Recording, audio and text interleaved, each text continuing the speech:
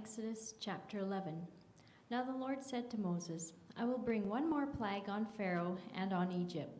After that, he will let you go from here, and when he does, he will drive you out completely. Tell the people that men and women are to ask their neighbors for articles of silver and gold. The Lord made the Egyptians favorably disposed towards the people, and Moses himself was highly regarded in Egypt by Pharaoh's officials and by the people. So Moses said, This is what the Lord says. About midnight I will go throughout Egypt. Every firstborn son in Egypt will die, from the firstborn son of Pharaoh, who sits on the throne, to the firstborn son of the slave girl, who is at her handmill, and all the firstborn of the cattle as well. There will be loud wailing throughout Egypt, worse than there has ever been or ever will be again. But among the Israelites, not a dog will bark at any man or animal. Then you will know that the Lord makes a distinction between Egypt and Israel. All these officials of yours will come to me, bowing down before me and saying, Go, you and all the people who follow you. After that, I will leave. Then Moses, hot with anger, left Pharaoh. The Lord had said to Moses, Pharaoh will refuse to listen to you, so that my wonders may be multiplied in Egypt. Moses and Aaron performed all these wonders before Pharaoh, but the Lord hardened Pharaoh's heart, and he would not let the Israelites go out of his country.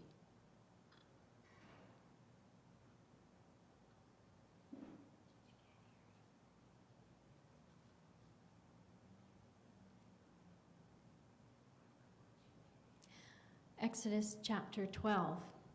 The Lord said to Moses and Aaron in Egypt, This month is to be for you the first month of your year. Tell the whole community of Israel that on the 10th day of this month, each man is to take a lamb for his family, one for each household. If any household is too small for a whole lamb, they must share one with their nearest neighbor, having taken into account the number of people there are. You need to determine the number of lamb needed in accordance with what each person will eat. The animals you choose must be year-old males without defect, and you may take them from the sheep or the goats. Take care of them until the 14th day of the month, when all the people of the community of Israel must slaughter them at twilight. Then they are to take some of the blood and put it on the sides and tops of the doorframes of the houses where they eat the lambs. That same night they are to eat the meat roasted over the fire, along with bitter herbs and bread made without yeast. Do not eat the meat raw or cooked in water, but roast it over the fire, head, legs, and inner parts. Do not leave any of it till morning. If some is left till morning, you must burn it. This is how you are to eat it, with your cloak tucked into your belt, your sandals on your feet, and your staff in your hand. Eat it in haste. It's the Lord's Passover. On that same night I will pass through Egypt and strike down every firstborn, both men and animals, and I will bring judgment on all the gods of Egypt. I am the Lord. The blood will be a sign for you on the houses where you are, and when I see the blood, I will pass over you. No destructive plague will touch you when I strike Egypt. This is a day you are to commemorate. For the generations to come, you shall celebrate it as a festival to the Lord, a lasting ordinance. For 7 days you are to eat bread made without yeast. On the first day, remove the yeast from your houses, for whoever eats anything with yeast in it from the first day until the 7th must be cut off from Israel. On the first day, hold a sacred assembly, and another on the 7th day. Do not work at all on these days, except to prepare food for everyone to eat. That is all you may do.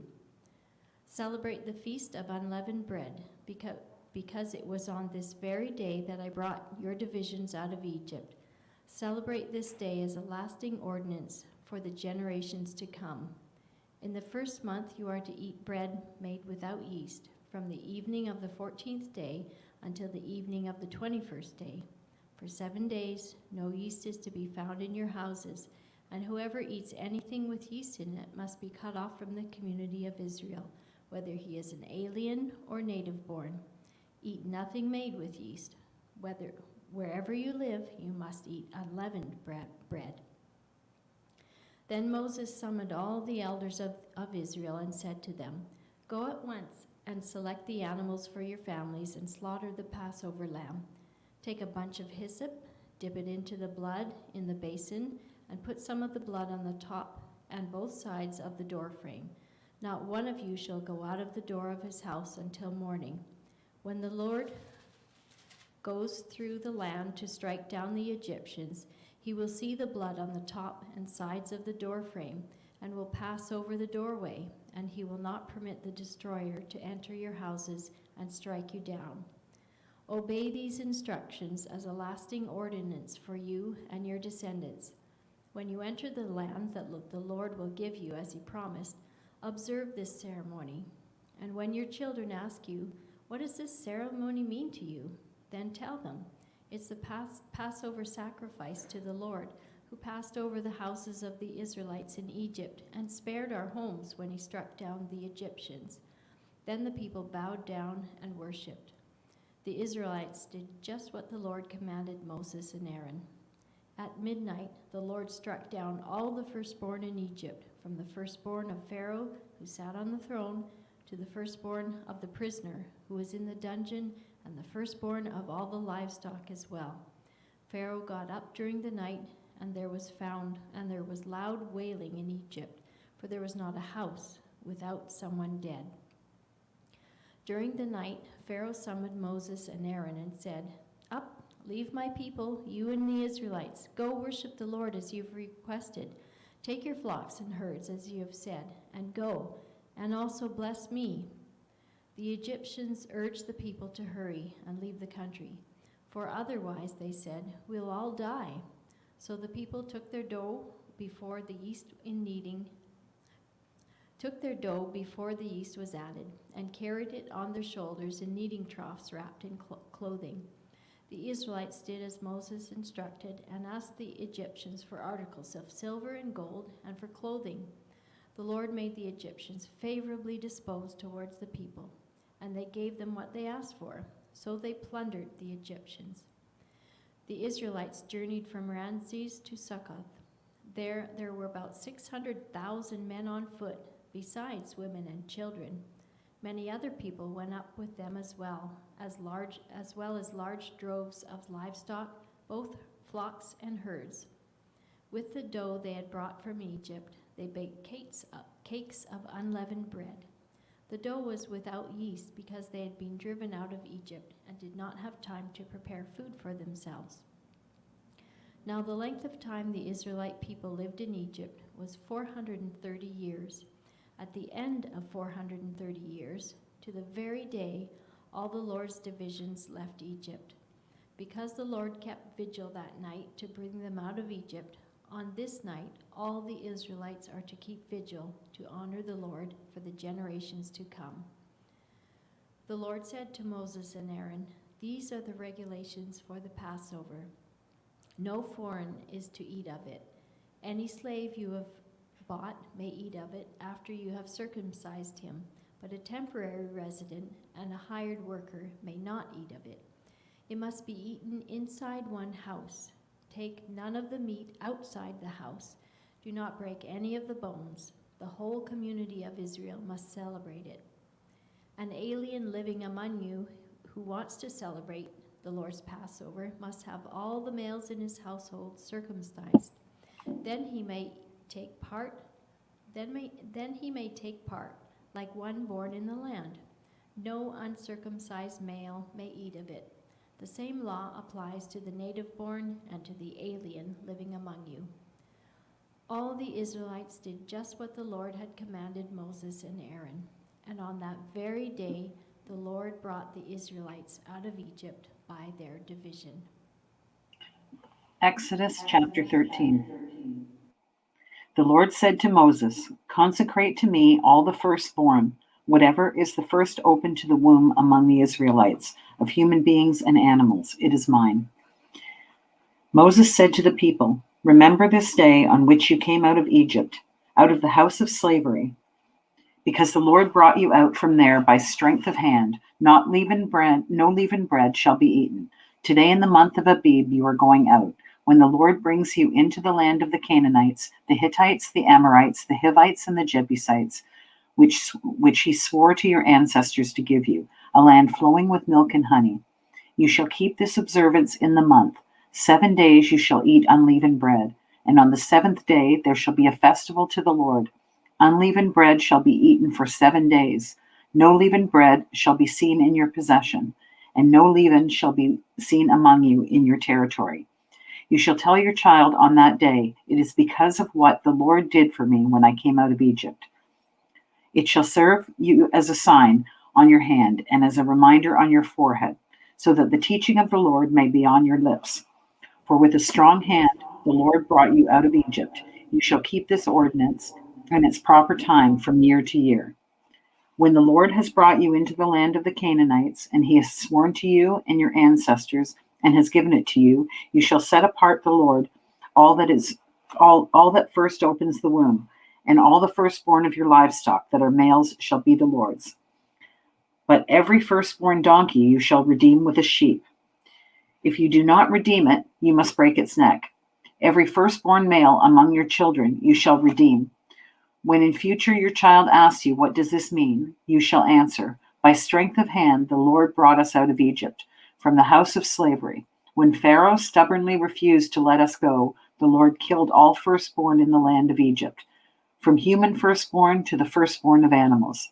Therefore I sacrifice to the Lord every male that first opens the womb, but every firstborn of my sons I redeem. It shall serve as a sign on your hand, as an emblem on your forehead, that by strength of hand the Lord brought us out of Egypt. When Pharaoh let the people go, God did not lead them by way of the land of the Philistines, although that was nearer. For God thought, if the people face war, they may change their minds and return to Egypt. So God led the people by the roundabout way of the wilderness towards the Red Sea. The Israelites went up out of the land of Egypt, prepared for battle. And Moses took with them the bones of Joseph, who had required a solemn oath of the Israelites, saying, God will surely take notice of you, and then you must carry my bones with you from here. They set out from Succoth and camped at Etham on the edge of the wilderness. The Lord went in front of them in a pillar of cloud by day to lead them along the way, and in a pillar of fire by night to give them light, so that they might travel by day and by night. Neither the pillar of cloud by day nor the pillar of fire by night led its place in front of the people. The Lord said to Moses, tell the Israelites to turn back and camp near Pi-hahiroth, to turn back and camp near Pi-hahiroth, between Migdol and the sea. They are to camp by the sea, directly opposite Baal-zephon. Pharaoh will think, the Israelites are wandering in the land in confusion, hemmed in by the desert, and I will harden Pharaoh's heart, and he will pursue them. But I will gain glory for myself through Pharaoh and all his army, and the Egyptians will know that I am the Lord. So the Israelites did this. When the king of Egypt was told that the people had fled, Pharaoh and his officials changed their minds about them and said, what have we done? We have let the Israelites go, and we have lost their services. So he had his chariot made ready and took his army with him. He took 600 of his best chariots, along with all the other chariots of Egypt, with officers over all of them. The Lord hardened the heart of Pharaoh, king of Egypt, so that he pursued the Israelites, who were marching out boldly. The Egyptians, all Pharaoh's horses and chariots, horsemen and troops, pursued the Israelites and overtook them as they camped by the sea near Pi-hahiroth, opposite Baal-zephon. As Pharaoh approached, the Israelites looked up, and there were the Egyptians marching after them. They were terrified and cried out to the Lord. They said to Moses, was it because there were no graves in Egypt that you brought us out to the desert to die? What have you done to us by bringing us out of Egypt? Didn't we say to you in Egypt, leave us alone, let us serve the Egyptians? It would have been better for us to serve the Egyptians than to die in the desert." Moses answered the people, "Do not be afraid. Stand firm, and you will see the deliverance the Lord will bring you today. The Egyptians you see today you will never see again. The Lord will fight for you. You need only to be still." Then the Lord said to Moses, "Why are you crying out to me? Tell the Israelites to move on. Raise your staff and stretch your hand over the sea to divide the water so that the Israelites can go through the sea on dry ground. I will harden the hearts of the Egyptians so that they will go in after them. I will gain glory through Pharaoh and all his army, through his chariots and his horsemen. The Egyptians will know that I am the Lord when I gain glory through Pharaoh, his chariots, and his horsemen." Then the angel of God, who had been traveling in front of Israel's army, withdrew and went behind them. The pillar of cloud also moved from in front and stood behind them, coming between the armies of Egypt and Israel. Throughout the night, the cloud brought darkness to the one side and light to the other, so neither went near the other all night long. Then Moses stretched out his hand over the sea, and all that night the Lord drove the sea back with a strong east wind and turned it into dry land. The waters were divided, and the Israelites went through the sea on dry ground, with a wall of water on their right and on their left.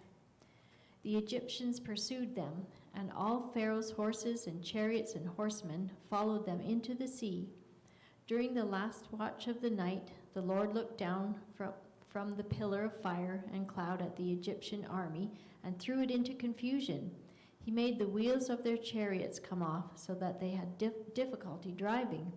And the Egyptians said, "Let's get away from the Israelites. The Lord is fighting for them against Egypt." Then the Lord said to Moses, "Stretch out your hand over the sea so that the waters may flow back over the Egyptians and their chariots and horsemen." Moses stretched out his hand over the sea, and at daybreak the sea went back to its place. The Egyptians were fleeing towards it, and the Lord swept them into the sea. The water flowed back and covered the chariots and horsemen, the entire army of Pharaoh that had followed the Israelites into the sea. Not one of them survived. But the Israelites went through the sea on dry ground, with a wall of water on their right and on their left. That day the Lord saved Israel from the hands of the Egyptians, and Israel saw the Egyptians lying dead on the shore. And when the Israelites saw the great power the Lord displayed against the Egyptians, the people feared the Lord and put their trust in him and in Moses, his servant. Then Moses and the Israelites sang this song to the Lord. "I will sing to the Lord, for he has triumphed gloriously. Horse and rider he has thrown into the sea. The Lord is my strength and my might, and he has become my salvation. This is my God, and I will praise him, my father's God, and I will exalt him. The Lord is a warrior. The Lord is his name. Pharaoh's chariots and his army he cast into the sea. He picked officers were sunk in the Red Sea. The floods covered them. They went down in the depths like a stone. Your right hand, O Lord, glorious in power. Your right hand, O Lord, shattered the enemy. In the greatness of your majesty, you overthrow your adversaries. You send out your fury. It consumed them like stubble. At the blast of your nostrils, the waters piled up. The floods stood up in a heap. The deeps congealed in the heart of the sea. The enemy said, I will pursue. I will overtake. I will divide the spoil. My desire shall have its fill of them. I will draw my sword. My hand shall destroy them. You blew with your wind. The sea covered them. They sank like lead in mighty waters. Who is like you, O Lord, among the gods? Who is like you, majestic in holiness, awesome in splendor, doing wonders? You stretched out your right hand. The earth swallowed them. In your steadfast love, you led the people with whom you redeemed. You guided them by your strength to your holy abode. The peoples heard, they trembled. Pangs seized in the inhabitants of Philistia. Then the chiefs of Edom were dismayed. Trembling seized the leaders of Moab. All the inhabitants of Canaan melted away. Terror and dread fell upon them. By the might of your arm, they became as still as a stone. until your people, O Lord, passed by, until the people whom you acquired passed by. You brought them in and planted them on the mountain of your own possession, the place, O Lord, that you made your abode, the sanctuary, O Lord, that your hands have established. The Lord will reign forever and ever. When the horses of Pharaoh with his chariots and his chariot drivers went into the sea, the Lord brought back the waters of the sea upon them, but the Israelites walked through the sea on dry ground. Then the prophet Miriam, Aaron's sister, took a tambourine in her hand, and all the women went out after her with tambourines and with dancing. And Miriam sang to them, "Sing to the Lord, for he has triumphed gloriously. Horse and rider he has thrown into the sea." Then Moses ordered Israel to set out from the Red Sea, and they went into the wilderness of Shur. They went 3 days in the wilderness and found no water. When they came to Marah, they could not drink the water of Marah because it was bitter, and that is why it was called Marah. And the people complained against Moses, saying, "What shall we drink?" He cried out to the Lord, and the Lord showed him a piece of wood. He threw it in the water, and the water became sweet. There the Lord made for them a statute and an ordinance, and there he put them to the test. He said, "If you will listen carefully to the voice of the Lord your God, and do what is right in his sight, and give heed to his commandments, and keep all his statutes, I will not bring you up on any of the diseases that I brought up on the Egyptians, for I am the Lord who heals you." Then they came to Elim, where there were 12 springs of water and 70 palm trees, and they camped there by the water.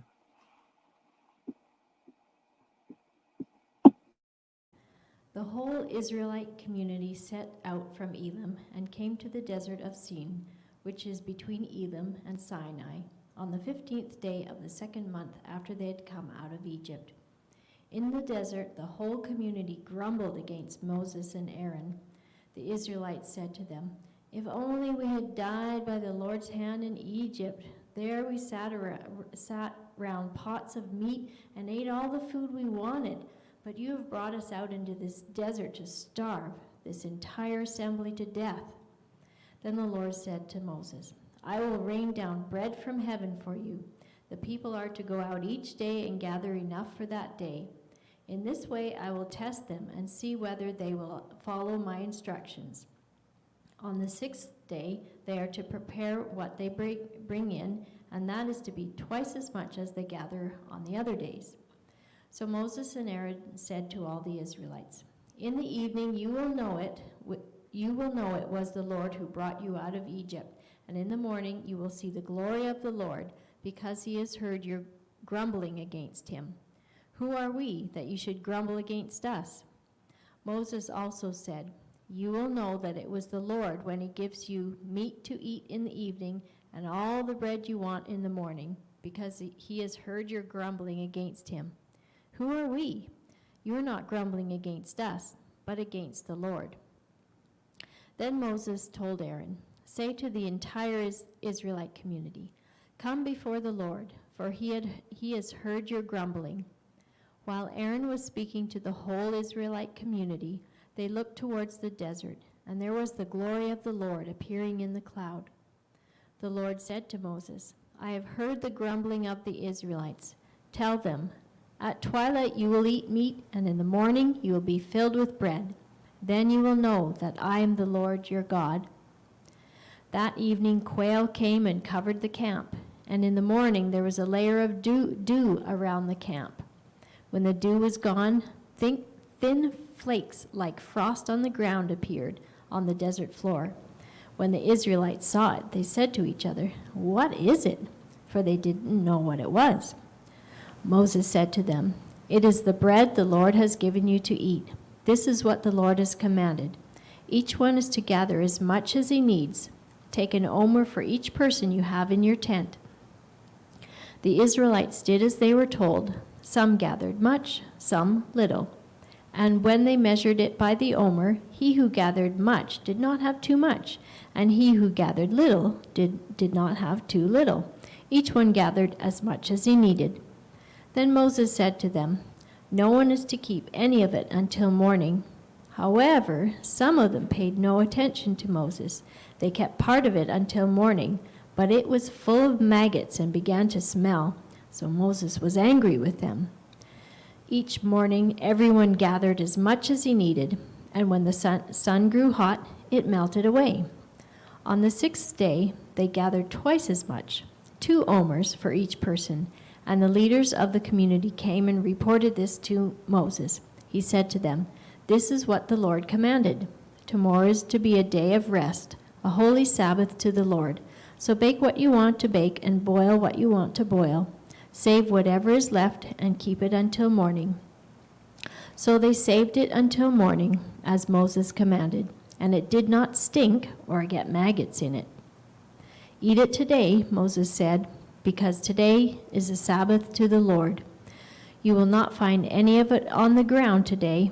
6 days you are to gather it, but on the 7th day, the Sabbath, there will not be any." Nevertheless, some of the people went out on the 7th day to gather it, but they found none.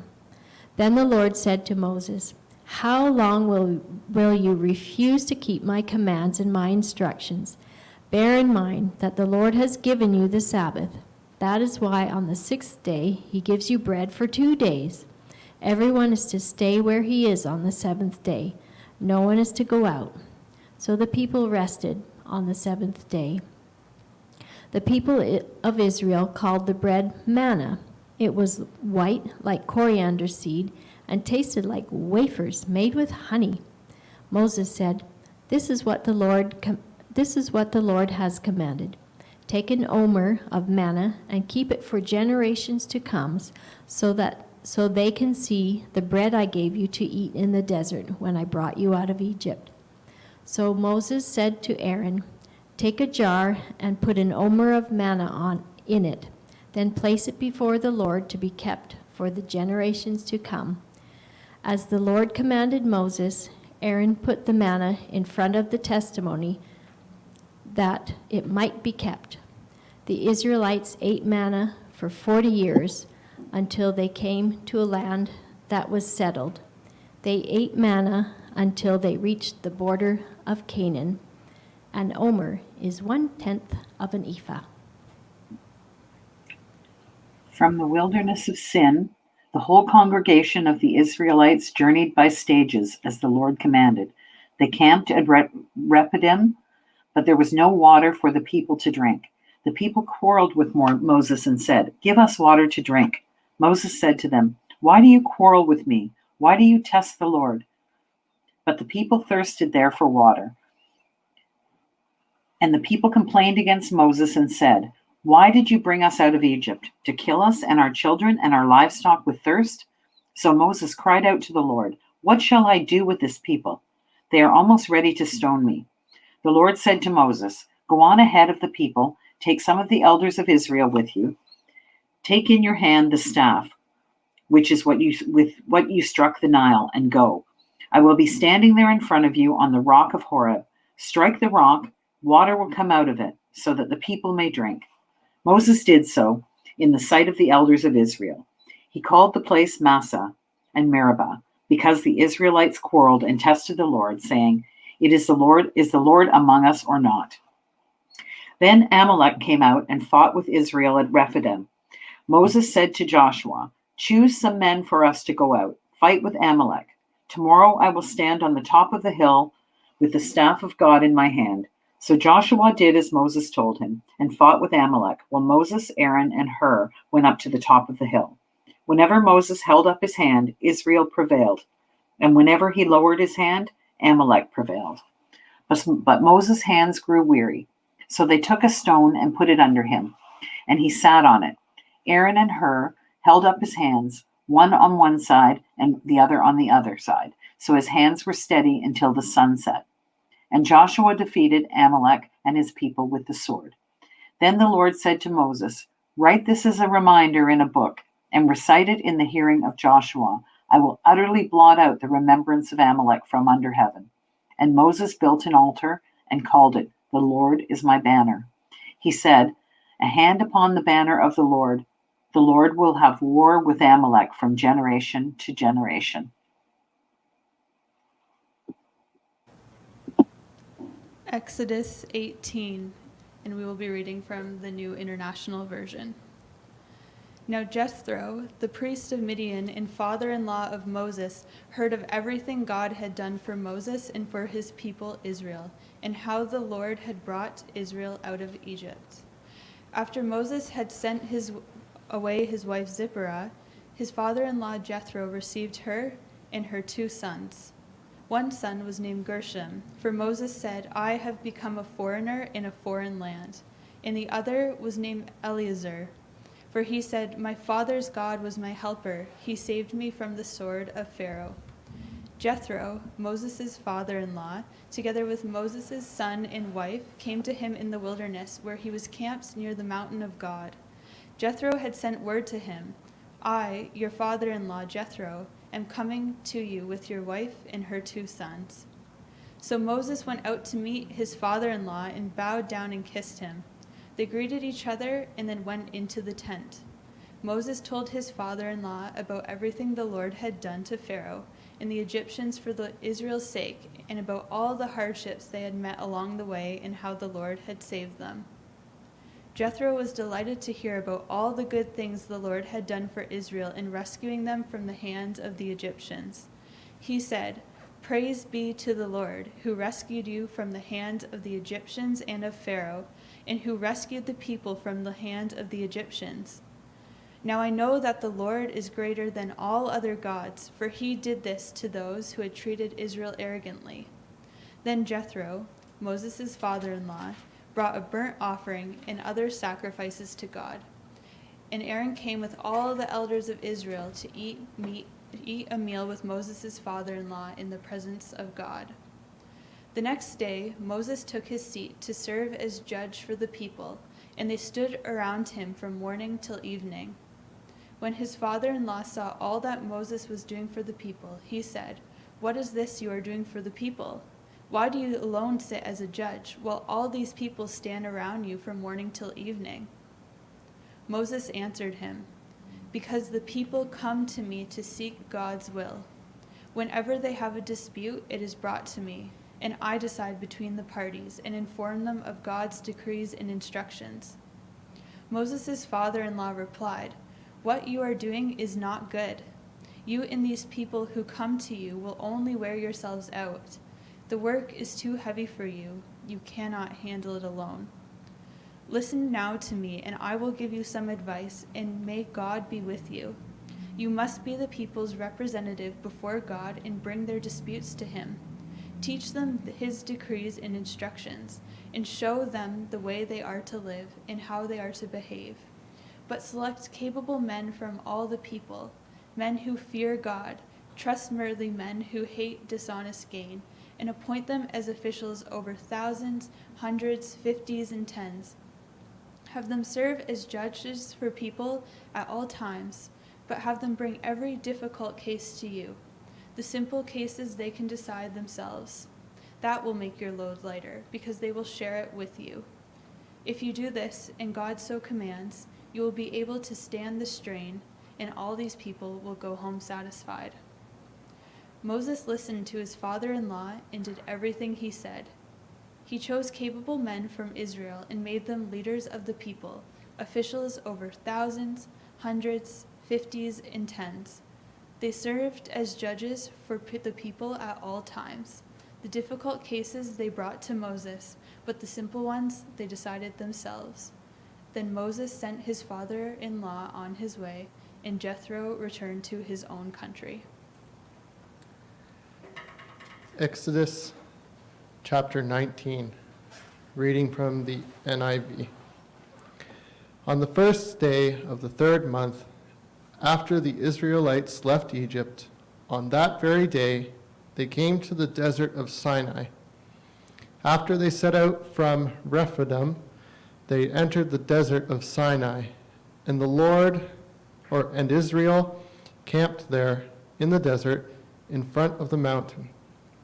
Then Moses went up to God, and the Lord called to him from the mountain and said, "This is what you are to say to the descendants of Jacob, and what you are to tell the people of Israel. You yourselves have seen what I did to Egypt, and how I carried you on eagle's wings and brought you to myself. Now, if you obey me fully and keep my covenant, then out of all nations you will be my treasured possession. Although the whole earth is mine, you will be for me a kingdom of priests, a holy nation. These are the words you are to speak to the Israelites. So Moses went back and summoned the elders of the people and set before them all the words the Lord had commanded him to speak. The people all responded together, "We will do everything the Lord has said." So Moses brought their answer back to the Lord. The Lord said to Moses, "I am going to come to you in a dense cloud, so that the people will hear me speaking with you and will always put their trust in you." Then Moses told the Lord what the people had said. And the Lord said to Moses, "Go to the people and consecrate them today and tomorrow. Have them wash their clothes and be ready by the third day, because on that day the Lord will come down on Mount Sinai in the sight of all the people. Put limits for the people around the mountain and tell them, 'Be careful that you do not approach the mountain or touch the foot of it. Whoever touches the mountain is to be put to death. They are to be stoned or shot with arrows. Not a hand is to be laid on them. No person or animal shall be permitted to live. Only when the ram's horn sounds a long blast may they approach the mountain." After Moses had gone down the mountain to the people, he consecrated them, and they washed their clothes. Then he said to the people, "Prepare yourselves for the third day, abstain from sexual relations." On the morning of the third day, there was thunder and lightning, with a thick cloud over the mountain, and a very loud trumpet blast. Everyone in the camp trembled. Then Moses led the people out of the camp to meet with God, and they stood at the foot of the mountain. Mount Sinai was covered with smoke, because the Lord descended on it in a fire. The smoke billowed up from it like smoke from a furnace, and the whole mountain trembled violently. As the sound of the trumpet grew louder and louder, Moses spoke, and the voice of God answered him. The Lord descended to the top of Mount Sinai and called Moses to the top of the mountain. So Moses went up, and the Lord said to him, "Go down and warn the people so that they do not force their way through to see the Lord, and many of them perish. Even the priests who approach the Lord must consecrate themselves, or the Lord will break out against them." Moses said to the Lord, "The people cannot come up Mount Sinai, because you yourself wanted us. Put limits around the mountain and set it apart as holy." The Lord replied, "Go down and bring Aaron up with you. But the priests and the people must not force their way through to come up to the Lord, or he will break out against them." So Moses went down to the people and told them. Exodus chapter 20. And God spoke all these words. I am the Lord your God, who brought you out of Egypt, out of the land of slavery. You shall have no other gods before me. You shall not make for yourself an image in the form of anything in heaven above, or on the earth beneath, or in the waters below. You shall not bow down to them or worship them, for I, the Lord your God, am a jealous God, punishing the children for their sin of the parents to the third and fourth generation of those who hate me, but showing love to 1,000 generations of those who love me and keep my commandments. You shall not misuse the name of the Lord your God, for the Lord will not hold anyone guiltless who misuses his name. Remember the Sabbath day by keeping it holy. 6 days you shall labor and do all your work, but on the seventh day it is a Sabbath to the Lord your God. On it you shall not do any work, neither you, nor your son and daughter, nor your male or female servant, nor your animals, nor any foreigner residing in your towns. For in 6 days the Lord made the heavens and the earth, the sea, and all that is in them, but he rested on the seventh day. Therefore the Lord blessed the Sabbath day and made it holy. Honor your father and mother, so that they may live long in the land of the Lord your God is giving you. You shall not murder. You shall not commit adultery. You shall not steal. You shall not give false testimony against your neighbor. You shall not covet your neighbor's house. You shall not covet your neighbor's wife, or his male or female servant, his ox or donkey, or anything that belongs to your neighbor. When the people saw the thunder and lightning, and heard the trumpet, and saw the mountain in smoke, they trembled with fear. They stayed at a distance and said to Moses, "Speak to us yourself, and we will listen. But do not have God speak to us, or we will die." Moses said to the people, "Do not be afraid. God has come to test you, so that the fear of God will be with you to keep you from sinning." The people remained at a distance while Moses approached the thick darkness where God was. Then the Lord said to Moses, "Tell the Israelites this: You have seen for yourselves that I have spoken to you from heaven. Do not make any gods to be alongside me. Do not make for yourselves gods of silver or gods of gold. Make an altar of earth for me, and sacrifice on it your burnt offerings and fellowship offerings, your sheep and goats and your cattle. Wherever I cause my name to be honored, I will come to you and bless you. If you make an altar of stones for me, do not build it with dressed stones, for you will defile it if you use a tool on it. And do not go up on my altar steps, or your private parts may be exposed." Exodus chapter 21. These are the laws that are set before them. If you buy a Hebrew servant, he is to serve you for 6 years. But in the 7th year, he shall go free, without paying anything. If he comes alone, he is to go free alone. But if he has a wife, when he comes, she is to go with him.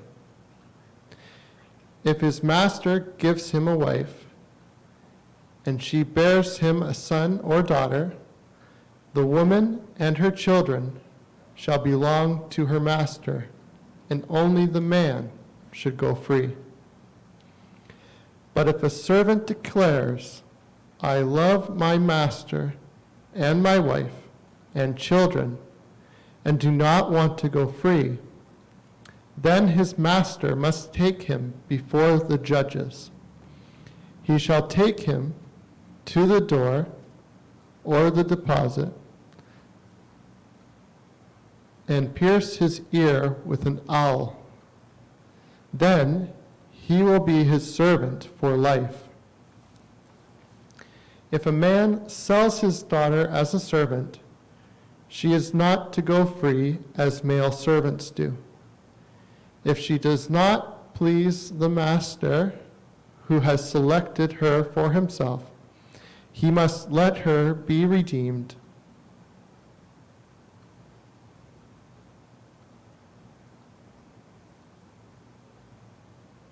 But he must let her be redeemed. He has no right to sell her to foreigners, because he has broken faith with her. If he selects her for his son, he must grant her the rights of a daughter. If he marries another woman, he must not deprive the first one of her food, clothing, or marital rights. If he does not provide her with these things, she shall go free without any payment of money. Anyone who strikes a person with a fatal blow must be put to death. However, if it is not done intentionally, but God lets it happen, they are to flee to a place I will designate. But if anyone schemes or kills someone deliberately, that person is to be taken from my altar and put to death. Anyone who attacks their father or mother is to be put to death. Anyone who kidnaps someone is to be put to death, whether the victim has been sold or is still in the kidnapper's possession. Anyone who curses their father or mother is to be put to death. If people quarrel and one person hits another with a stone or with their fists, and the victim does not die but is confined to bed, the one who struck the blow will not be held liable if the other can get up and walk around outside with a staff. However, the guilty party must pay the injured person for any loss of time and see that the victim is completely healed. Anyone who beats their male or female slave with a rod must be punished. If the slave dies as a result, but they are not to be punished if the slave recovers a day after or two, since the slave is their property. If people are fighting and hit a pregnant woman, and she gives birth prematurely, but there is no serious injury, the offender must be fined whatever the woman's husband demands and the courts allow. But if there is a serious injury, you are to take life for life, eye for eye, tooth for tooth, hand for hand, foot for foot, burn for burn, wound for wound, bruise for bruise. An owner who hits a male or female slave in the eye and destroys it must let the slave go free to compensate for the eye. And an owner who knocks out the tooth of a male or female slave must let the slave go free to compensate for the tooth. If a bull gores a man or a woman to death, the bull is to be stoned to death, and its meat must not be eaten, but the owner of the bull will not be held responsible. If, however, the bull has had a habit of goring and the owner has been warned, but has not kept it pinned up and it kills a man or a woman, the bull is to be stoned and its owner also is to be put to death. However, if payment is deemed, the owner must redeem his life by the payment of whatever is deemed. The law also applies if the bull gores a son or daughter, if the bull gores a male or a female slave, the owner must pay 30 shekels of silver to the master of the slave, and the bull is to be stoned to death. If anyone uncovers a pit or digs one and fails to cover it, and an ox or a donkey falls into it, the one who opened the pit must pay the owner for the loss and take the dead animal in exchange. If anyone's bull injures someone else's bull and it dies, the two parties are to sell the live one and divide it both, and the money of the dead animal to be divided equally. However, if it was known that the bull had the habit of goring, yet the owner did not keep it pinned up, the owner must pay animal for animal and take the dead animal in exchange.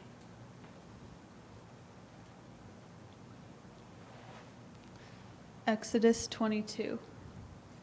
Whoever steals an ox or a sheep and slaughters it must sell it and pay back 5 head of a cattle for the ox and 4 sheep for the sheep.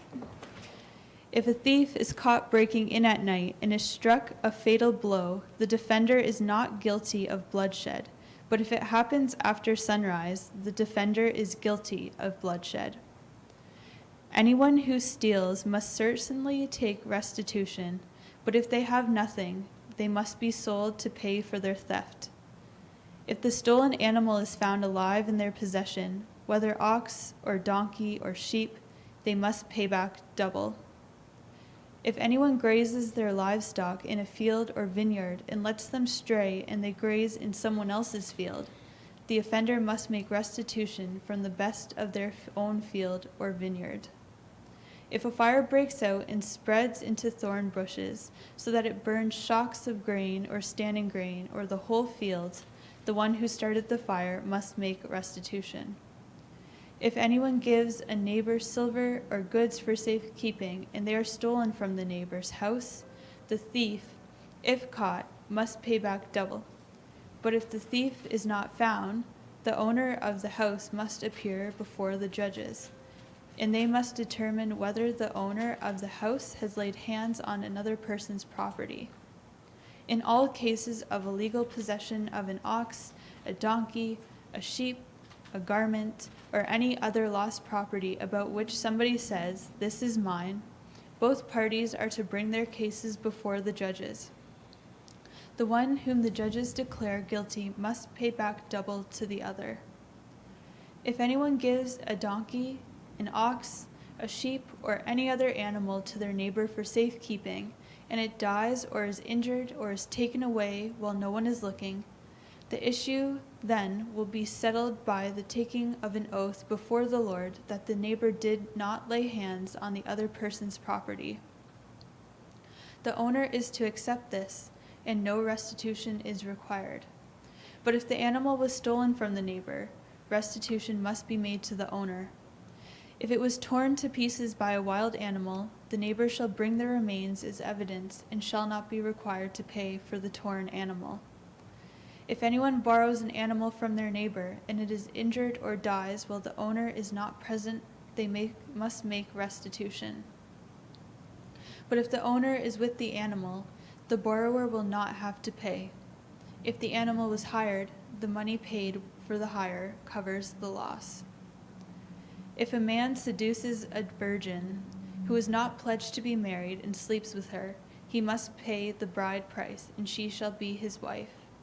If the father absolutely refuses to give her to him, he must still pay the bride price for virgins. Do not allow a sorceress to live. Anyone who has sexual relations with an animal is to be put to death. Whoever sacrifices to any other god but the Lord must be destroyed. Do not mistreat or oppress a foreigner, for you were foreigners in Egypt. Do not take advantage of the widow or the fatherless. If you do and they cry out to me, I will certainly hear their cry. My anger will be aroused, and I will kill you with the sword. Your wives will become widows, and your children fatherless. If you lend money to one of my people among you who is needy, do not treat it like a business deal. Charge no interest. If you take your neighbor's cloak as a pledge, return it by sunset, because that cloak is the only covering your neighbor has. What else can they sleep in? When they cry out to me, I will hear, for I am compassionate. Do not blaspheme the Lord, or curse the ruler of your people. Do not hold back offerings from your granaries or your vats. You must give me the firstborn of your sons. Do the same with your cattle and your sheep. Let them stay with their mothers for 7 days, but give them to me on the 8th day. You are to be my holy people, so do not eat the meat of an animal torn by wild beasts. Throw it to the dogs. Exodus 23. Do not spread false reports. Do not help a guilty person by being a malicious witness. Do not follow the crowd in doing wrong. When you give testimony in a lawsuit, do not prevent justice by siding with the crowd. And do not show favoritism to a poor person in a lawsuit. If you come across your enemy's ox or donkey wandering off, be sure to return it. If you see the donkey of someone who hates you fallen down under its load, do not leave it there. Be sure you help them with it. Do not deny justice to your poor people in their lawsuits. Have nothing to do with it. Have nothing to do with the false charge. And do not put an innocent or honest person to death, for I will not acquit the guilty. Do not accept a bribe, for a bribe binds those who see and twists the words of the innocent. Do not oppress a foreigner.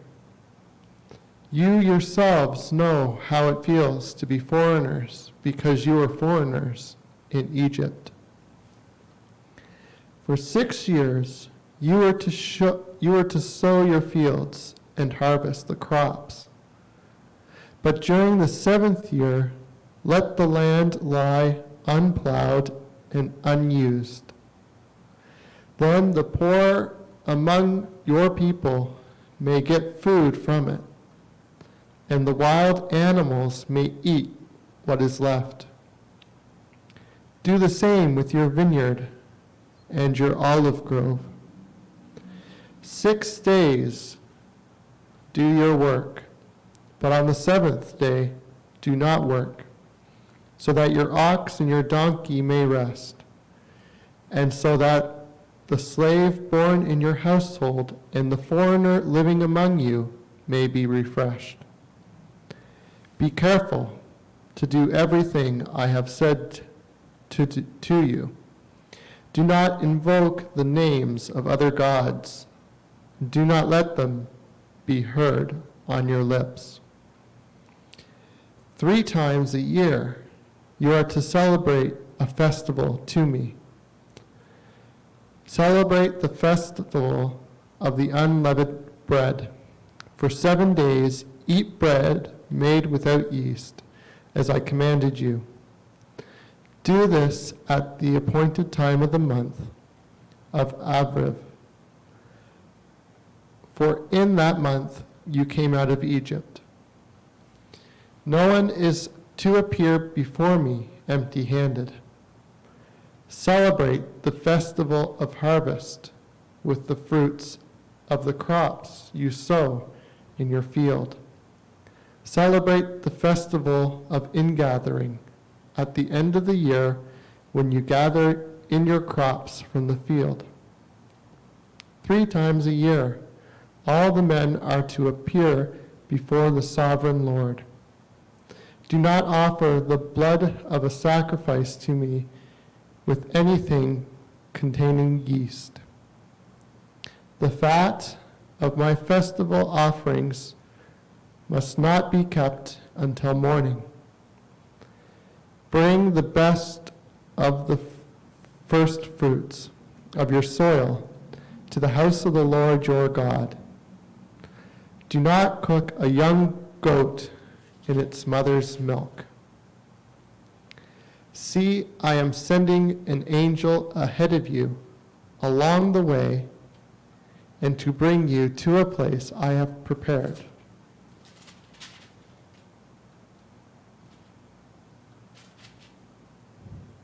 Pay attention to him and listen to what he says. Do not rebel against him. He will not forgive your rebellion, since my name is in him.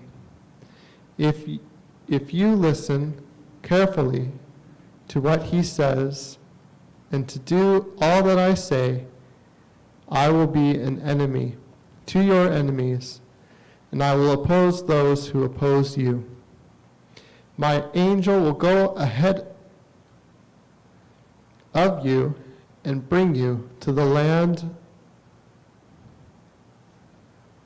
of the Amorites, Hittites, Perizzites, Canaanites, Hivites, and Jebusites, and I will wipe them out.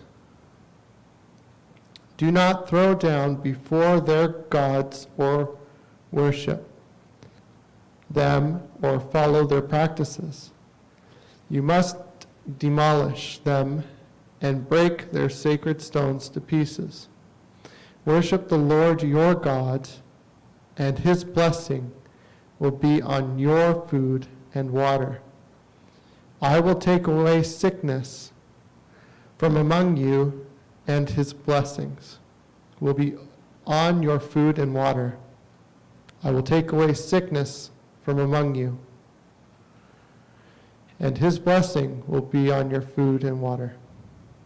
And none of the miscarry or be barren in your land. I will give you a full lifespan, and I will send my terror ahead of you and throw into confusion every nation you encounter. I will make all your enemies turn their backs and run. I will send the honest courier and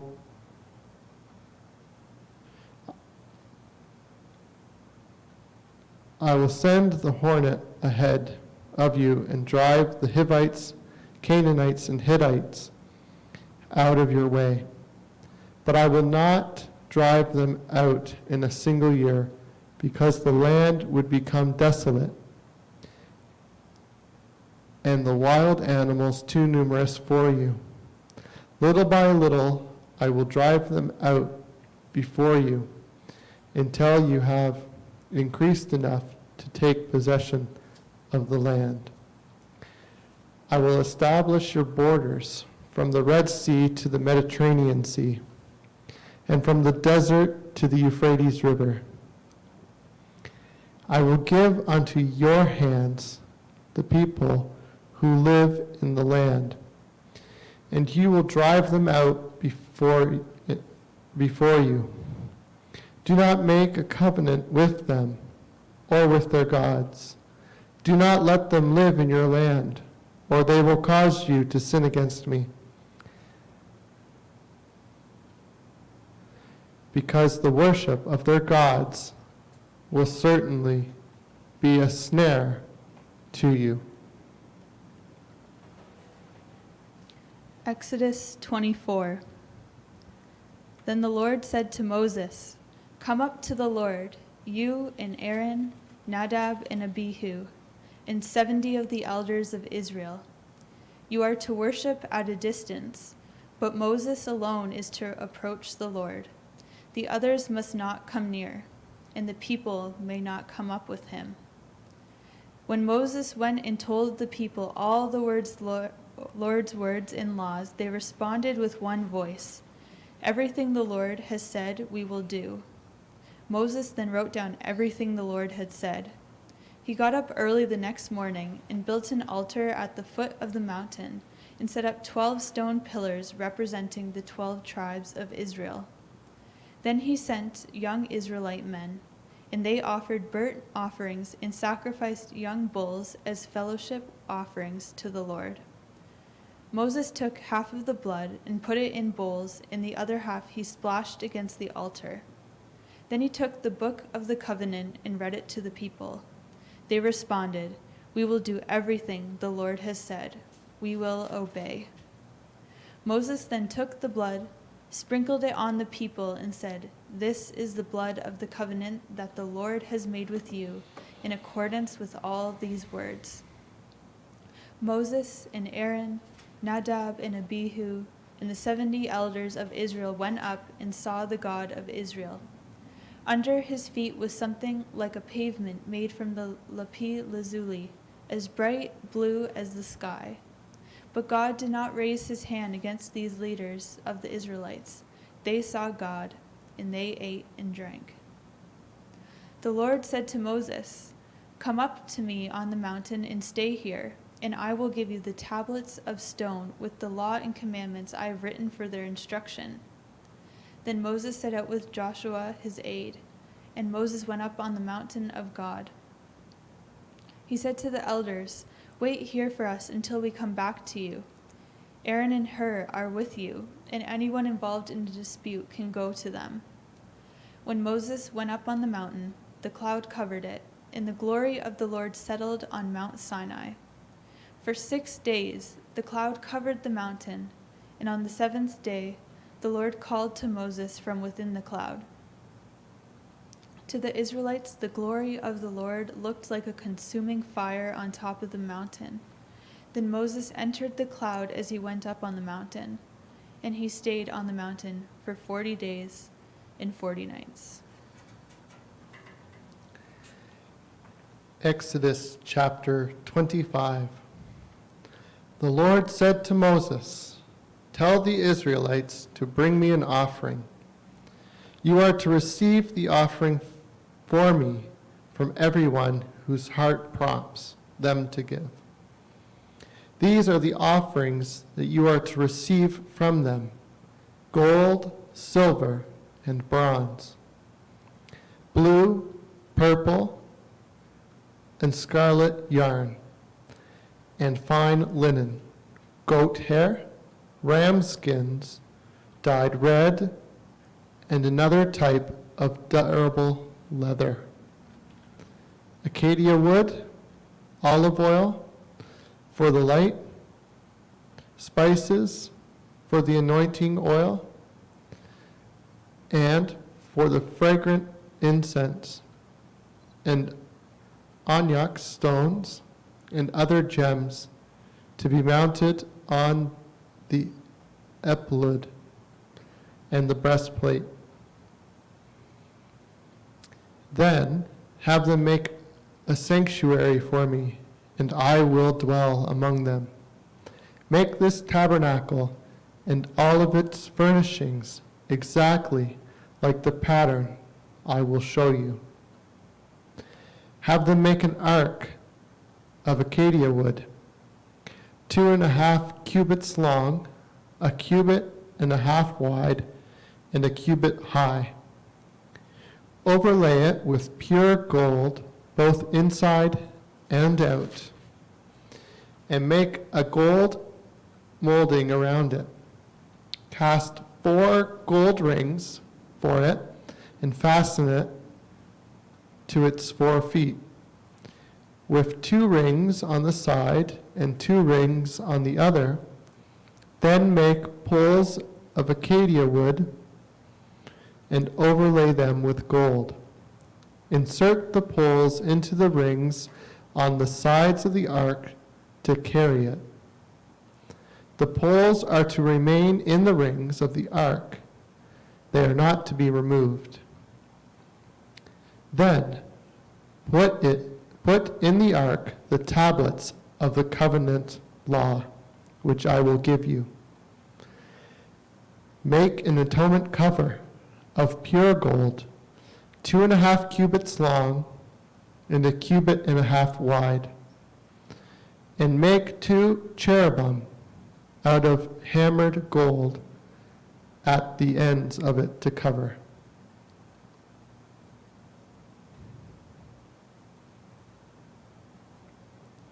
Make 1 cherubim, one on each end of the second cherubim, on the other make it the cherubim of 1 piece with the cover at 2 ends. The cherubim are to have their wings spread upward, overshadowing the cover with them. The cherubim are to face each other, looking towards the cover. Place the cover on top of the ark and put the ark, the tablets of the covenantal law that I will give you, there above the cover between the 2 cherubim that are to take over the ark of the covenant law. I will meet with you and give you all my commands for the Israelites.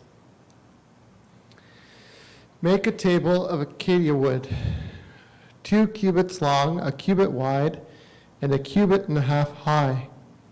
Overlay it with pure gold and make a gold molding around it. Also, make around it a rim of headbreadth wide and put gold molding on the ram. Make 4 gold rings for the table and fasten them to the 4 corners where the 4 legs are. The rings are to be close to the rim to hold the poles used to carry the table. Make the poles of acacia wood, overlay them with gold, and carry the table with them. And make it plates and dishes of pure gold, as well as pitchers and bowls for pouring out offerings.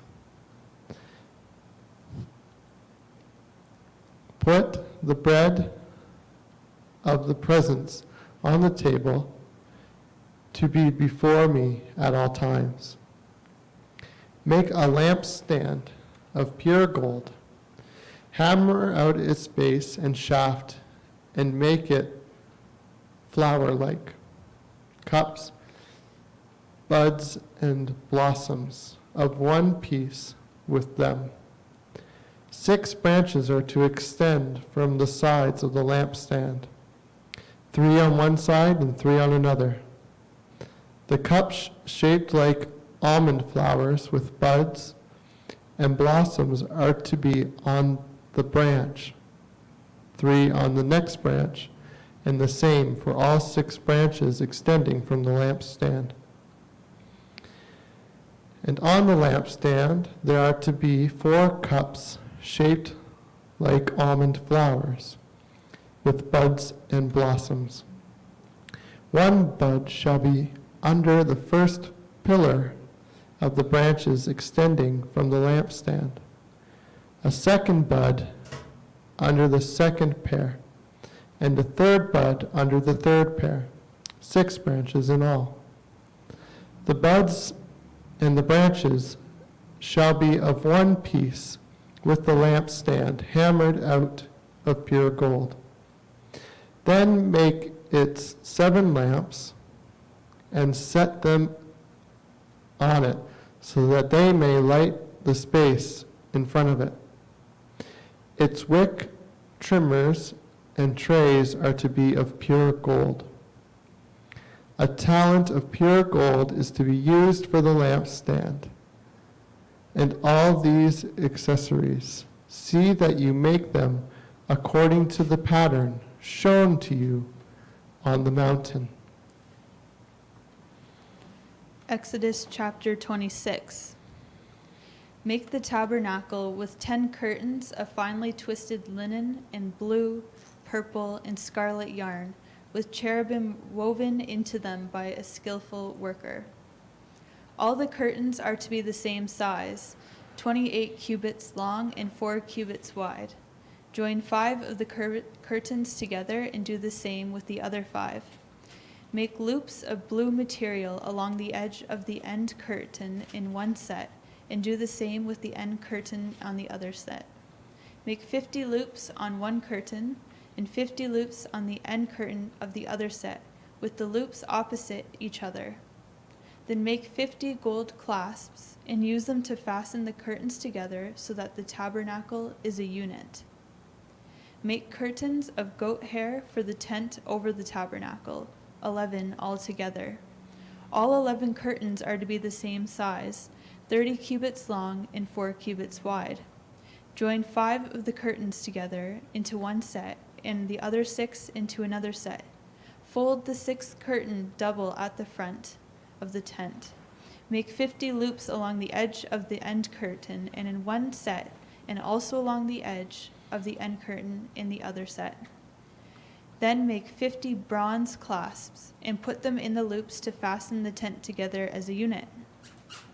As for the additional length of the tent curtains, the half curtain that is left over is to hang down the rear of the tabernacle. The tent curtains will be a cubit longer on both sides. What is left will hang over the sides of the tabernacle so as to cover it. Make for the tent a covering of ram skins dyed red, and over that covering of the other durable leather. Make upright frames of acacia wood for the tabernacle. Each frame is to be 10 cubits long and a cubit and a half wide, with 2 projections sent parallel to each other. Make all the frames of the tabernacle this way. Make 20 frames for the south side of the tabernacle, and make 40 silver bases to go under them, 2 bases for each frame, 1 under each projection. For the other side, the north side of the tabernacle, make 20 frames and 40 silver bases, 2 under each frame.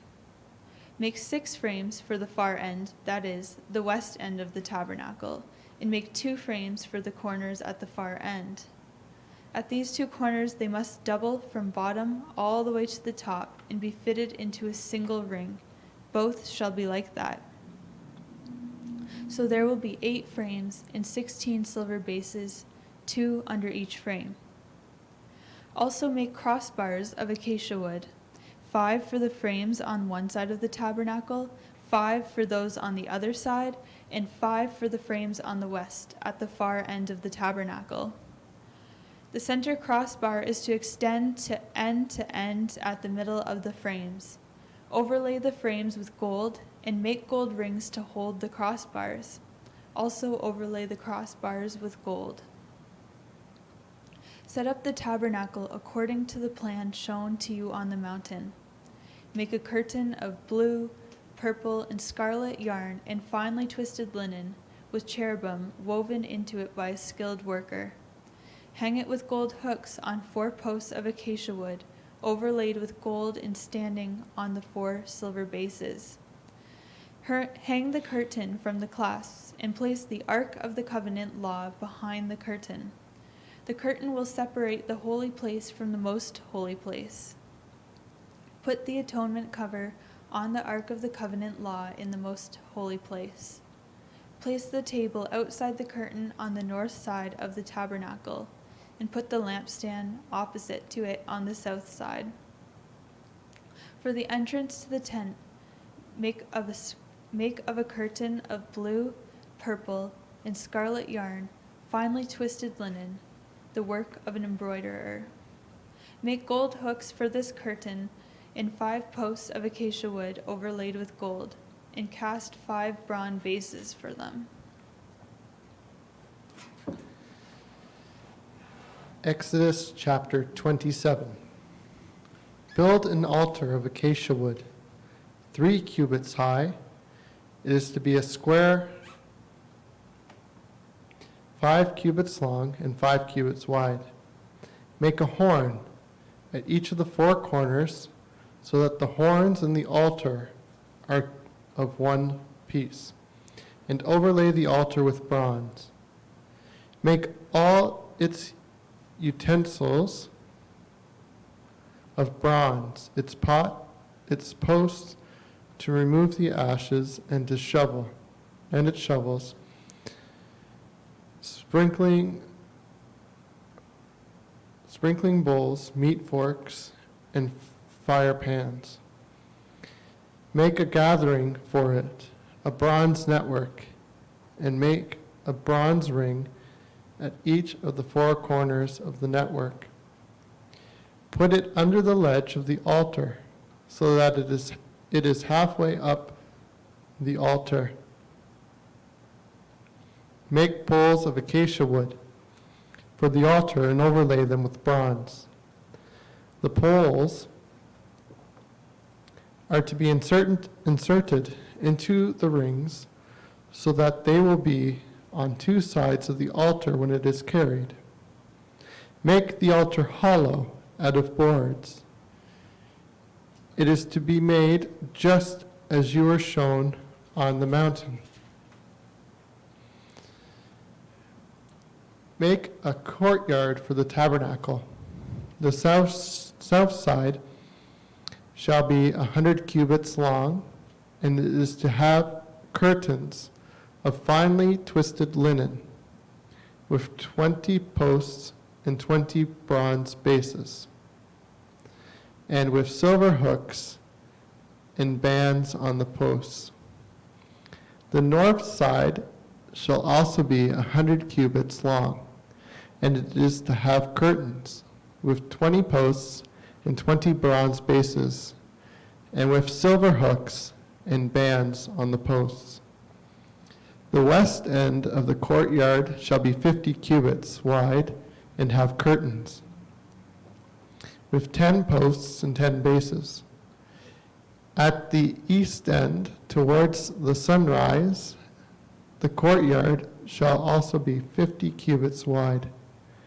Curtains, 15 cubits long, are to be on one side of the tabernacle, with 3 posts and 3 bases. The curtains, 15 cubits long, are to be on the other side with 3 posts and 3 bases. For the entrance to the courtyard, provide a certain 20 cubits long of blue, purple, and scarlet yarn, and finely twisted linen. The work of the embroider with 4 posts and 4 bases. All the posts around the courtyard are to have silver bands and hooks in bronze bases. The courtyard shall be 100 cubits long and 50 cubits wide, with curtains of finely twisted linen 5 cubits high, with bronze bases. All the other articles used in the service of the tabernacle, whatever their function, including all the tent pegs for it and those of the courtyard, are to be bronze. Command the Israelites to bring you clear oil of pressed olives for the light, so that the lamps may be kept burning. In the tent of meeting, outside the curtain that shields the Ark of the Covenant law, Aaron and his sons are to keep the lamps burning before the Lord from evening until morning. This is to be a lasting ordinance among the Israelites for generations to come. Exodus chapter 28. Have Aaron your brother brought to you from among the Israelites, along with his sons Nadab and Abihu, Eleazar and Ithamar, so that they may serve me as priests. Make sacred garments for your brother Aaron, to give him dignity and honor. Tell all skilled workers to whom I have given wisdom in such matters that they are to make garments for Aaron, for his consecration, so that he may serve me as a priest. These are the garments they are to make: a breastpiece, an ephod, a robe, a woven tunic, a turban, and a sash. They are to make these sacred garments for your brother Aaron and his sons, so that they may serve me as priests. Have them use gold and blue, purple, and scarlet yarn and fine linen. Make the ephod of gold and of blue, purple, and scarlet yarn and of finely twisted linen, the work of skilled hands. It is to have 2 shoulder pieces attached to 2 of its corners so it can be fastened. Its skillfully woven waistband is to be like it, of 1 piece with the ephod made with gold and with blue, purple, and scarlet yarn and finely twisted linen. Take 2 onyx stones and engrave them with the names of the sons of Israel in the order from their birth, 6 names on 1 stone, and the remaining 6 on the other. Engrave the names of the sons of Israel on the 2 stones, the way a gem cutter engraves a seal. Then mount the stones in gold filigree settings, and fasten them on the shoulder pieces of the ephod as memorial stones for the sons of Israel. Aaron is to bear the names on his shoulders as a memorial before the Lord. Make gold filigree settings and 2 braided chains of pure gold like a rope, and attach the chains to the settings. Fashion a breastpiece for making decisions, the work of skilled hands. Make it like the ephod, a gold and blue, purple, and scarlet yarn, finely twisted linen. It is to be a square, a span long and a span wide, and folded double. Then mount 4 rows of precious stones on it. The first row shall be a carnelian, chrysolite, and beryl. The second row shall be turquoise, lapis lazuli, and emerald. The third row should be jacinth, agate, and amethyst. The fourth row shall be topaz, onyx, and jasper. Mount them in gold filigree settings. There are to be 12 stones, 1 for each of the names of the son of Israel, each engraved like a seal with the name of one of the 12 tribes. For the breastpiece, make braided chains of pure gold like a rope. Make 2 gold rings for it and fasten them to the corners of the breastpiece. Fasten the 2 gold chains to the ring at the corners of the breastpiece, and the other ends of the chains to the 2 settings, attaching them to the shoulder pieces of the ephod at the front. Make 2 gold rings and attach them to the other 2 corners of the breastpiece in the inside edge next to the ephod. Make 2 more gold rings and attach them to the bottom of the shoulder pieces on the front of the ephod, close to the seam, just above the waistband of the ephod. The rings of the breastpiece are to be tied to the rings of the ephod with blue cord, connecting it to the waistband, so the breastpiece will not swing out from the ephod. Whenever Aaron enters the holy place, he will bear the names of the sons of Israel over his heart on the breastpiece of decision, as a continuing memorial before the Lord. Also put the Urim and the Thummim in the breastpiece, so that they may be over Aaron's heart whenever he enters the presence of the Lord. Thus Aaron will always bear the means of making decisions for the Israelites over his heart before the Lord.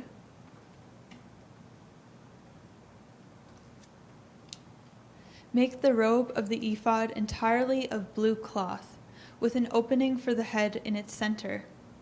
There shall be a woven edge like a collar around this opening, so that it will not tear. Make pomegranates of blue, purple, and scarlet yarn around the hem of the robe, the gold bells between them. The gold bells and the pomegranates are to alternate around the hem of the robe. Aaron must wear it when he ministers. The sounds of the bells will be heard when he enters the holy place before the Lord and when he comes out, so that he will not die. Make a plate of pure gold and engrave it on it as a seal, holy to the Lord. Fasten a blue cord to it and attach it to the turban. It is to be on the front of the turban. It will be on Aaron's forehead, and he will bear the guilt involved in the sacred gifts the Israelites consecrate, whatever their gifts may be. It will be on Aaron's forehead continually, so that they will be acceptable to the Lord. Weave the tunic of fine linen, and make the turban of fine linen. The sash is to be the work of an embroiderer. Make tunics, sashes, and caps for Aaron's son, to give dignity and honor. After you put these clothes on your brother Aaron and his sons, anoint them and ordain them. Consecrate them so they may serve as priests. Make linen undergarments as a covering for the body, reaching from the waist to the thigh.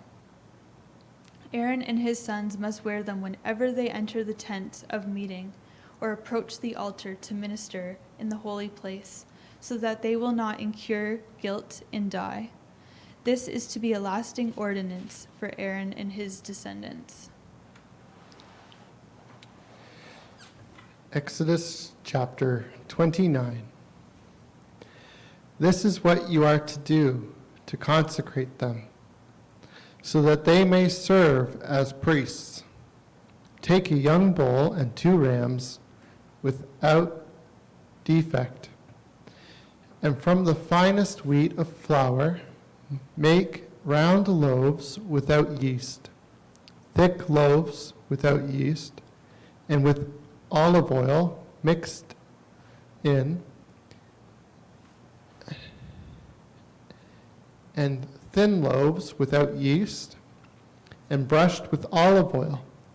Put them in a basket and present them along with the bull and the 2 rams. Then bring Aaron and his sons to the entrance of the tent of meeting and wash them with water. Take the garments and dress Aaron with the tunic and the robe of the ephod itself and the breastplate. Fasten the ephod on him by its skillfully woven waistband. Put the turban on his head and attach the sacred emblem to the turban. Take the anointing oil and anoint him by pouring it on his head. Bring his sons and dress them in tunics and fasten caps on them. Then tie sashes on Aaron and his sons. The priesthood is theirs by a lasting obedience. Then you shall ordain Aaron and his sons. Bring the bull to the front of the tent of meeting, and Aaron and his sons shall lay their hands on its head. Slaughter it in the Lord's presence at the entrance of the tent of meeting. Take some of the bull's blood and put it on the horns of the altar with your finger, and pour out the rest of it on the base of the altar. Then take all of the fat on the internal organs, the long lobe of the liver and both kidneys, with the fat on them, and burn them on the altar. But burn the bull's flesh and its hide and its intestines outside the camp. It is a sin offering. Take one of the rams, and Aaron and his sons shall lay their hands on its head. Slaughter it, and take the blood and splash it against the sides of the altar. Cut the ram into pieces and wash the internal organs and the legs, putting them with the head and the other pieces. Then burn the entire ram on the altar. It is a burnt offering to the Lord, a pleasing aroma, a food offering presented to the Lord.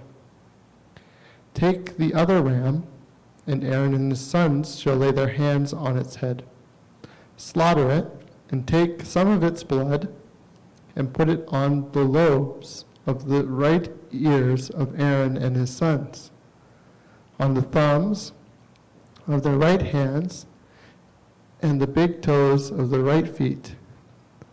Then splash the blood against the sides of the altar, and take some blood from the altar and some of the anointing oil and sprinkle it on Aaron and his garments, on his sons and their garments. Then he and his sons and their garments will be cleansed. Take from this ram the fat tail, the fat on the internal organs, the long lobe of liver, both kidneys, with the fat on them, and the right thigh. This is the ram for the ordination. From the basket of bread made without yeast, which is before the Lord, take 1 round loaf, 1 thick loaf with olive oil mixed in, and 1 thin loaf. Put all these in the hands of Aaron and his sons, and have them wave them before the Lord as a wave offering. Then take them from their hands and burn them on the altar, along with the burnt offering for a pleasing aroma to the Lord, a food offering presented to the Lord. After you take the breast of the ram for Aaron's ordination, wave it before the Lord as a wave offering, and it will be your share. Consecrate those parts of the ordination ram that belong to Aaron and his sons, the beast that was waved, and the thigh that was presented. This is always to be the perpetual share from the Israelites for Aaron and his sons. It is the combination that the Israelites are to make to the Lord from their fellowship offerings. Aaron's sacred garments will belong to his descendants, so that they can be anointed and ordained in them. The son who succeeds him as priest and comes to the tent of meeting to minister in the holy place is to wear them 7 days. Take the ram from the ordination and cook the meat in a sacred place. At the entrance of the tent of meeting, Aaron and his sons are to eat the meat of the ram and the bread that is in the basket. They are to eat these offerings by which atonement was made for their ordination and consecration. But no one else may eat them because they are sacred. And if any of the meat of the ordination ram or any of the bread left over till morning, burn it up. It must not be eaten because it is sacred. Do for Aaron and his sons everything I have commanded you, taking 7 days to ordain them. Sacrifice a bull each day as a sin offering to make atonement. Purify the altar by making atonement for it, and anoint it and consecrate it. For 7 days, make atonement for the altar and consecrate it. Then the altar will be most holy, and whoever touches it will be holy. This is what you are to offer on the altar regularly each day. 2 lambs, a year old. Offer 1 in the morning and 1 at twilight. With the first lamb, offer 1/10 of ephah of the finest flour mixed with 1/4 of hin of oil from pressed olives, and 1/4 of a hin of wine as a drink offering. Sacrifice the other lamb at twilight with the same grain offering and its drink offering as in the morning. a pleasing aroma of food offering presented to the Lord.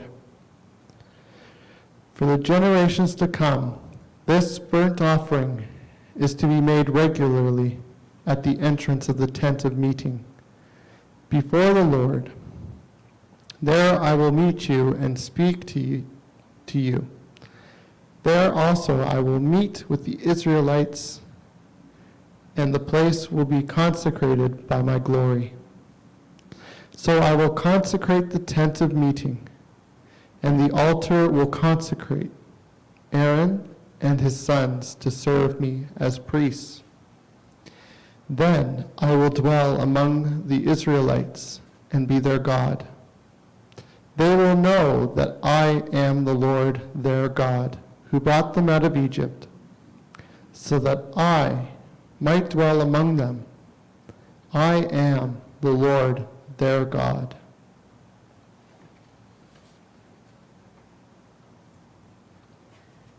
Exodus chapter 30. Make an altar of acacia wood for burning incense. It is to be square, a cubit long and a cubit wide, and 2 cubits high. Its horns of one piece with it. Overlay the top and all the sides in the horns with pure gold, and make a gold molding around it. Make 2 gold rings for the altar below the molding, 2 on each the opposite sides, and to hold the poles used to carry it. Make the poles of acacia wood and overlay them with gold. Put the altar in front of the curtain that shields the Ark of the Covenant law, before the atonement cover that is over the tablets of the covenant law where I will meet with you. Aaron must burn fragrant incense on the altar every morning when he tends the lamps. He must also burn incense again when he lights the lamps at twilight, so incense will burn regularly before the Lord for generations to come. Do not offer on this altar any other incense, or any burnt offering or grain offering, and do not pour a drink offering on it. Once a year Aaron shall make an atonement on its horns. This annual atonement must be made with the blood of the atoning sin offering for the generations to come. It is most holy to the Lord. Then the Lord said to Moses, when you take a census of the Israelites to count them, each one must pay the Lord a ransom for his life at the time he is counted. Then no plague will come on them when you number them. Each one who crosses over to those already counted is to give a half a shekel, according to the sanctuary shekel, which weighs 22 garas. This half shekel is an offering to the Lord. All who cross over, those 20 years older or more, are to give an offering to the Lord. The rich are not to give more than half shekel, and the poor are not to give less when you make the offering to the Lord to atone for your lives. Receive the atonement money from the Israelites and use it for the service of a tent meeting. It will be a memorial for the Israelites before the Lord, making an atonement for your lives. Then the Lord said to Moses, make a bronze basin with its bronze stand for washing. Place it between the tent of the meeting and the altar, and put water in it. Aaron and his sons are to wash their hands and feet with water from it. Whenever they enter the tent of meeting, they shall wash with water so that they will not die. Also, when they approach the altar to minister by presenting a food offering to the Lord, they shall wash their hands and feet so that they will not die. This is to be a lasting ordinance for Aaron and his descendants for generations to come. Then the Lord said to Moses, take the following fine spices, 500 shekels of liquid myrrh, half as much, that is, 250 shekels of fragrant cinnamon, 250 shekels of fragrant calamus, 500 shekels of cassia, all according to the sanctuary shekel, and a hin of olive oil. Make these into a sacred anointing oil, a fragrant blend, the work of a perfumer. It will be sacred anointing oil. Then use it to anoint the tent of meeting, the Ark of the Covenant law, the tables and all its articles, the lampstand and its accessories, the altar of incense, the altar of burnt offering and all its utensils, and the basin with its stand. You should consecrate them so they will be most holy, and whatever touches them will be holy. Anoint Aaron and his sons, and consecrate them so that they may serve me as priests. Say to the Israelites, this will be my sacred anointing oil for the generations to come. Do not pour it on anyone else's body, and do not make any other oil using the same formula. It is sacred, and you are to consider it sacred. Whoever makes perfume like this and puts it on any other than a priest must be cut off from their people. Then the Lord said to Moses, take fragrant spices, gum, resin, onycha, and galbanum, pure frankincense, all in equal amounts, and make a fragrant blend of incense, the work of a perfumer. It is to be salted and pure and sacred. Grind some of it to powder and place it in front of the ark of the covenant of law in the tent of meeting, where I will meet with you. It shall be most holy to you. Do not make any incense with this formula for yourselves. Consider it holy to the Lord. Whoever makes incense like it to enjoy its fragrance must be cut off from their people. Exodus chapter 31. Then the Lord said to Moses, see, I have chosen Bezalel, son of Uri, and the son of Hur, of the tribe of Judah. I have filled him with the Spirit of God, with wisdom, with understanding, with knowledge, and with all kinds of skills, to make artistic designs for work in gold, bronze, and silver, to cut and set stones, to work in wood, and to engage in all kinds of crafts. Moreover, I have appointed Ohad, son of Asmark, of the tribe of Dan, to help him. Also, I have given ability to all the skilled workers to make everything I have commanded you: the tent meeting, the ark of the covenant law, with the appointment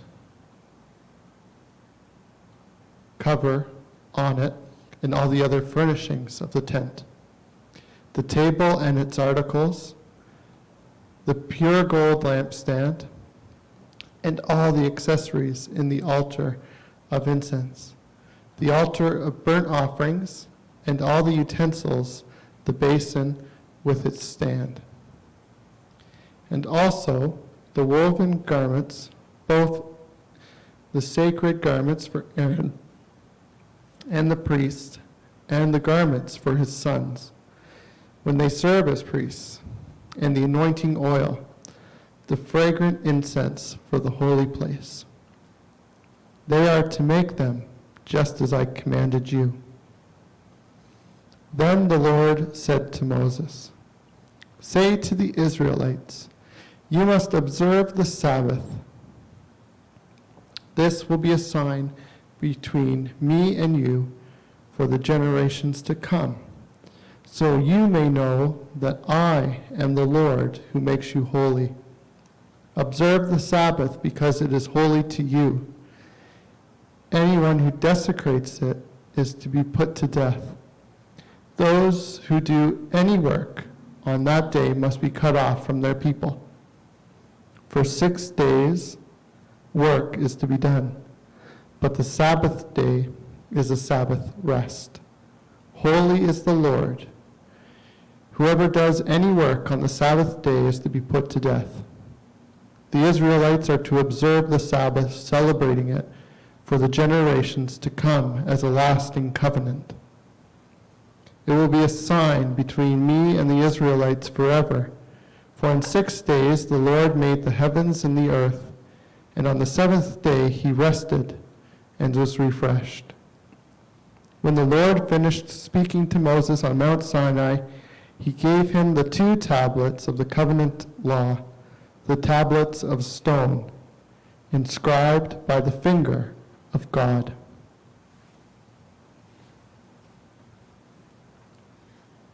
Exodus chapter 32. When the people saw that Moses was so long in coming down from the mountain, they gathered around Aaron and said, "Come, make us gods who will go before us. As for this fellow Moses who brought us up out of Egypt, we don't know what has happened to him." Aaron answered them, "Take off the gold earrings that your wives, your sons, and your daughters are wearing, and bring them to me." So all the people took off their earrings and brought them to Aaron. He took what they handed him and made it into an idol cast in the shape of a calf, fashioning it with a tool. Then they said, "These are your gods, Israel, who brought you up out of Egypt." When Aaron saw this, he built an altar in front of the calf and announced, "Tomorrow there will be a festival to the Lord." So the next day the people rose early and sacrificed burnt offerings and presented fellowship offerings.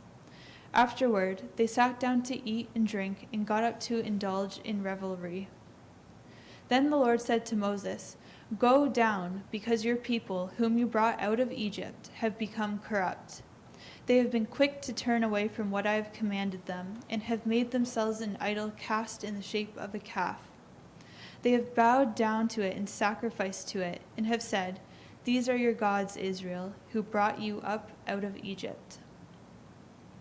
I have seen these people," the Lord said to Moses, "and they are very stiff-necked people. Now leave me alone so that my anger may burn against them and that I may destroy them. Then I will make you into a great nation." But Moses sought the favor of the Lord his God. "Lord," he said, "why should your anger burn against your people, whom you brought out of Egypt with a great power and a mighty hand? Why should the Egyptians say, 'It was with evil intent that he brought them out, to kill them in the mountains and to wipe them off the face of the earth'? Turn from your fierce anger, relent, and do not bring disaster on your people. Remember your servants, Abraham, Isaac, and Israel, to whom you swore by your own self, 'I will make descendants as numerous as the stars in the sky, and I will give your descendants all this land I promised them. It will be their inheritance forever.' Then the Lord relented and did not bring his people the disaster he had threatened. Moses turned and went down the mountain with the 2 tablets of the covenant law in his hands. They were inscribed on both sides, front and back. The tablets were the work of God, the writing of God engraved on the tablets. When Joshua heard the noise of the people shouting, he said to Moses, "This is the sound of war in the camp." Moses replied, "It is not the sound of victory. It is not the sound of defeat. It is the sound of singing that I hear." When Moses approached the camp and saw the calf and the dancing, his anger burned and he threw the tablets out of his hand, breaking them into pieces at the foot of the mountain. He took the calf the people had made and burned it in the fire. Then he ground it to powder, scattered it on the water, and made the Israelites drink it. He said to Aaron, "What did these people do to you, that you led them into such a great sin?" "Do not be angry, my lord," Aaron answered. "You know how prone these people are to evil. They said to me, 'Make us gods who will go before us.' As for this fellow Moses who brought us up out of Egypt, we don't know what has happened to him." So I told them, "Whoever has any gold jewelry, take it off." Then they gave me the gold, and I threw it into the fire, and out came this calf. Moses saw that people were running wild, and that Aaron had let them get out of control, and so become a laughingstock to their enemies. So he stood at the entrance of the camp and said, "Whoever is for the Lord, come to me." And all the Levites rallied to him. Then he said to them, "This is what the Lord, God of Israel, says. Each man strap a sword to his side. Go back and forth through the camp from one end to another, each killing his brother and friend and neighbor." The Levites did as Moses commanded, and that day about 3,000 of the people died. Then Moses said, "You have been set apart for the Lord, for you were against your own sons and brothers, and he has blessed you this day." The next day Moses said to his people, "You have committed a great sin, but now I will go up to the Lord. Perhaps I can make an atonement for your sin." So Moses went back to the Lord and said, "Oh, what a great sin these people have committed! They have made themselves gods of gold. But now, please forgive their sin. But if not, then blot me out of the book you have written." The Lord replied to Moses, "Whoever has sinned against me, I will blot out of my book. Now go, lead the people to the place I have spoke of, and my angel will go before you. However, when the time comes for me to punish, I will punish them for their sin." And the Lord struck the people with a plague because of what they did to the calf Aaron had made.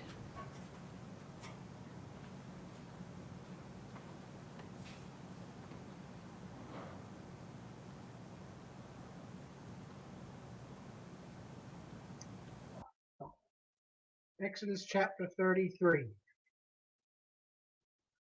Then the Lord said to Moses, "Leave this place, you and the people you brought out of Egypt, and go up to the land I promised on oath to Abraham, Isaac, and Jacob, saying, I will give it to your descendants. I will send an angel before you and drive out the Canaanites, Amorites, Hittites, Perizzites, Evites, Jebusites. Go up to the land flowing with milk and honey. But I will not go with you, because you are a stiff-necked people, and I might destroy you on the way."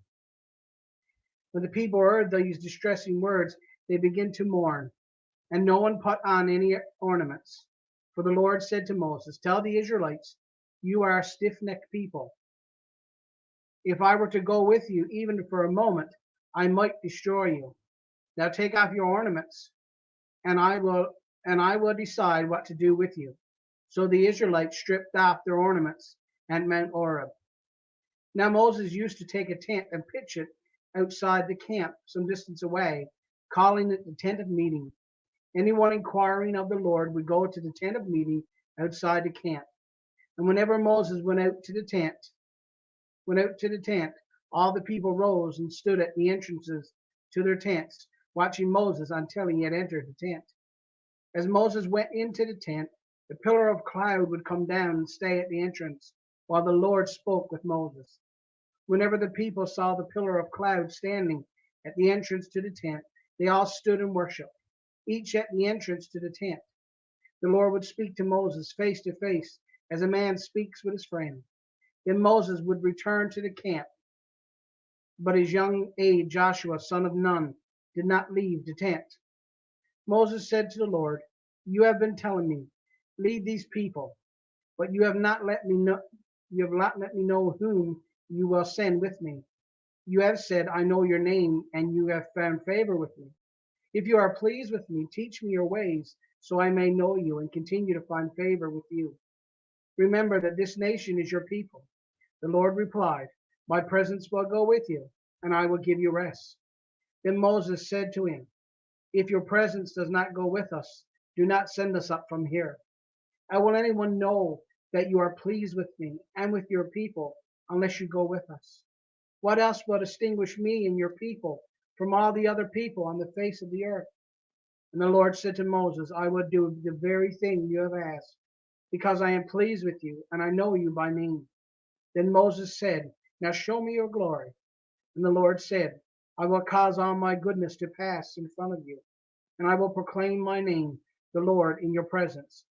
I will have mercy on whom I will have mercy, and I will have compassion on whom I will have compassion." But he said, "You cannot see my face, for no one may see me and live." Then the Lord said, "This is a place near me where you may stand on a rock. When my glory passes by, I will put you in the cleft of the rock and cover you with my hand until I have passed by. Then I will remove my hand, and you will see my back, but my face must not be seen." Exodus chapter 34. The Lord said to Moses, "Chisel out 2 stone tablets like the first ones and I will write them on them the words that were on the first tablets which you broke. Be ready in the morning, and then come up on Mount Sinai. Present yourself to me there on top of the mountain. No one is to come with you or be seen anywhere on the mountain. Not even the flocks and herds may graze in front of the mountain. So Moses chiseled out 2 stone tablets like the first ones, and went up Mount Sinai early in the morning, as the Lord had commanded him. And he carried the 2 stone tablets in his hands. Then the Lord came down in the cloud and stood there with him, and proclaimed his name, the Lord. And he passed in front of Moses, proclaiming, the Lord, the compassionate and gracious God, slow to anger, abounding in love and faithfulness, maintaining love to thousands, and forgiving wickedness, rebellion, and sin. Yet he does not leave the guilty unpunished. He punishes the children and their children for the sin of the parents to the 3rd and 4th generation. Moses bowed to the ground at once and worshipped. Lord, he said, if I have found favor in your eyes, then let the Lord go with us. Although this is a stiff-necked people, forgive our wickedness and our sin, and take us as your inheritance. Then the Lord said, I am making a covenant with you. Before all your people, I will do wonders never before done in any nation in all the world. The people you live among will see how awesome is the work that I, the Lord, will do for you. Obey what I command you today. I will drive out before you the Amorites, Canaanites, Hittites, Perizzites, Hivites, and Jebusites. Be careful not to make a treaty with those who live in the land where you are going, or they will be a snare among you. Break down their altars, smash their sacred stones, and cut down their Asherah poles. Do not worship any other god, for the Lord, whose name is jealous, is a jealous God. Be careful not to make a treaty with those who live in the land, for when they prostitute themselves to their gods and sacrifice to them, they will invite you, and you will eat their sacrifices. And when you choose some of their daughters as wives for your sons, and those daughters prostitutes themselves to their gods, they will lead your sons to do the same. Do not make any idols. Celebrate the festival of unleavened bread. For 7 days eat bread made without yeast, as I commanded you. Do this at the appointed time in the month of Aviv, for in that month you came out of Egypt. The first offspring of every womb belongs to me, including all the firstborn males of your livestock, whether from herd or flock. Redeem the firstborn donkey with a lamb, but if you do not redeem it, break its neck. Redeem all your firstborn sons. No one is to appear before me empty-handed. 6 days you shall labor, but on the 7th day you shall rest. Even during the plowing season and harvest you must rest. Celebrate the festival of weeks with the first fruits of the wheat harvest, and the festival of ingatherings at the turn of the year. 3 times a year all your men are to appear before the sovereign Lord, the God of Israel. I will drive out nations before you and enlarge your territory, and no one will covet your land when you go up 3 times each year to appear before the Lord your God. Do not offer the blood of a sacrifice to me along with anything containing yeast, and do not let any of the sacrifice from the Passover festival remain until morning. Bring the best of the firstfruits of your soil to the house of the Lord your God. Do not cook a young goat in its mother's milk. Then the Lord said to Moses, write down these words, for in accordance with these words I have made a covenant with you and with Israel. Moses was there with the Lord 40 days and 40 nights without eating bread or drinking water. And he wrote on the tablets the words of the covenant, the 10 commandments. When Moses came down from Mount Sinai with the 2 tablets of the covenant of the law in his hands, he was not aware that his face was radiant because he had spoken to the Lord.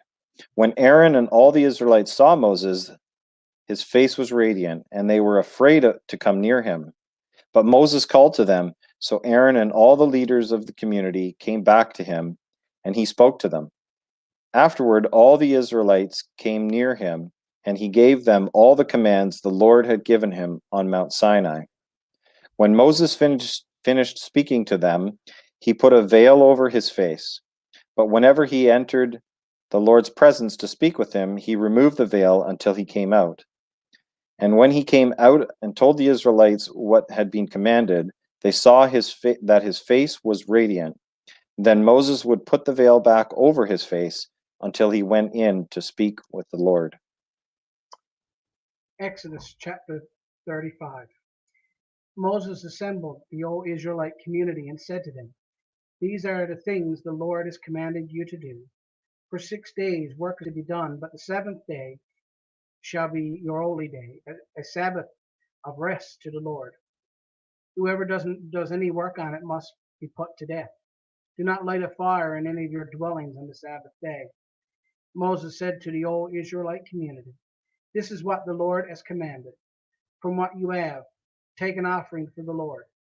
Everyone who is willing to bring to the Lord an offering of gold, silver, and bronze, blue, purple, and scarlet yarn, and fine linen, goat hair, ram skins dyed red, and hides of sea cows, acacia wood, olive oil for the light, spices for the anointing oil and for the fragrant incense, and onyx stones and the other gems to be mounted on the ephod and breastpiece. All who are skilled among you are to come and make everything the Lord has commanded.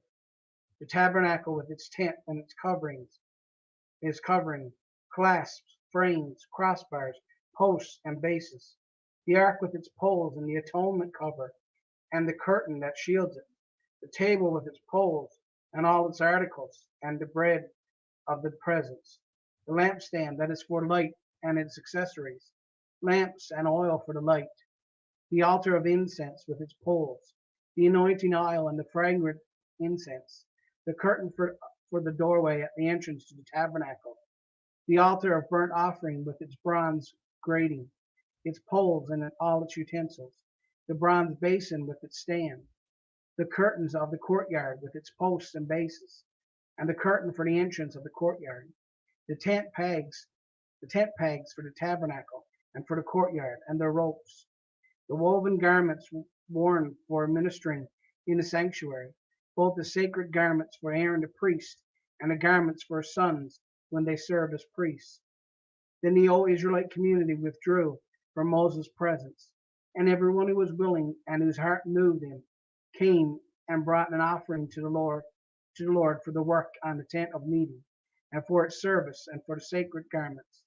All who were willing, men and women alike, came and brought gold jewelry of all kinds, brooches, earrings, rings, and ornaments. They all presented their gold as a wave offering to the Lord. Everyone who had blue, purple, or scarlet yarn, or fine linen, or goat hair, ram skins dyed red, or hides of sea cows brought them. Those presenting an offering of silver or bronze brought it as an offering to the Lord. And everyone who had acacia wood for any part of the work brought it. Every skilled woman spun with her hands and brought what she had spun, blue, purple, or scarlet yarn, or fine linen. And all the women who were willing and had the skill spun the goat hair. The leaders brought onyx stones and other gems to be mounted on the ephod and breastpiece. They also brought spices and olive oil for the light, and for the anointing oil, and for the fragrant incense. All the Israelite men and women who were willing brought to the Lord freewill offerings for all the work the Lord, through Moses, had commanded them to do. Then Moses said to the Israelites, "See, the Lord has chosen Bezalel, son of Uri, the son of Hur, tribe of Judah, and is filled them with the Spirit of God, with skill, ability, and knowledge in all kinds of crafts, to make artistic designs for working gold, silver, and bronze, to cut and set stones, to work in wood, and to engage in all kinds of artistic craftsmanship. And he has given both him and Oliab, son of Ashimai, and the tribe of Dan, the ability to teach others. He has filled them with skill to do all kinds of work as craftsmen, designers, embroiderers in blue, purple, and scarlet yarn and fine linen, and weavers, all of them master craftsmen and designers. So Bezalel, Oliab, and every skilled person to whom the Lord has given skill and ability to know how to carry out all the works of constructing the sanctuary are to do the work just as the Lord commanded. Then Moses summoned Bezalel and Oliab, every skilled person to whom the Lord had given ability and who was willing to come to do the work. They received from Moses all the offerings the Israelites had brought to carry out the work of constructing the sanctuary. And the people continued to bring freewill offerings morning after morning. So all the skilled workers who were doing all the work on the sanctuary left what they were doing and said to Moses, "The people are bringing more than enough for doing the work of the Lord. Doing the work the Lord commanded to be done." Then Moses gave an order, and they sent this word throughout the camp: "No man or woman is to make anything else as an offering for the sanctuary." And so the people were restrained from bringing more, because what they had already had was more than enough to do all the work. And those who were skilled among the workers made the tabernacle with 10 curtains of finely twisted linen and blue, purple, and scarlet yarn, with cherubim woven into them by expert hands. All the curtains were the same size, 28 cubits long and 4 cubits wide. They joined 5 of the curtains together and did the same with the other 5. Then they made loops of blue material along the edge of the end curtain in one set, and the same was done with the end of the curtain in the other set. They also made 50 loops on one curtain and 50 loops on the end curtain of the other set, with the loops opposite each other. Then they made 50 gold clasps and used them to fasten the 2 sets of curtains together so that the tabernacle was a unit. They made curtains of goat hair for the tent over the tabernacle, 11 altogether. All 11 curtains were the same size, 30 cubits long and 4 cubits wide. They joined 5 of the curtains into one set and the other 6 into another set. Then they made 50 loops along the edge of the end curtain in one set, and also along the edge of the end curtain in the other set. They made 50 bronze clasps to fasten the tent together as a unit. Then they made for the tent a covering of ram skins dyed red, and over that a covering of the other durable leather. They made upright frames of acacia wood for the tabernacle. Each frame was 10 cubits long and a cubit and a half wide, with 2 projections set parallel to each other. They made all the frames of the tabernacle in this way. They made 20 frames for the south side of the tabernacle and made 40 silver bases to go under them, 2 bases for each frame, 1 under each projection. For the other side, the north side of the tabernacle, they made 20 frames and 40 silver bases, 2 under each frame. They made 6 frames for the far end, that is, the west end of the tabernacle, and 2 frames were made for the corners of the tabernacle at the far end. At these two corners, the frames were double from the bottom all the way to the top and lifted into a single ring. Both were made alike. So there were 8 frames and 16 silver bases, 2 under each frame. They also made crossbars of acacia wood, 5 for the frames on one side of the tabernacle, 5 for those on the other side, and 5 for the frames on the west, at the far end of the tabernacle. They made the center crossbar so it extended from end to end at the middle of the frames. They overlaid the frames with gold and made gold rings to hold the crossbars. They also overlaid the crossbars with gold. They made the curtain of blue purple and scarlet yarn, and finely twisted linen, with cherubim woven into it by a skilled worker. They made 4 posts of acacia wood for it and overlaid them with gold. They made gold hooks for them and cast their 4 silver bases. For the entrance to the tent, they made a curtain of blue, purple, and scarlet yarn and finely twisted linen, the work of an embroiderer, and they made 5 posts with hooks for them. They overlaid the tops of the posts and their bands with gold and made their 5 bases of bronze. Exodus chapter 37. Bezalel made the ark of acacia wood, 2.5 cubits long, and 1.5 cubits wide, and 1.5 cubits high. He overlaid it with pure gold, both inside and out, and made a gold molding around it. He cast 4 gold rings for it, and fastened them to its 4 feet, with 2 rings on one side and 2 rings on the other. Then he made poles of acacia wood, and overlaid them with gold. And he inserted the poles into the rings of the sides of the ark to carry it. He made the atonement cover of pure gold, 2.5 cubits high and 1.5 cubits wide. Then he made 2 cherubim out of ambered gold at the ends of the cover. He made 1 cherub on one end, and the second cherub on the other. At the 2 ends he made them at one piece. He made them of one piece with the cover. Cherubim had their wings spread upward, overshadowing the cover with them. The cherubim faced each other, looking toward the cover. Then they made the table of acacia wood, 2 cubits long, 1 cubit wide, and 1.5 cubits high. But when they overlaid it with pure gold, and it made a gold molding around it. They also made around it a rim, a handbreadth wide, and put a gold molding on the rim. They cast 4 gold rings for the table and fastened them to the 4 corners, where the 4 legs were. The rings were put close to the rim to hold the poles used in carrying the table. The poles for carrying the table were made of acacia wood and were overlaid with gold. And they made from pure gold the articles for the table, its plates and dishes and bowls, and its pitchers for the pouring out of drink offerings. They made the lampstand of pure gold and hammered it out, base and shaft. Its flower-like cups, buds, and blossoms were of one piece with it.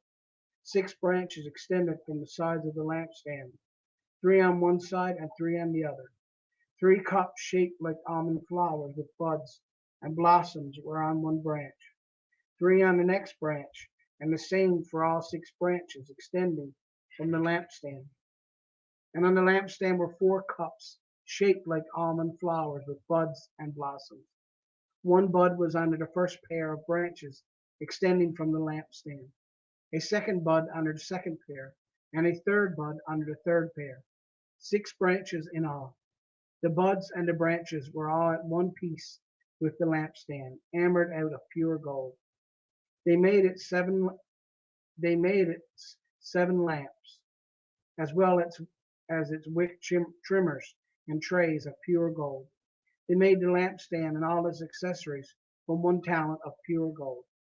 They made the altar of incense out of acacia wood. It was square, 1 cubit long and 1 cubit wide, and 2 cubits high. Its horns of one piece with it. They overlaid the top and all the sides and the horns with pure gold, and made a gold molding around it. They made 2 gold rings below the molding, 2 on opposite sides, to hold the poles used to carry it. They made the poles of acacia wood and overlaid them with gold. They also made the sacred anointing oil and the pure, fragrant incense, the work of a perfumer. Exodus chapter 38. They built the altar of burnt offerings of acacia wood, 3 cubits high. It was square, 5 cubits long, and 5 cubits wide. They made a horn at each of the 4 corners, so that the horns and the altar were of one piece, and they overlaid the altar with bronze. They made all its utensils of bronze, its pots, shovels, sprinkling bowls, meat forks, and fire pans. They made a grating for the altar, a bronze network to be under its ledge halfway up the altar. They cast bronze rings to hold the poles for the four corners of the bronze grating. They made the poles of acacia wood and overlaid them with bronze. They inserted the poles into the rings so that they would be on the sides of the altar for carrying it. They made it hollow out of boards. They made the bronze basin and its bronze stand from the mirrors of the woman who served at the entrance of the tent of meeting. Next, they made the courtyard. The south side was 100 cubits long and had curtains of finely twisted linen with 20 posts and 20 bronze bases, and with silver hooks and bands on the posts. The north side was also 100 cubits long and had 20 posts and 20 bronze bases, with silver hooks and bands on the posts. The west end was 50 cubits wide and had curtains with 10 posts and 10 bases, with silver hooks and bands on the posts. The east end toward the sunrise was also 50 cubits wide. Curtains 15 cubits long were on one side of the entrance, and 3 posts and 3 bases, and curtains 15 cubits long were on the other side of the entrance to the courtyard, with 3 posts and 3 bases. All the curtains around the courtyard were of finely twisted linen. The bases for the posts were bronze. The hooks and bands on the posts were silver, and their tops were overlaid with silver. So all the posts of the courtyard had silver bands. The curtain for the entrance to the courtyard was made of blue, purple, and scarlet yarn and finely twisted linen, the work of an embroiderer. It was 20 cubits long, and like the curtains of the courtyard, 5 cubits high, with 4 posts and 4 bronze bases. Their hooks and bands were silver, and their tops were overlaid with silver. All the tent pegs of the tabernacle and of the surrounding courtyard were bronze. These are the amounts of material used for the tabernacle of the covenant law, which were recorded at Moses' command by the Levites under the direction of Ithamar, son of Aaron the priest. Bezalel, son of Uri, the son of Hur, of the tribe of Judah, made everything the Lord commanded Moses. With him was Oliab, son of Ahisamach, of the tribe of Dan, an engraver and designer, and an embroiderer in blue, purple, and scarlet yarn and fine linen. The total amount of gold from the wave offering used for all the work on the sanctuary was 29 talents and 730 shekels, according to the sanctuary shekel. The silver obtained from those of the community who were counted in the census was 100 talents and 1775 shekels, according to the sanctuary shekel. 1 bekah per person, that is half a shekel, according to the sanctuary shekel, from everyone who had crossed over to those counted 20 years old or more, a total of 603,550 men. The 100 talents of silver were used to cast bases for the sanctuary and for the curtain. 100 bases from the 100 talents, 1 talent for each base. They used the 1,775 shekels to make the hooks for the posts, to overlay the tops of the posts, and to make their bands. The bronze from the wave offering was 70 talents and 2,400 shekels. They used it to make the bases for the entrance to the tent of meeting, the bronze altar with its bronze grating and all its utensils, the bases for the surrounding courtyard and those for its entrance, and all the tent pegs for the tabernacle and those for the surrounding courtyard. Exodus chapter 39. From the blue, purple, and scarlet yarn they made woven garments for ministering in the sanctuary. They also made scarlet garments for Aaron, as the Lord had commanded Moses. They made the ephod of gold and of blue, purple, and scarlet yarn, and of finely twisted linen. They hammered out thin sheets of gold and cut strands to be worked into the blue, purple, and scarlet yarn and fine linen, the work of a skilled craftsman. They made shoulder pieces for the ephod, which were attached to 2 of its corners. so it could be fastened. Its skillfully woven waistband was like it, of one piece with the ephod, and made with gold, and with blue, purple, and scarlet yarn, and with finely twisted linen, as the Lord commanded Moses. They mounted the onyx stones in gold filigree settings, and engraved them like a seal with the names of the sons of Israel. Then they fastened them on the shoulder pieces of the ephod as the memorial stones for the sons of Israel, as the Lord commanded Moses. They fastened the breastplate, the work of a skilled craftsman. They made it like an ephod of gold, of blue, purple, and scarlet yarn, and of finely twisted linen. It was square, a span long and a span wide, and found it folded double. Then they mounted 4 rows of precious stones on it. In the first row there was a ruby, a topaz, and a beryl. In the second row a turquoise, sapphire, and an emerald. In the third there was a jacinth, an agate, and a amethyst. In the fourth a chrysolite, an onyx, and a jasper. Then they were mounted in gold filigree settings. There were 12 stones, one for each of the names of the sons of Israel, each engraved like a seal with the name of one of the 12 tribes.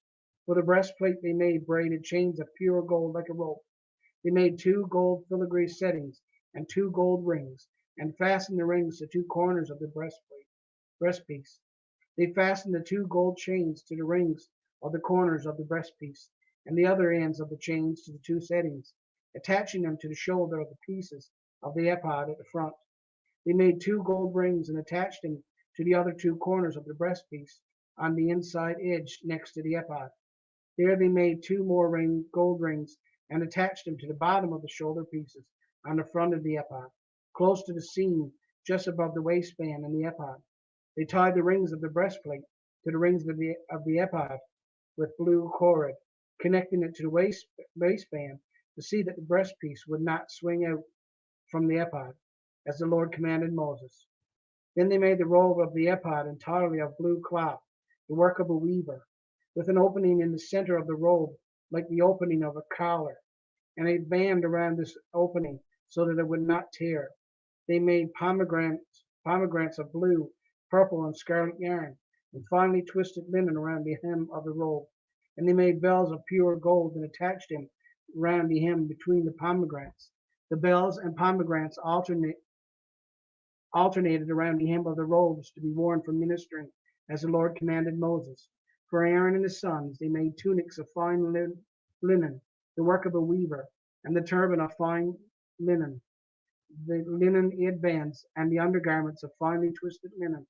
The sash was of finely twisted linen, and blue, purple, and scarlet yarn, the work of an embroiderer, as the Lord commanded Moses.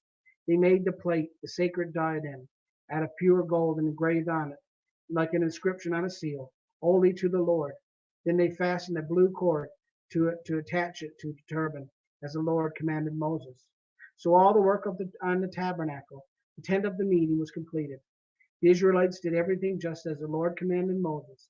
Then they brought the tabernacle to Moses, the tent and all of its furnishings, clasps, frames, crossbars, posts, and bases, the covering of ram skins dyed red, the covering of hides of sea cows, and the shielding curtain, the ark of the testimony with its poles and the atonement cover, the table with all its articles, and the bread of the presence, the pure gold lampstand with a row of lamps and all its accessories, and the oil for the light, the gold altar, the anointing oil, the fragrant incense, and the curtain for the entrance to the tent, the bronze altar with its bronze grating, its poles and all of its utensils, the basin with its stand, the curtains of the courtyard with its posts and bases, and the curtain for the entrance to the courtyard, the ropes and tent pegs for the courtyard, and all the furnishings for the tabernacle, the tent of the meeting, and the woven garments worn for ministering in the sanctuary, both the sacred garments for Aaron the priest and the garments for his sons when serving as priests. The Israelites had done all the work just as the Lord had commanded Moses. Moses inspected the work and saw that he had done it just as the Lord had commanded. So Moses blessed them.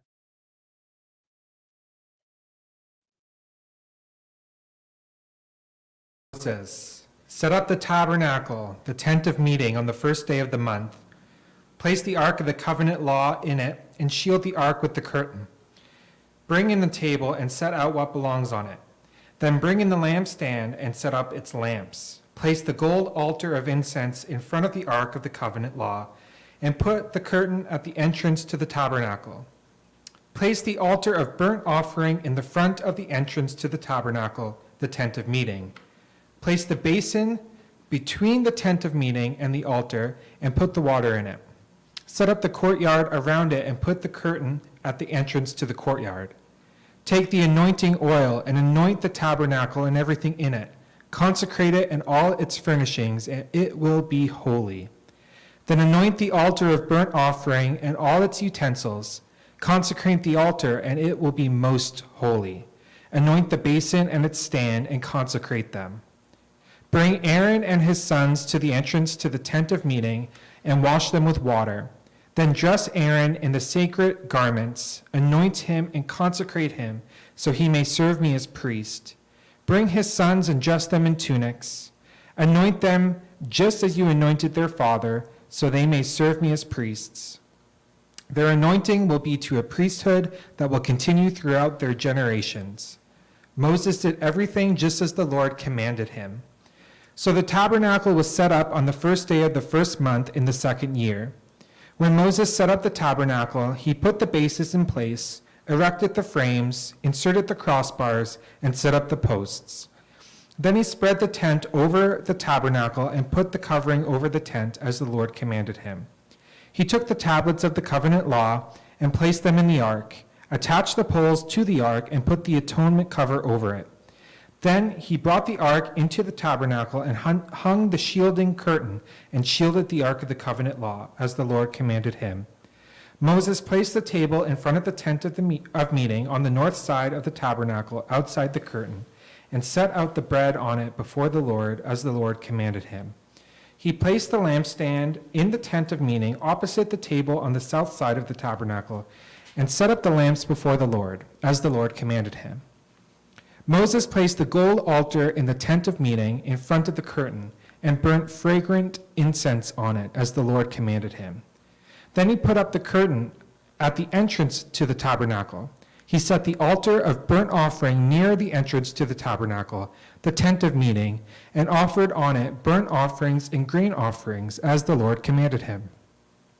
He placed the basin between the tent of meeting and the altar, and put water in it for washing. And Moses and Aaron and his sons used it to wash their hands and feet. They washed whenever they entered the tent of meeting or approached the altar, as the Lord commanded Moses. Then Moses set up the courtyard around the tabernacle and altar, and put up the curtain at the entrance to the courtyard. And so Moses finished the work. Then the cloud covered the tent of meeting, and the glory of the Lord filled the tabernacle. Moses could not enter the tent of meeting because the cloud had settled on it, and the glory of the Lord filled the tabernacle. In all the travels of the Israelites, whenever the cloud lifted from above the tabernacle, they would set out. But if the cloud did not lift, they did not set out until the day it lifted. So the cloud of the Lord was over the tabernacle by day, and fire was in the cloud by night, in the sight of all the Israelites during all their travels. Leviticus 1. The Lord called to Moses and spoke to him from the tent of meeting. He said, "Speak to the Israelites and say to them, when any of you brings an offering to the Lord, bring as your offering an animal from either the herd or the flock. If the offering is burnt offering from the herd, he is to offer a male without defect. He must present it at the entrance to the tent of meeting so that it will be acceptable to the Lord. He is to lay his hand on his head of the burnt offering, and it will be accepted on his behalf to make atonement for him. He is to slaughter the young bull before the Lord, and then Aaron's son, the priest, shall bring the blood and sprinkle it against the altar on all sides at the entrance to the tent of meeting. He is to skin the burnt offering and cut it into pieces. The sons of Aaron, the priests, are to put fire on the altar and arrange wood on the fire. Then Aaron's son, the priest, shall arrange the pieces, including the herd and the fat, on the burning wood that is on the altar. He is to wash the inner parts and the legs with water, and the priest is to burn all of it on the altar. It is a burnt offering, an offering made by fire, an aroma pleasing to the Lord. If the offering is a burnt offering from the flock, from either the sheep or the goats, he is to offer a male without defect. He is to slaughter it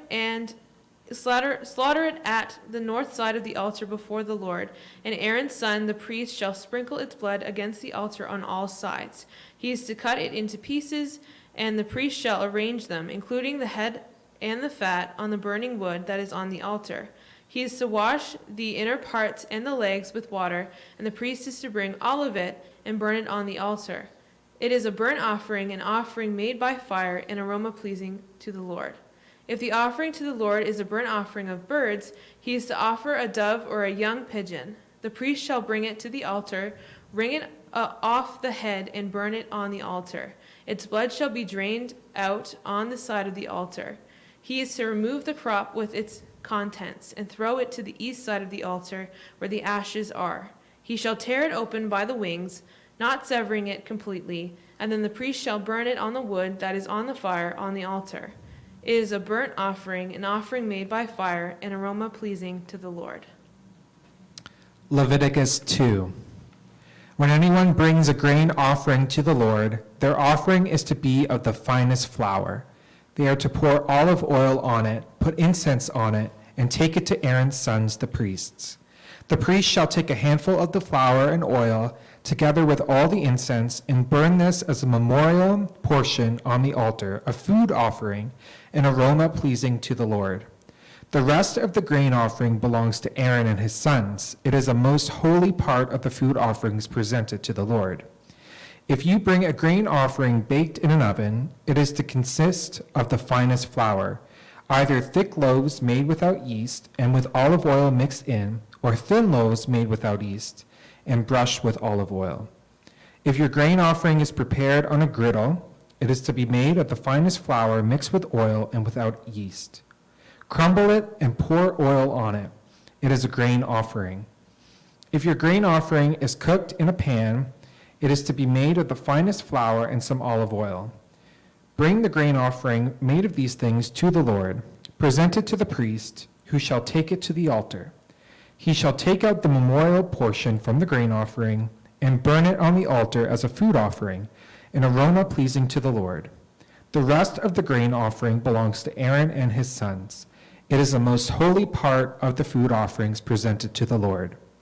Every grain offering you bring to the Lord must be made without yeast, for you are not to burn any yeast or honey in a food offering presented to the Lord. You may bring them to the Lord as an offering of the first fruits, but they are not to be offered on the altar as a pleasing aroma. Season all your grain offerings with salt. Do not leave the salt of the covenant of your God out of your grain offerings. Add salt to all your offerings. If you bring a grain offering of first fruits to the Lord, offer crushed heads of new grain roasted in the fire. Put oil and incense on it. It is a grain offering. The priest shall burn the memorial portion of the crushed grain and the oil, together with all the incense, as a food offering presented to the Lord. Leviticus 3.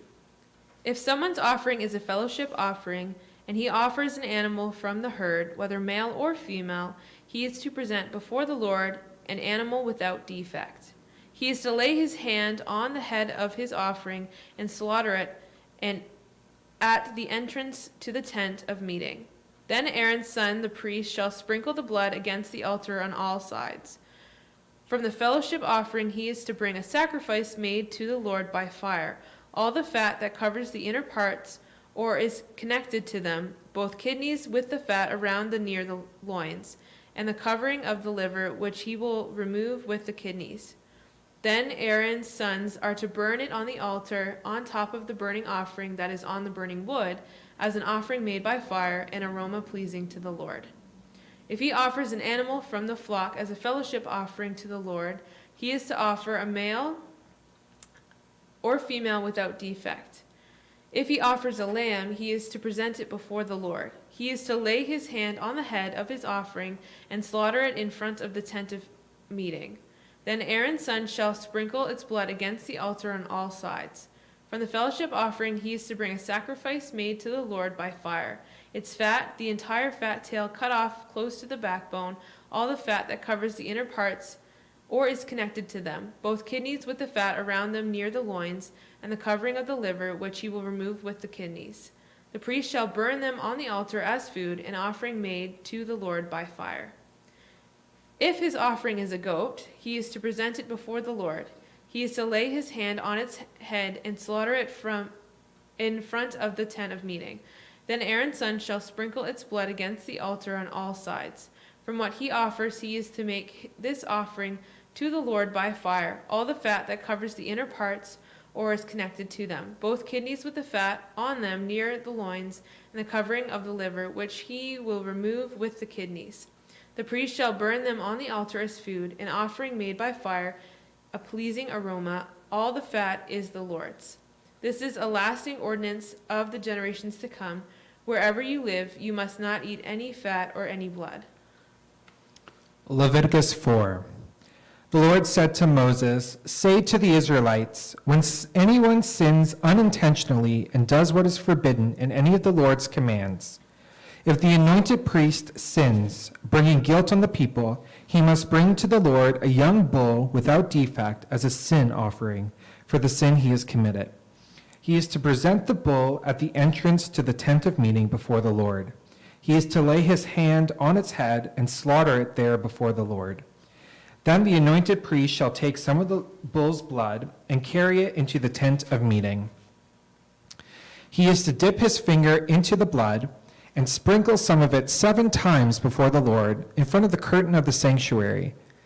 The priest shall then put some of the blood on the horns of the altar of fragrant incense that is before the Lord in the tent of meeting. The rest of the bull's blood he shall pour out at the base of the altar of burnt offering at the entrance to the tent of meeting. He shall remove all the fat from the bull of the sin offering, all the fat that is connected to the internal organs, both kidneys with the fat on them near the loins, and the long lobe of the liver, which he will remove with the kidneys, just as the fat is removed from the ox sacrificed as a fellowship offering. Then the priest shall burn them on the altar of burnt offering. But the hide of the bull and all its flesh, as well as the head and the legs, the internal organs and the intestines, that is, all the rest of the bull, he must take outside the camp to a place ceremonially clean, where the ashes are thrown, and burn it there in a wood fire on the ash heap. If the whole Israelite community sins unintentionally and does what is forbidden in any of the Lord's commands, even though the community is unaware of the matter, when they realize their guilt and the sin they committed becomes known, the assembly must bring a young bull as a sin offering and present it before the tent of meeting.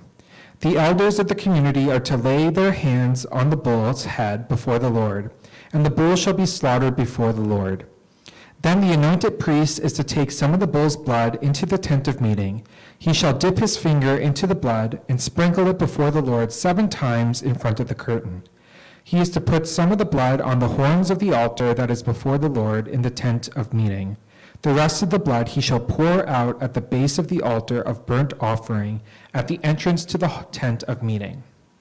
He shall remove all the fat from it and burn it on the altar, and do with this bull just as he did with the bull for the sin offering. In this way, the priest will make atonement for the community, and they will be forgiven. Then he shall take the bull outside the camp and burn it as he burnt the first bull. This is the sin offering for the community. When a leader sins unintentionally and does what is forbidden in any of the commands of the Lord his God, and he realizes his guilt and the sin he has committed becomes known, he must bring as his offering a male goat without defect. He is to lay his hand on the goat's head and slaughter it at the place where the burnt offering is slaughtered before the Lord. It is a sin offering. Then the priest shall take some of the blood of the sin offering with his finger and put it on the horns of the altar of burnt offering and pour out the rest of the blood at the base of the altar. He shall burn all the fat on the altar as he burned the fat of the fellowship offering. In this way, the priest will make atonement for the leader's sins, and he will be forgiven. If any member of the community sins unintentionally and does what is forbidden in any of the Lord's commands, when they realize their guilt and the sin they have committed becomes known, they must bring as their offering for the sin they committed a female goat without defect. They are to lay their hand on the head of the sin offering and slaughter it at the place of the burnt offering. Then the priest is to take some of the blood with his finger and put it on the horns of the altar of burnt offering, and pour out the rest of the blood at the base of the altar. They shall remove all the fat, just as the fat is removed from the fellowship offering, and the priest shall burn it on the altar as an aroma pleasing to the Lord. In this way, the priest will make atonement for them, and they will be forgiven. If someone brings a lamb as their sin offering, they are to bring a female without defect. They are to lay their hand on its head and slaughter it for a sin offering at the place where the burnt offering is slaughtered. Then the priest shall take some of the blood of the sin offering with his finger and put it on the horns of the altar of burnt offering, and pour out the rest of the blood at the base of the altar. They shall remove all the fat, just as the fat is removed from the lamb of the fellowship offering. And the priest shall burn it on the altar, on top of the food offerings presented to the Lord. In this way, the priest will make atonement for them for the sin they have committed, and they will be forgiven. Leviticus 5. If a person sins because he does not speak up when he hears a public charge to testify regarding something he has seen or learned about, he will be held responsible. Or if a person touches anything ceremonially unclean, whether the carcasses of unclean wild animals, or of unclean livestock, or of unclean creatures that move along the ground, even though he is unaware of it, he has become unclean and is guilty. Or if he touches human uncleanliness, anything that would make him unclean, even though he is unaware of it, when he learns of it, he will be guilty. Or if a person thoughtlessly takes an oath to do anything, whether good or evil, in any matter, one might carelessly swear about, even though he is unaware of it. In any case, when he learns of it, he will be guilty. When anyone is guilty in any of these ways, he must confess in what way he has sinned, and as a penalty for the sin he has committed, he must bring to the Lord a female lamb or goat from the flock as a sin offering, and the priest shall make atonement for him and for his sin. If he cannot afford a lamb, he is to bring 2 doves or 2 young pigeons to the Lord as a penalty for his sin, one for a sin offering and the other for a burnt offering. He is to bring them to the priest, who shall first offer the one for the sin offering. He is to wring its head from its neck, not severing it completely, and is to sprinkle some of the blood of the sin offering against the side of the altar. The rest of the blood must be drained out at the base of the altar. It is a sin offering. The priest shall then offer the other as a burnt offering in the prescribed way and make atonement for him and the sin he has committed, and he will be forgiven. If, however, he cannot afford 2 doves or 2 young pigeons, he is to bring an offering for his sin, 1/10 of an ephah of fine flour for a sin offering. He must not put oil or incense on it, because it is a sin offering. He is to bring it to the priest, who shall take a handful of it as a memorial portion and burn it on the altar on top of the offerings made to the Lord by fire. It is a sin offering. In this way, the priest will make atonement for him for any of these sins he has committed, and he will be forgiven. The rest of the offering will belong to the priest, as in the case of the grain offering. The Lord said to Moses, when a person commits a violation and sins unintentionally in regards to any of the Lord's holy things, he is to bring to the Lord as a penalty a ram from the flock, one without defect and of the proper value in silver, according to the sanctuary shekel. It is a guilt offering. He must make restitution for or any unclean, detestable thing, and then eat any of the meat of the fellowship offering belonging to the Lord. That persons must be cut off from his people. The Lord said to Moses, say to the Israelites, do not eat any of the fat of cattle, sheep, or goats. The fat of an animal found dead or torn by wild animals may be used for any other purpose, but you must not eat it. Anyone who eats the fat of an animal from which an offering by fire may be made to the Lord must be cut off from his people. And wherever you live, you must not eat the blood of any bird or animal. If anyone eats blood, the person must be cut off from his people. The Lord said to Moses, "Say to the Israelites, anyone who brings a fellowship offering to the Lord is to bring part of it as his sacrifice to the Lord. With his own hands he is to bring an offering made to the Lord by fire. He is to bring the fat together with the beast and wave the beast before the Lord as a wave offering. The priest shall burn the fat on the altar, but the breast belongs to Aaron and his sons.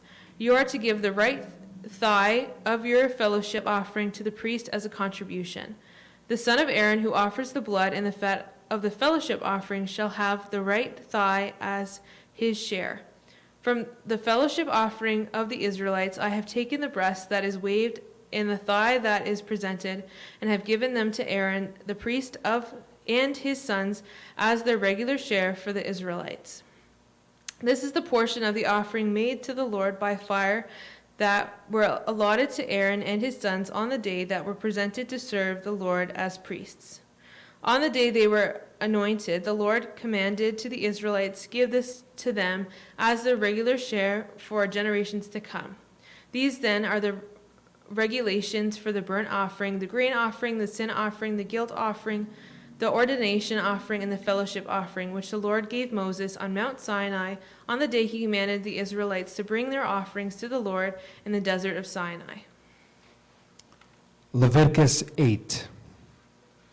The Lord said to Moses, "Bring Aaron and his sons, their garments, the anointing oil, the bull for the sin offering, the 2 rams, and the basket containing bread made without yeast, and gather the entire assembly at the entrance to the tent of meeting." Moses did as the Lord commanded him, and the assembly gathered at the entrance to the tent of meeting. Moses said to the assembly, "This is what the Lord has commanded to be done." Then Moses brought Aaron and his sons forward and washed them with water. He put the tunic on Aaron, tied the sash around him, clothed him with the robe, and put the ephod on him. He also fastened the ephod with a decorative waistband, which he tied around him. He placed the breastplate on him and put the Urim and Thummim in the breastpiece. Then he placed the turban on Aaron's head and set the gold plate, the sacred emblem, on the front of it, as the Lord commanded Moses. Then Moses took the anointing oil and anointed the tabernacle and everything in it, and so consecrated them. He sprinkled some of the oil on the altar 7 times, anointing the altar and all its utensils and the basin with its stand to consecrate them. He poured some of the anointing oil on Aaron's head and anointed him to consecrate him. Then he brought Aaron's sons forward, put tunics on them, tied sashes around them, and fastened caps on them, as the Lord commanded Moses. He then presented the bull for the sin offering, and Aaron and his sons laid their hands on its head. Moses slaughtered the bull and took some of the blood, and with his finger he put it on all the horns of the altar to purify the altar. He poured out the rest of the blood at the base of the altar. So he consecrated it to make atonement for it. Moses also took all the fat around the internal organs, the long lobe of the liver, and both kidneys and their fat, and burnt it on the altar. But the bull with its hide and its flesh and its intestines he burned up outside the camp, as the Lord commanded Moses. He then presented the ram for the burnt offering, and Aaron and his sons laid their hands on its head. Then Moses slaughtered the ram and splashed the blood against the sides of the altar. He cut the ram into pieces and burnt the head, the pieces, and the fat. He washed the internal organs and the legs with water and burned the whole ram on the altar. It was a burnt offering, a pleasing aroma, a food offering presented to the Lord as the Lord commanded Moses. He then presented the other ram, the ram for the ordination, and Aaron and his sons laid their hands on its head. Moses slaughtered the ram and took some of its blood and put it on the lobe of Aaron's right ear, on the thumb of its right hand, and on the big toe of his right foot. Moses also brought Aaron's sons forward and put some of the blood on their lobes of their right ears, on the thumbs of their right hands, and on the big toes of their right feet. Then he splashed blood against the sides of the altar. After that, he took the fat tail, all the fat around the internal organs, the long lobe of the liver, both kidneys and their fat, and the right thigh.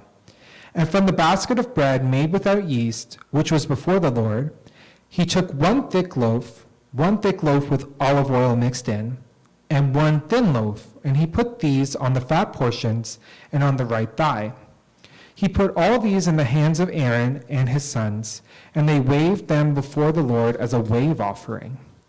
Then Moses took them from their hands and burned them on the altar on top of the burnt offering as an ordination offering, a pleasing aroma, a food offering presented to the Lord.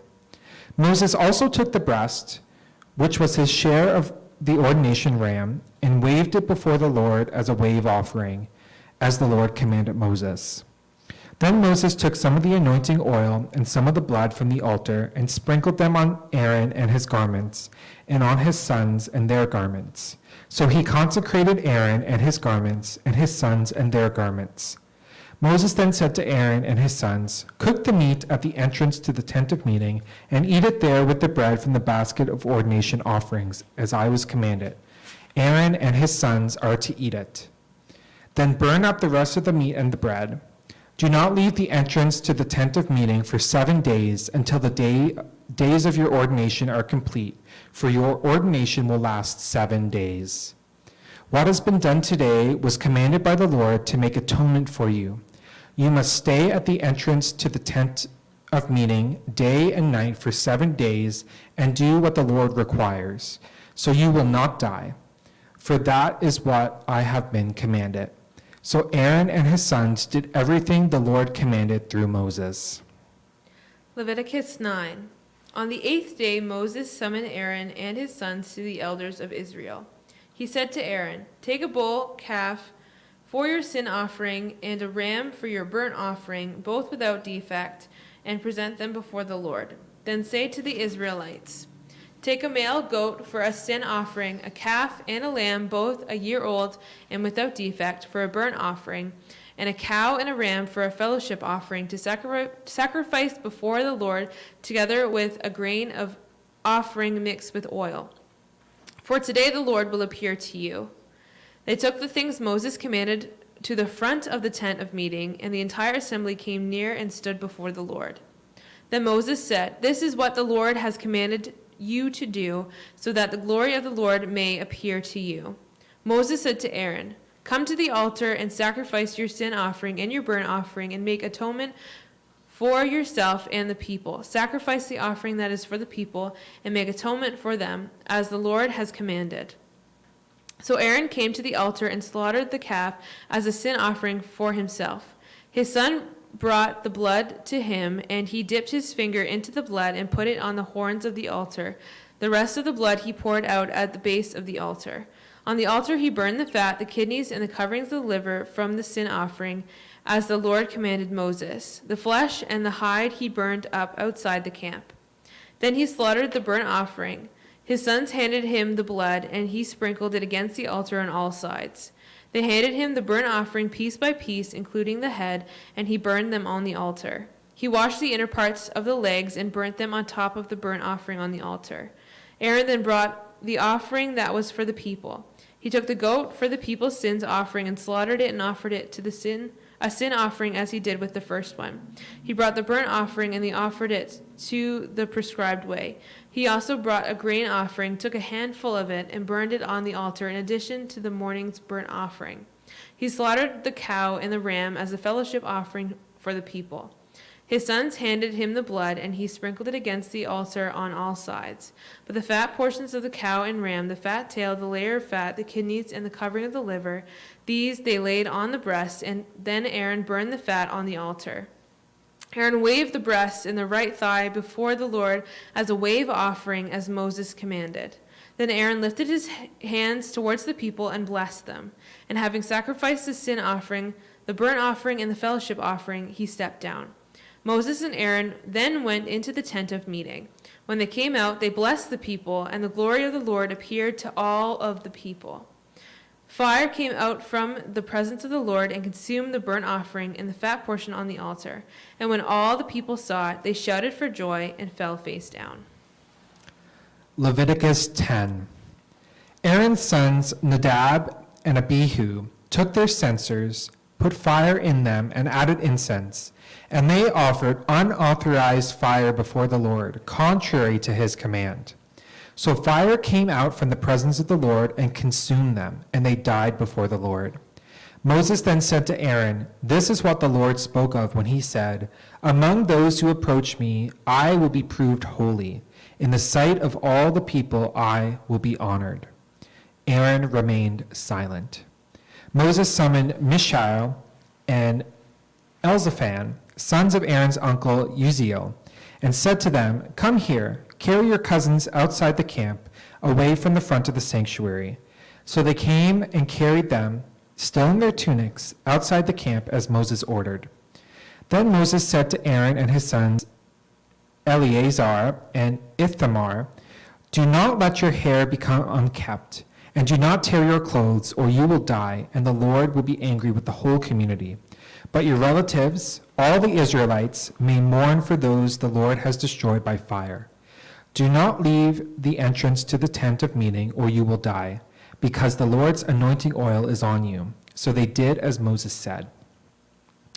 Then the Lord said to Aaron, "You and your sons are not to drink wine or other fermented drink whenever you go into the tent of meeting, or you will die.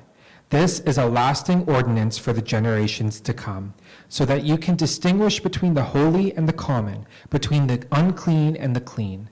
And so you can teach the Israelites all the decrees the Lord has given them through Moses." Moses said to Aaron and his remaining sons, Eleazar and Ithamar, "Take the grain offering left over from the food offerings prepared without yeast and present it to the Lord, and eat it beside the altar, for it is most holy. Eat it in the sanctuary area, because it is your share and your son's share of the food offerings presented to the Lord, for so I have been commanded. But you and your sons and your daughters may eat the bread that was waved and the thigh that was presented. Eat them in a ceremonially clean place. They have been given to you and your children as your share of the Israelites' fellowship offerings. The thigh that was presented and the breast that was waved must be brought with the fat portion of the food offerings to be waved before the Lord as a wave offering. This will be your perpetual share for you and your children, as the Lord has commanded." When Moses inquired about the goat of the sin offering and found that it had been burned up, he was angry with Eleazar and Ithamar, Aaron's remaining sons, and asked, Why didn't you eat the sin offering in the sanctuary area? It is most holy. It was given to you to take away the guilt of the community by making atonement for them before the Lord. Since its blood was not taken into the holy place, you should have eaten the goat in the sanctuary area, as I commanded. Aaron replied to Moses, "Today they sacrifice their sin offering and their burnt offering before the Lord, but such things as this have happened to me. Would the Lord have been pleased if I had eaten the sin offering today?" When Moses heard this, he was satisfied. Leviticus 11. The Lord said to Moses and Aaron, "Say to the Israelites, of all the animals that live on land, these are the ones you may eat. You may eat any animal that has a split hoof completely divided and that chews the cud. There are some that only chew the cud or only have a split hoof, but you must not eat them. The camel, though it chews the cud, does not have a split hoof. It is ceremonially unclean for you. The coney, though it chews the cud, does not have a split hoof. It is unclean for you. The rabbit, though it chews the cud, does not have a split hoof. It is unclean for you. And the pig, though it has a split hoof, completely divided, does not chew the cud. It is unclean for you. You must not eat their meat or touch their carcasses. They are unclean for you. Of all the creatures living in the water of the seas and the streams, you may eat any that have fins and scales. But all creatures in the seas or streams that do not have fins and scales, whether among all the swarming things or among all the other living creatures in the water, you are to detest. And since you are to detest them, you must not eat their meat, and you must detest their carcasses. Anything living in the water that does not have fins and scales is to be detestable to you. These are the birds you are to detest and not eat, because they are detestable: the eagles and the vultures, the black vultures, the red kite, any kind of black kite, any kind of raven, the horned owl, the screech owl, the gull, any kind of hawk, the little owl, the cormorant, the great owl, the white owl, the desert owl, the osprey, the stork, any kind of heron, the hoopoe, and the bat.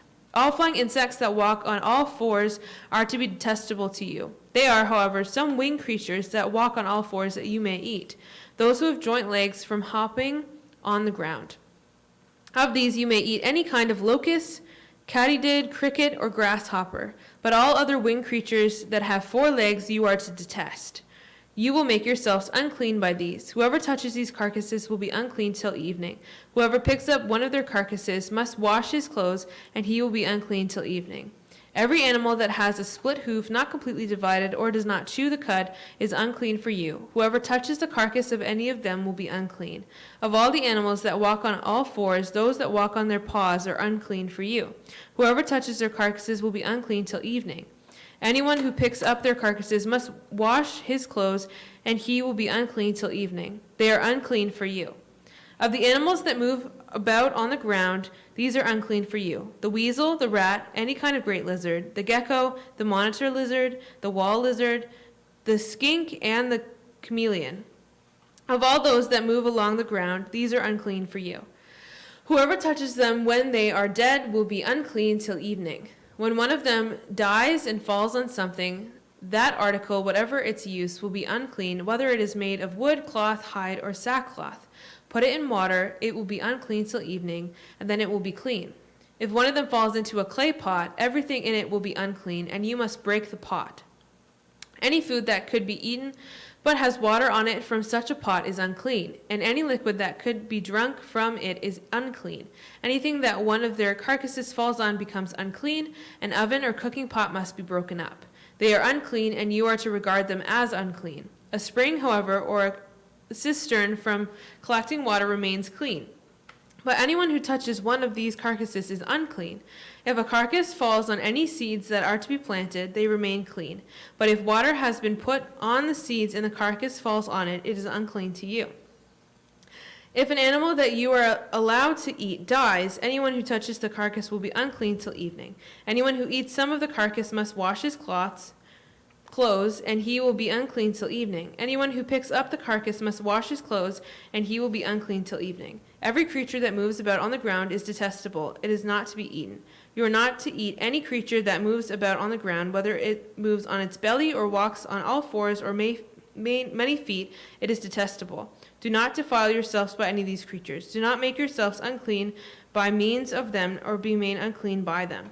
I am the Lord your God. Consecrate yourself and be holy, because I am holy. Do not make yourselves unclean by any creature that moves about on the ground. I am the Lord who brought you up out of Egypt to be your God. Therefore be holy, because I am holy.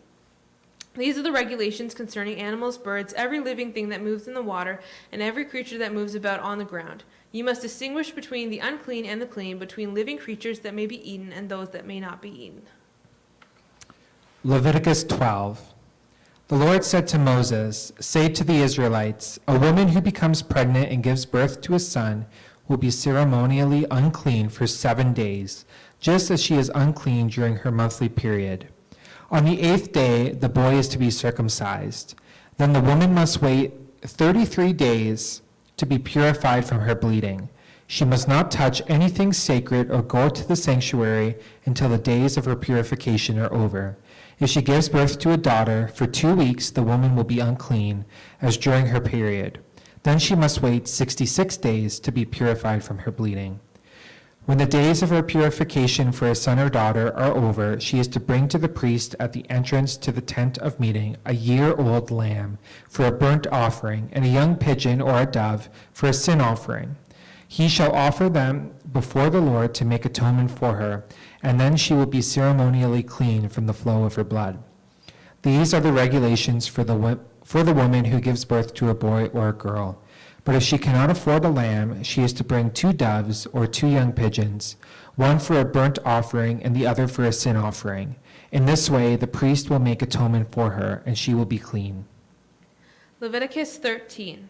The Lord said to Moses and Aaron, When anyone has a swelling or a rash or bright spot on his skin that may become an infectious skin disease, he must be brought to Aaron the priest or to one of his sons who is a priest.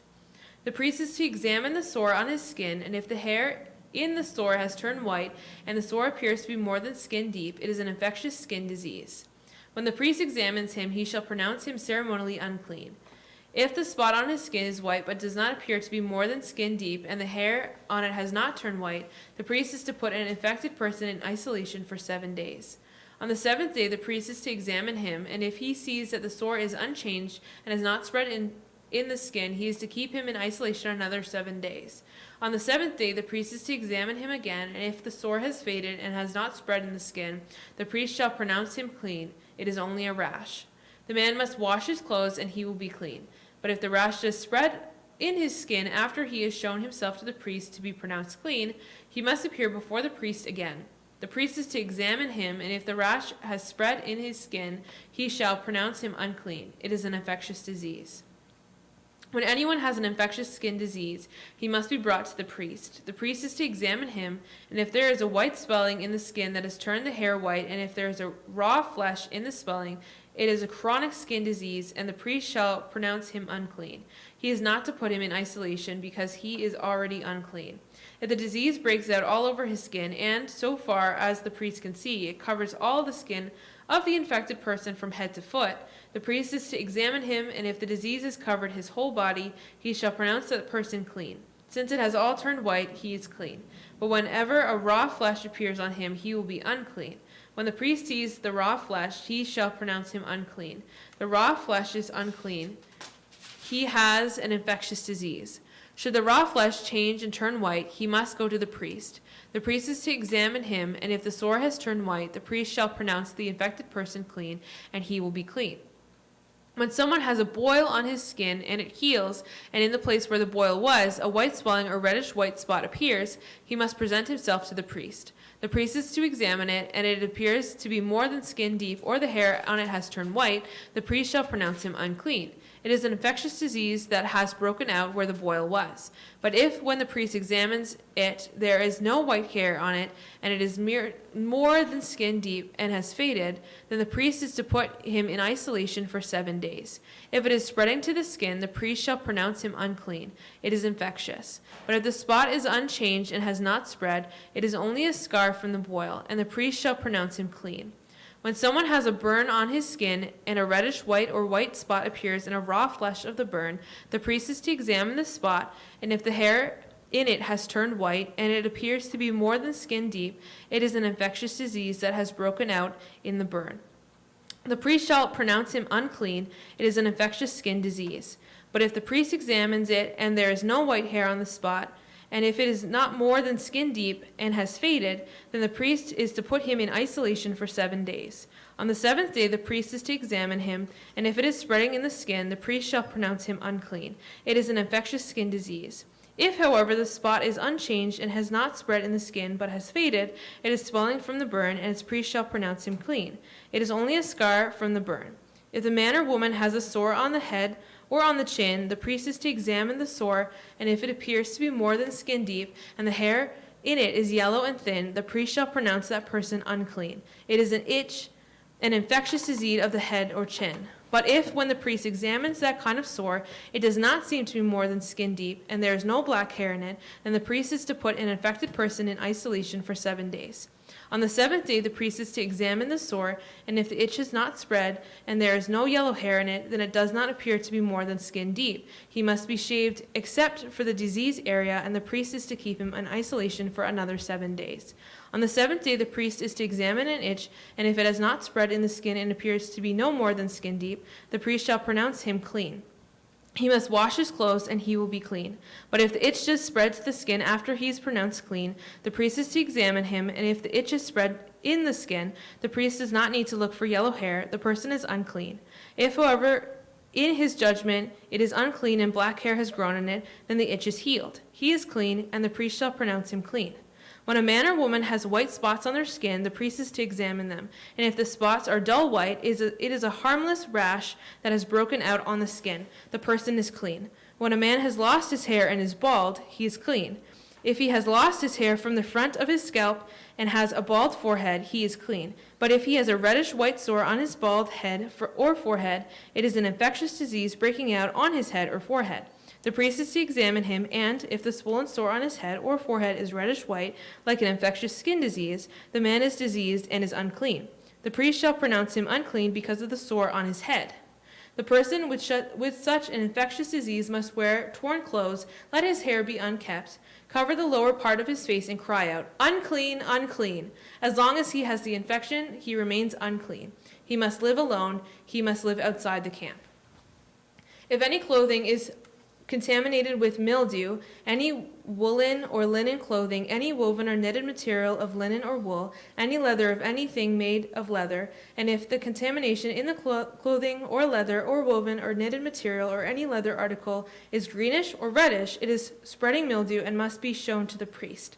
The priest is to examine the mildew and isolate the infected article for 7 days.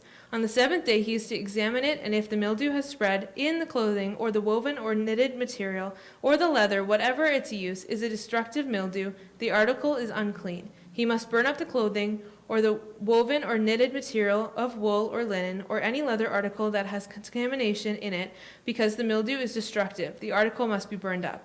But if when the priest examines it, the mildew has not spread in the clothing or the woven or knitted material or the leather article, he shall order the contaminated article be washed. Then he is to isolate it for another 7 days. After the affected article has been washed, the priest is to examine it, and if the mildew has not changed its appearance, even though it has not spread, it is unclean. Burn it with fire, whether the mildew has affected one side or the other. If when a priest examines it, the mildew has faded after article has been washed, he is to tear the contaminated part out of the clothing, or the leather, or the woven or knitted material. But if it reappears in the clothing, or it is woven or knitted material, or the leather article, it is spreading, and whatever has the mildew must be burnt with fire. The clothing, or the woven or knitted material, or any leather article that has been washed or is rid of mildew must be washed again, and it will be clean. These are the regulations concerning contamination by mildew in woolen or linen clothing, woven or knitted material, or any leather article, for pronouncing the clean or unclean. Leviticus 14. The Lord said to Moses, "These are the regulations for any diseased person at the time of their ceremonial cleansing when they are brought to the priest. The priest is to go outside the camp and examine them. If they have been healed of their defiling skin disease, the priest shall order that 2 live clean birds and some cedar wood, scarlet yarn, and hyssop be brought for the person to be cleansed. Then the priest shall order that one of the birds be killed over fresh water in a clay pot. He is then to take the live bird and dip it, together with the cedar wood, the scarlet yarn, and the hyssop, into the blood of the bird that was killed over the fresh water. 7 times he shall sprinkle the one to be cleansed of the defiling disease, and then pronounce them clean. After that, he is to release the live bird in the open fields. The person to be cleansed must wash their clothes, shave off all their hair, and bathe with water. Then they will be ceremonially clean. After this, they may come inside the camp, but they must stay outside their tent for 7 days. On the 7th day, they must shave off all their hair. They must shave their head, their beard, their eyebrows, and the rest of their hair. They must wash their clothes and bathe themselves with water, and they will be clean. On the 8th day, they must bring 2 male lambs and 1 ewe lamb, a year old, each without defect, along with 3/10 of an ephah of the finest flour mixed with olive oil for a grain offering, and 1 log of oil. The priest who pronounces them clean shall present both the ones to be cleansed and their offerings before the Lord at the entrance to the tent of meeting. Then the priest is to take one of the male lambs and offer it as a guilt offering, along with the log of oil. He shall wave them before the Lord as a wave offering. He is to slaughter the lamb in the sanctuary area where the sin offering and the burnt offering are slaughtered. Like the sin offering, the guilt offering belongs to the priest. It is most holy. The priest is to take some of the blood of the guilt offering and put it on the lobe of the right ear of the one to be cleansed, on the thumb of their right hand, and on the big toe of their right foot. The priest shall then take some of the log of oil, pour it on the palm of his own left hand, dip his right forefinger into the palm in his hand. Dip his right forefinger into the oil in his palm, and with his finger sprinkle some of it before the Lord 7 times. The priest is to put some of the oil remaining in his palm on the lobe of the right ear of the one to be cleansed, on the thumb of their right hand, and on the big toe of their right foot, on top of the blood of the guilt offering. The rest of the oil in his palm the priest shall put on his head of the one to be cleansed, and make atonement for them before the Lord. Then the priest is to sacrifice the sin offering and make atonement for the one to be cleansed from their uncleanness.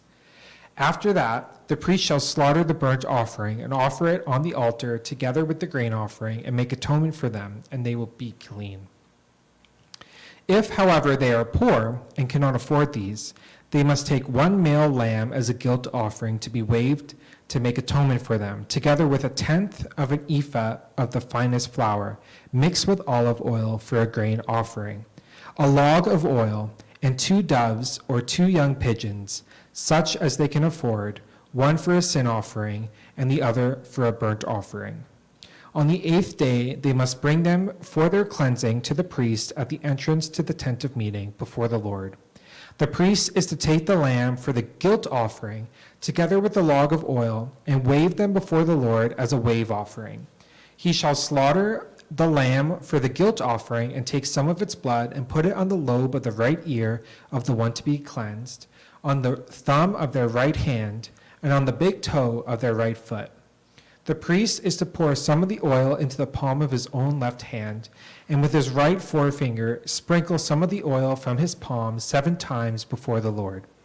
Some of the oil in his palm he is to put on the same places he put the blood of the guilt offering, on the lobe of the right ear of the one to be cleansed, on the thumb of their right hand, and on the big toe of their right foot. The rest of the oil in his palm the priest shall put on the head of the one to be cleansed, to make atonement for them before the Lord. Then he shall sacrifice the doves or the young pigeons, such as the person can afford, one as a sin offering and the other as a burnt offering, together with the grain offering. In this way the priest will make atonement before the Lord on behalf of the one to be cleansed.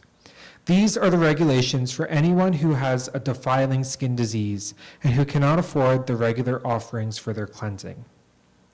The Lord said to Moses and Aaron, "When you enter the land of Canaan, which I am giving to you as your possession, and I put a spreading mold in a house in that land, the owner of the house must go and tell the priest, 'I have seen something that looks like a defiling mold in my house.' The priest is to order the house to be emptied before he goes to examine the mold, so that nothing in the house will be pronounced unclean. After this, the priest is to go in and inspect the house. He is to examine the mold on the walls, and if it has greenish or reddish depressions that appear to be deeper than the surface of the wall, the priest shall go out the doorway of the house and close it up for 7 days. On the 7th day, the priest shall return to inspect the house. If the mold has spread on the walls, he is to order that the contaminated stones be torn out and thrown into an unclean place outside the town. He must have all the inside walls of the house scraped and the material that is scraped off dumped into an unclean place outside the town. Then they are to take other stones to replace those and take new clay and plaster the house. If the defiling mold appears in the house after the stones have been torn out and the house scraped and plastered, the priest is to go and examine it, and if the mold has spread in the house, it is a persistent defiling mold. The house is unclean. It must be torn down, its stones, timbers, and all the plaster, and taken out of the town to an unclean place. Anyone who goes into the house while it is closed up will be unclean till evening. Anyone who sleeps or eats in the house must wash their clothes. But if the priest comes to examine it, and the mold has not spread after the house has been plastered, he shall pronounce the house clean, because the defiling mold is gone. To purify the house, he is to take 2 birds and some cedar wood, scarlet yarn, and hyssop. He shall kill one of the birds over fresh water in a clay pot. Then he is to take the cedar wood, the hyssop, the scarlet yarn, and the live bird, Dip them into the blood of the dead bird and the fresh water, and sprinkle the house 7 times. He shall purify the house with the bird's blood, the fresh water, the live bird, the cedar wood, the hyssop, and the scarlet yarn. Then he is to release the live bird in the open fields outside the town. In this way he will make atonement for the house, and it will be clean. These are the regulations for any defiling skin disease, for a sore, for defiling molds in fabric or in a house, and for a swelling, a rash, or a shiny spot, to determine when something is clean or unclean. These are the regulations for defiling skin diseases and defiling molds. Leviticus 15. The Lord said to Moses and Aaron, "Speak to the Israelites and say to them, when any man has a bodily discharge, the discharge is unclean. Whether it continues flowing from his body or is blocked, he will make him unclean. This is how his discharge will bring about uncleanliness. Any bed the man with discharge lies on will be unclean, and anything he sits on will be unclean. Anyone who touches his bed must wash his clothes and bathe with water, and he will be unclean till evening. Whoever sits on anything that the man with a discharge sat on must wash his clothes and bathe with water, and he will be unclean till evening. Whoever touches the man who has a discharge must wash his clothes and bathe with water, and he will be unclean till evening.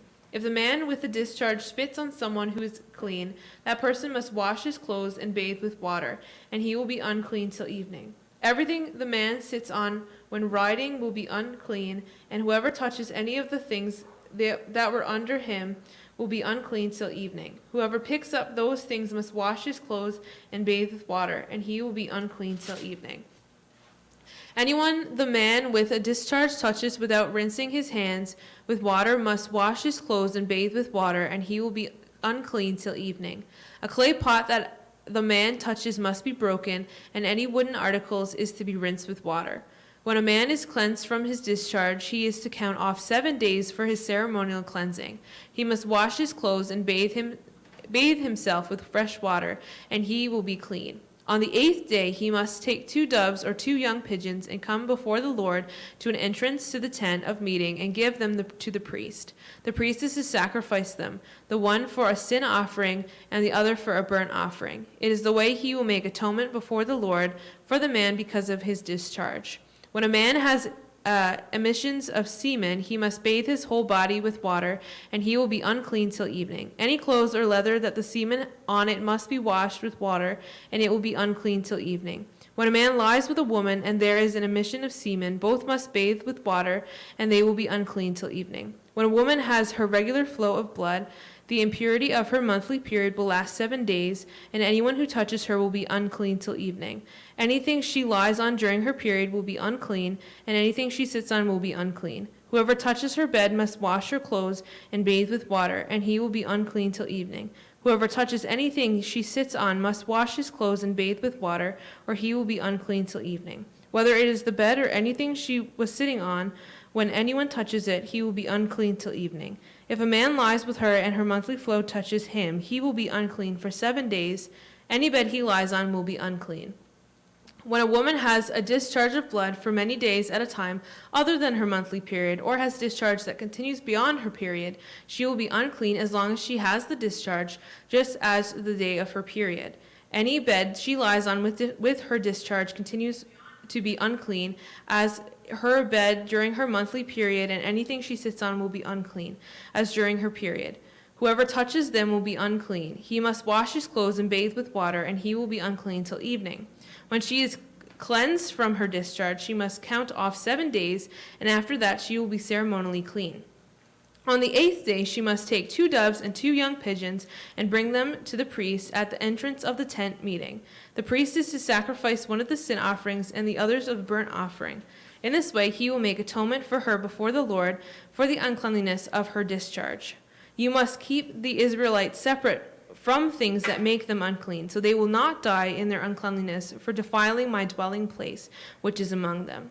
These are the regulations for a man with a discharge, for anyone made unclean by emission of semen, for a woman in her monthly period, for a man or a woman with a discharge, and for a man who lies with a woman who is ceremonially unclean. Leviticus 16. The Lord spoke to Moses after the death of the 2 sons of Aaron who died when they approached the Lord.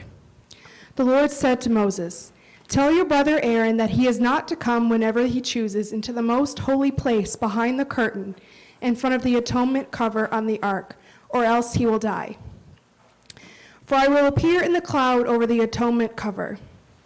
This is how Aaron is to enter the most holy place. He must first bring a young bull for a sin offering and a ram for burnt offering. He is to put on the sacred linen tunic with linen undergarments next to his body. He is to tie the linen sash around him and put on the linen turban. These are sacred garments, so he must bathe himself with water before he puts them on. From the Israelite community, he is to take 2 male goats for a sin offering and a ram for a burnt offering. Aaron is to offer the bull for his own sin offering to make atonement for himself and his household. Then he is to take the 2 goats and present them before the Lord at the entrance to the tent of meeting. He is to cast lots for the 2 goats, one for the Lord and the other for the scapegoat. Aaron shall bring the goat whose lot falls to the Lord and sacrifice it for sin offering. But the goat chosen by the lot as a scapegoat shall be presented alive before the Lord to be used for making atonement by sending it into the wilderness as a scapegoat. Aaron shall bring the bull for his own sin offering to make atonement for himself and his household, and he is to slaughter the bull for his own sin offering. He is to take a censer full of burning coals from the altar before the Lord and 2 handfuls of finely ground fragrant incense and take them behind the curtain. He is to put the incense on the fire before the Lord, and the smoke on the incense will conceal the atonement cover above the tablets of the covenant law, so that he will not die. He is to take some of the bull's blood with his finger, sprinkle it on front of the atonement cover. Then he shall sprinkle some of it with his finger 7 times before the atonement cover. He shall then slaughter the goat for the sin offering for the people and take its blood behind the curtain and do with it as he did with the bull's blood. He shall sprinkle it on the atonement cover and in front of it. In this way he will make atonement for the most holy place because of the uncleanliness and rebellion of the Israelites, whatever their sins have been. He is to do the same for the tent of meeting, which is among them in the midst of their uncleanliness. No one is to be in the tent of meeting from the time Aaron goes in to make the atonement in the most holy place until he comes out, having made atonement for himself, his household, and the whole community of Israel. Then he shall come to the altar that is before the Lord and make atonement for it. He shall take some of the bull's blood and some of the goat's blood and put it on all the horns of the altar. He shall sprinkle some of the blood on it with his finger 7 times to cleanse it and to consecrate it from the uncleanliness of the Israelites. When Aaron has finished making atonement for the most holy place, the tent of meeting and the altar, he shall bring forward the live goat. He is to lay both hands on the head of the live goat and confess over it all the wickedness and rebellion of the Israelites, all their sins, and put them on the goat's head. He shall send the goat away into the wilderness in the care of someone appointed for the task. The goat will carry on itself all their sins to a remote place, and the man shall release it into the wilderness. Then Aaron is to go into the tent of meeting and take off the linen garments he put on before he entered the most holy place, and he is to leave them there. He shall bathe himself with water in the sanctuary area and put on his regular garments. Then he shall come out and sacrifice the burnt offering for himself and the burnt offering for the people, to make atonement for himself and for the people. He shall also burn the fat of the sin offering on the altar. The man who releases the goat as a scapegoat must wash his clothes and bathe himself with water. Afterward, he may come into the camp. The bull and the goat for the sin offerings, whose blood was brought into the most holy place to make atonement, must be taken outside the camp. Their hides, flesh, and intestines are to be burned up. The man who burns them must wash his clothes and bathe himself with water. Afterward, he may come into the camp. This is to be a lasting ordinance for you. On the 10th day of the 7th month, you must deny yourselves and not do any work, whether native-born or a foreigner residing among you, because on this day atonement will be made for you to cleanse you. Then before the Lord you will be clean from all your sins. It is a day of Sabbath rest, and you must deny yourselves. It is a lasting ordinance. The priest who is anointed and ordained to succeed his father as high priest is to make atonement. He is to put on the sacred linen garments and make atonement for the most holy place, for the tent of meeting and the altar, and for the priests and all the members of the community. This is to be a lasting ordinance for you. Atonement is to be made once a year for all the sins of the Israelites, and it was done as the Lord commanded Moses. Leviticus 17. The Lord said to Moses, "Speak to Aaron and his sons, and to all the Israelites, and say to them, 'This is what the Lord has commanded. Any Israelite who sacrifices an ox, a lamb, or a goat in the camp or outside of it, instead of bringing it to the entrance to the tent of meeting to present it as an offering to the Lord in front of the tabernacle of the Lord, that person shall be considered guilty of bloodshed. They have shed blood and must be cut off from their people. This is so the Israelites will bring to the Lord the sacrifices they are now making in the open fields. They must bring them to the priest, that is, to the Lord, at the entrance to the tent of meeting, and sacrifice them as fellowship offerings. The priest is to splash the blood against the altar of the Lord at the entrance to the tent of meeting, and burn the fat as an aroma pleasing to the Lord. They must no longer offer any of their sacrifices to the goat idols, to whom they prostitute themselves.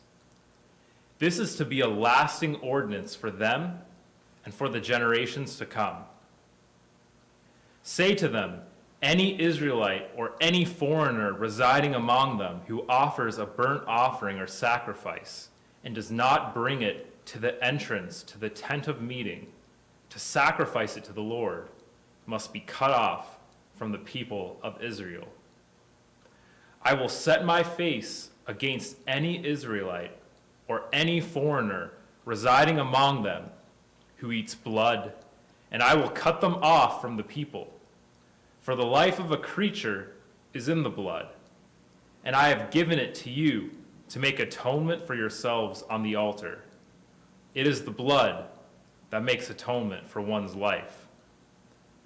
Therefore, I say to the Israelites, none of you may eat blood, nor may any foreigner residing among you eat blood. Any Israelite or any foreigner residing among you who hunts any animal or bird that may be eaten must drain out the blood and cover it with earth, because the life of every creature is its blood. That is why I have said to the Israelites, you must not eat the blood of any creature, because the life of every creature is its blood. Anyone who eats it must be cut off. Anyone, whether native-born or foreigner, who eats anything found dead or torn by wild animals, must wash their clothes and bathe with water, and they will be ceremonially unclean till evening. Then they will be clean. But if they do not wash their clothes and bathe themselves, they will be held responsible. Leviticus 18. The Lord said to Moses, "Speak to the Israelites and say to them, I am the Lord your God.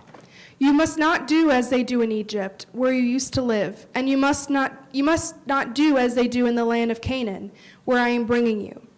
Do not follow their practices. You must obey my laws and be careful to follow my decrees. I am the Lord your God. Keep my decrees and laws, for the person who obeys them will live by them. I am the Lord. No one is to approach any close relative to have sexual relations. I am the Lord. Do not dishonor your father by having sexual relations with your mother. She is your mother. Do not have relations with her. Do not have sexual relations with your father's wife. That would dishonor your father. Do not have sexual relations with your sister, either your father's daughter or your mother's daughter, whether she was born in the same home or elsewhere. Do not have sexual relations with your son's daughter or your daughter's daughter. That would dishonor you. Do not have sexual relations with the daughter of your father's wife, born to your father. She is your sister. Do not have sexual relations with your father's sister. She is your father's close relative. Do not have sexual relations with your mother's sister, because she is your mother's close relative. Do not dishonor your father's brother by approaching his wife to have sexual relations. She is your aunt. Do not have sexual relations with your daughter-in-law. She is your son's wife. Do not have relations with her. Do not have sexual relations with your brother's wife. That would dishonor your brother. Do not have sexual relations with both a woman and her daughter. Do not have sexual relations with either her son's daughter or her daughter's daughter. They are her close relatives. That is wickedness. Do not take your wife's sister as a rival wife and have sexual relations with her while your wife is living. Do not approach a woman to have sexual relations during the uncleanliness of her monthly period. Do not have sexual relations with your neighbor's wife and defile yourself with her. Do not give any of your children to be sacrificed to Molech, for you must not profane the name of your God. I am the Lord. Do not have sexual relations with a man as one does with a woman. That is detestable. Do not have sexual relations with an animal and defile yourself with it. A woman must not present herself to an animal to have sexual relations with it. That is perversion. Do not defile yourself in any of these ways, because this is how the nations that I am going to drive out before you became defiled. Even the land was defiled, so I punished it for its sins, and the land vomited out its inhabitants. But you must keep my decrees and my laws. The native-born and the foreigners residing among you must not do any of these detestable things, for all these things were done by the people who lived in the land before you, and the land became defiled. And if you defile the land, it will vomit you out as it vomited out the nations that were before you. Everyone who does any of these detestable things, such persons must be cut off from their people. Keep my requirements and do not follow any of the detestable customs that were practiced before you came, and do not defile yourselves with them. I am the Lord your God. Leviticus 19. The Lord said to Moses, "Speak to the entire assembly of Israel and say to them, 'Be holy, because I, the Lord your God, am holy. Each of you must respect your mother and father, and you must observe my Sabbaths. I am the Lord your God. Do not turn to idols or make metal gods for yourselves. I am the Lord your God. When you sacrifice a fellowship offering to the Lord, sacrifice it in such a way that it will be accepted on your behalf. It shall be eaten on the day you sacrifice it, or on the next day. Anything left over until the third day must be burned up. If any of it is eaten on the third day, it is impure and will not be accepted. Whoever eats it will be held responsible, because they have desecrated what is holy to the Lord. They must be cut off from their people. When you reap the harvest of your land, do not reap to the very edges of your field or gather the gleanings of your harvest. Do not go over your vineyard a second time or pick up the grapes that have fallen. Leave them for the poor and the foreigner. I am the Lord your God. Do not steal. Do not lie. Do not deceive one another. Do not swear falsely by my name and so profane the name of your God. I am the Lord. Do not defraud or rob your neighbor. Do not hold back the wages of a hired worker overnight. Do not curse the deaf or put a stumbling block in front of the blind, but fear your God. I am the Lord. Do not pervert justice. Do not show partiality to the poor or favoritism to the great, but judge your neighbor fairly. Do not go about spreading slander among your people. Do not do anything that endangers your neighbor's life. I am the Lord.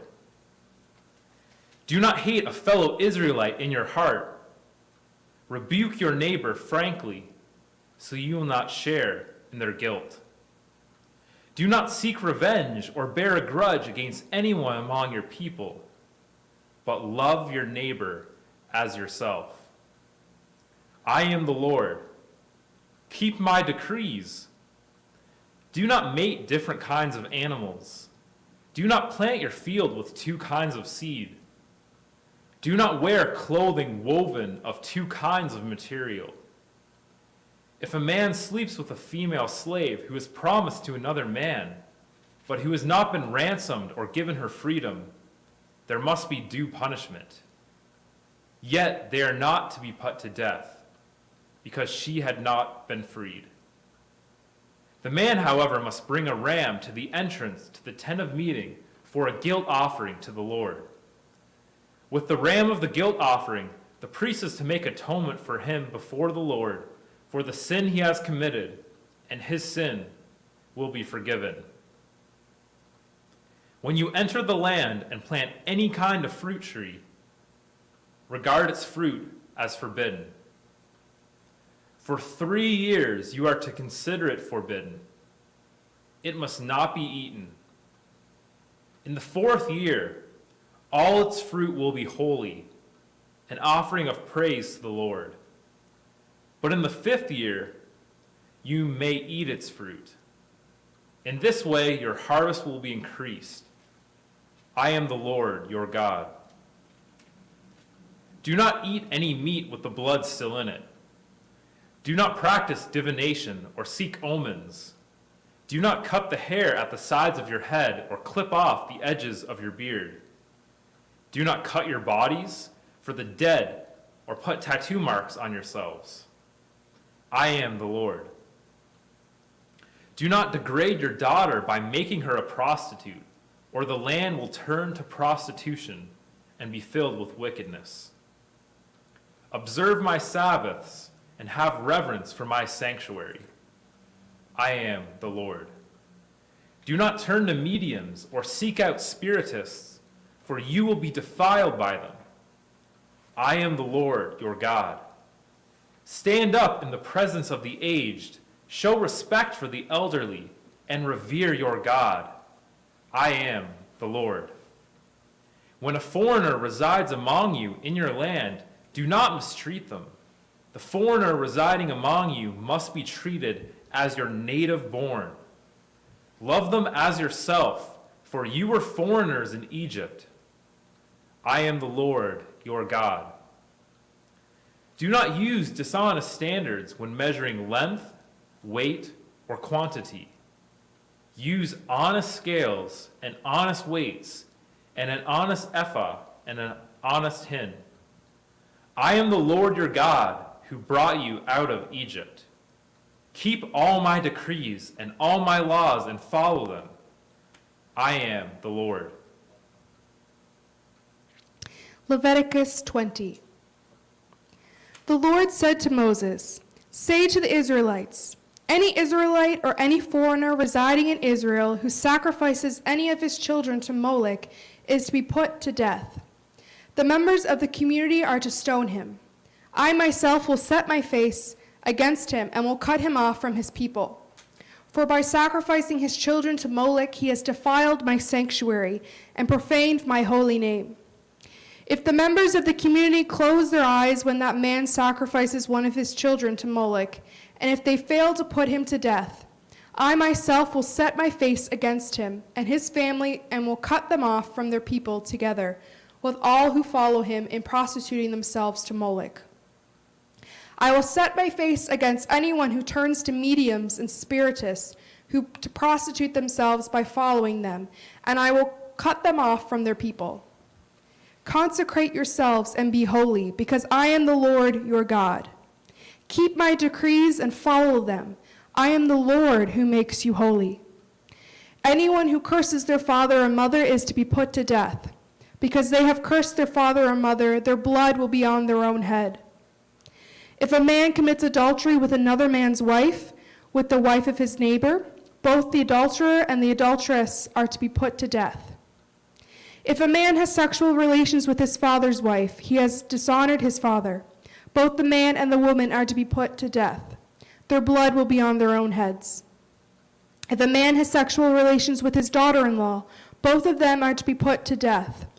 When they have done what they have done is perversion. Their blood will be on their own heads.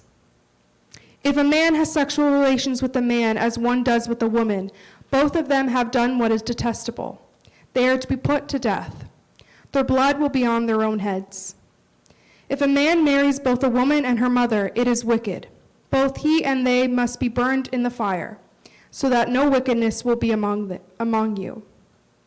If a man has sexual relations with an animal, he is to be put to death, and you must kill the animal. If a woman approaches an animal to have sexual relations with it, kill both the woman and the animal. They are to be put to death. Their blood will be on their own heads. If a man marries his sister, the daughter of either his father or his mother, and they have sexual relations, it is a disgrace. They are to be publicly removed from their people. He has dishonored his sister and will be held responsible. If a man has sexual relations with the woman during her monthly period, he has exposed the source of her flow, and she has also uncovered it. Both of them are to be cut off from their people. Do not have sexual relations with a sister of either your mother or your father, for that would dishonor a close relative. Both of you would be held responsible. If a man has sexual relations with his aunt, he has dishonored his uncle. They will be held responsible, and they will die childless. If a man marries his brother's wife, it is an act of impurity. He has dishonored his brother. They will be childless. Keep all my decrees and laws and follow them, so that the land where I am bringing you to live may not vomit you out. You must not live according to the customs of the nations I am going to drive out before you. Because they did all these things, I abhorred them. But I said to you, you will possess their land. I will give it to you as an inheritance, a land flowing with milk and honey. I am the Lord your God, who has set you apart from the nations. You must therefore make a distinction between clean and unclean animals, and between unclean and clean birds. Do not defile yourselves by any animal or bird, or anything that moves along the ground. Those that I have set apart as unclean for you. You are to be holy to me, because I, the Lord, am holy, and I have set you apart from the nations to be my own. A man or woman who is a medium or a spiritist among you must be put to death. You are to stone them. Their blood will be on their own heads. Leviticus 21. The Lord said to Moses, "Speak to the priests, the sons of Aaron, and say to them, a priest must not make himself ceremonially unclean for any of his people who die, except for a close relative, such as his mother or father, his son or daughter, his brother, or an unmarried sister who is dependent on him, since she has no husband. For her he may make himself unclean. He must not make himself unclean for people related to him by marriage, and so defile himself. Priests must not shave their heads, or shave off the edges of their beards, or cut their bodies. They must be holy to their God, and must not profane the name of their God, because they present the food offerings to the Lord, the food of their God. They are to be holy. They must not marry women defiled by prostitution or divorced from their husbands, because priests are holy to their God.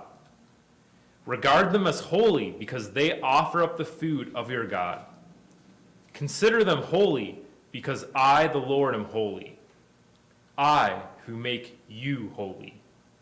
If a priest's daughter defiles herself by becoming a prostitute, She disgraces her father. She must be burned in the fire.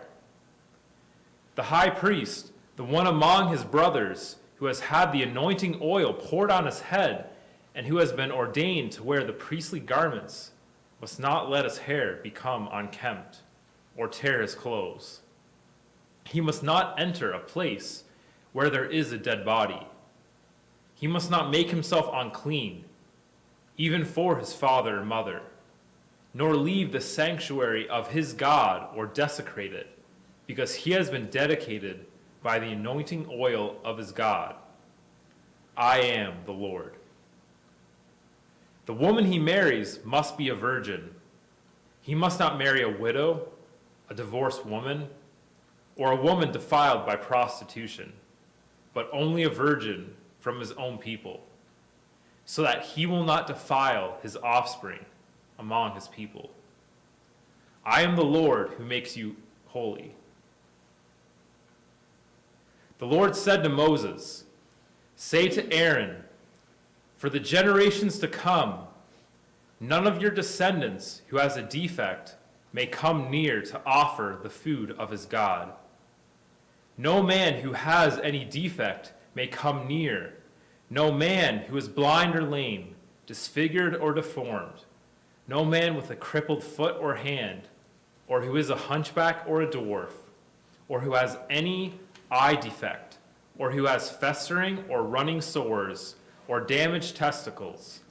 No descendant of Aaron, the priest, who has any defect, is to come near to present the food offerings to the Lord. He has a defect. He must not come near to offer the food of his God. He may eat the most holy food of his God, as well as the holy food. Yet, because of his defect, he must not go near the curtain or approach the altar, and so desecrate my sanctuary. I am the Lord who makes them holy." So Moses told this to Aaron and his sons and to all the Israelites. Leviticus 22. The Lord said to Moses, "Tell Aaron and his sons to treat with respect the sacred offerings the Israelites consecrate to me, so they will not profane my holy name. I am the Lord. Say to them, for the generations to come, if any of your descendants is ceremonially unclean and yet comes near the sacred offerings that the Israelites consecrate to the Lord, that person must be cut off from my presence. I am the Lord. If a descendant of Aaron has a defiling skin disease or a bodily discharge, he may not eat the sacred offerings until he is cleansed. He will also be unclean if he touches something defiled by a corpse or by anyone who has an emission of semen, or if he touches any crawling thing that makes him unclean, or any person who makes him unclean, whatever the uncleanliness may be. The one who touches any such thing will be unclean till evening. He must not eat any of the sacred offerings unless he has bathed himself with water. When the sun goes down, he will be clean, and after that he may eat the sacred offerings, for they are his food.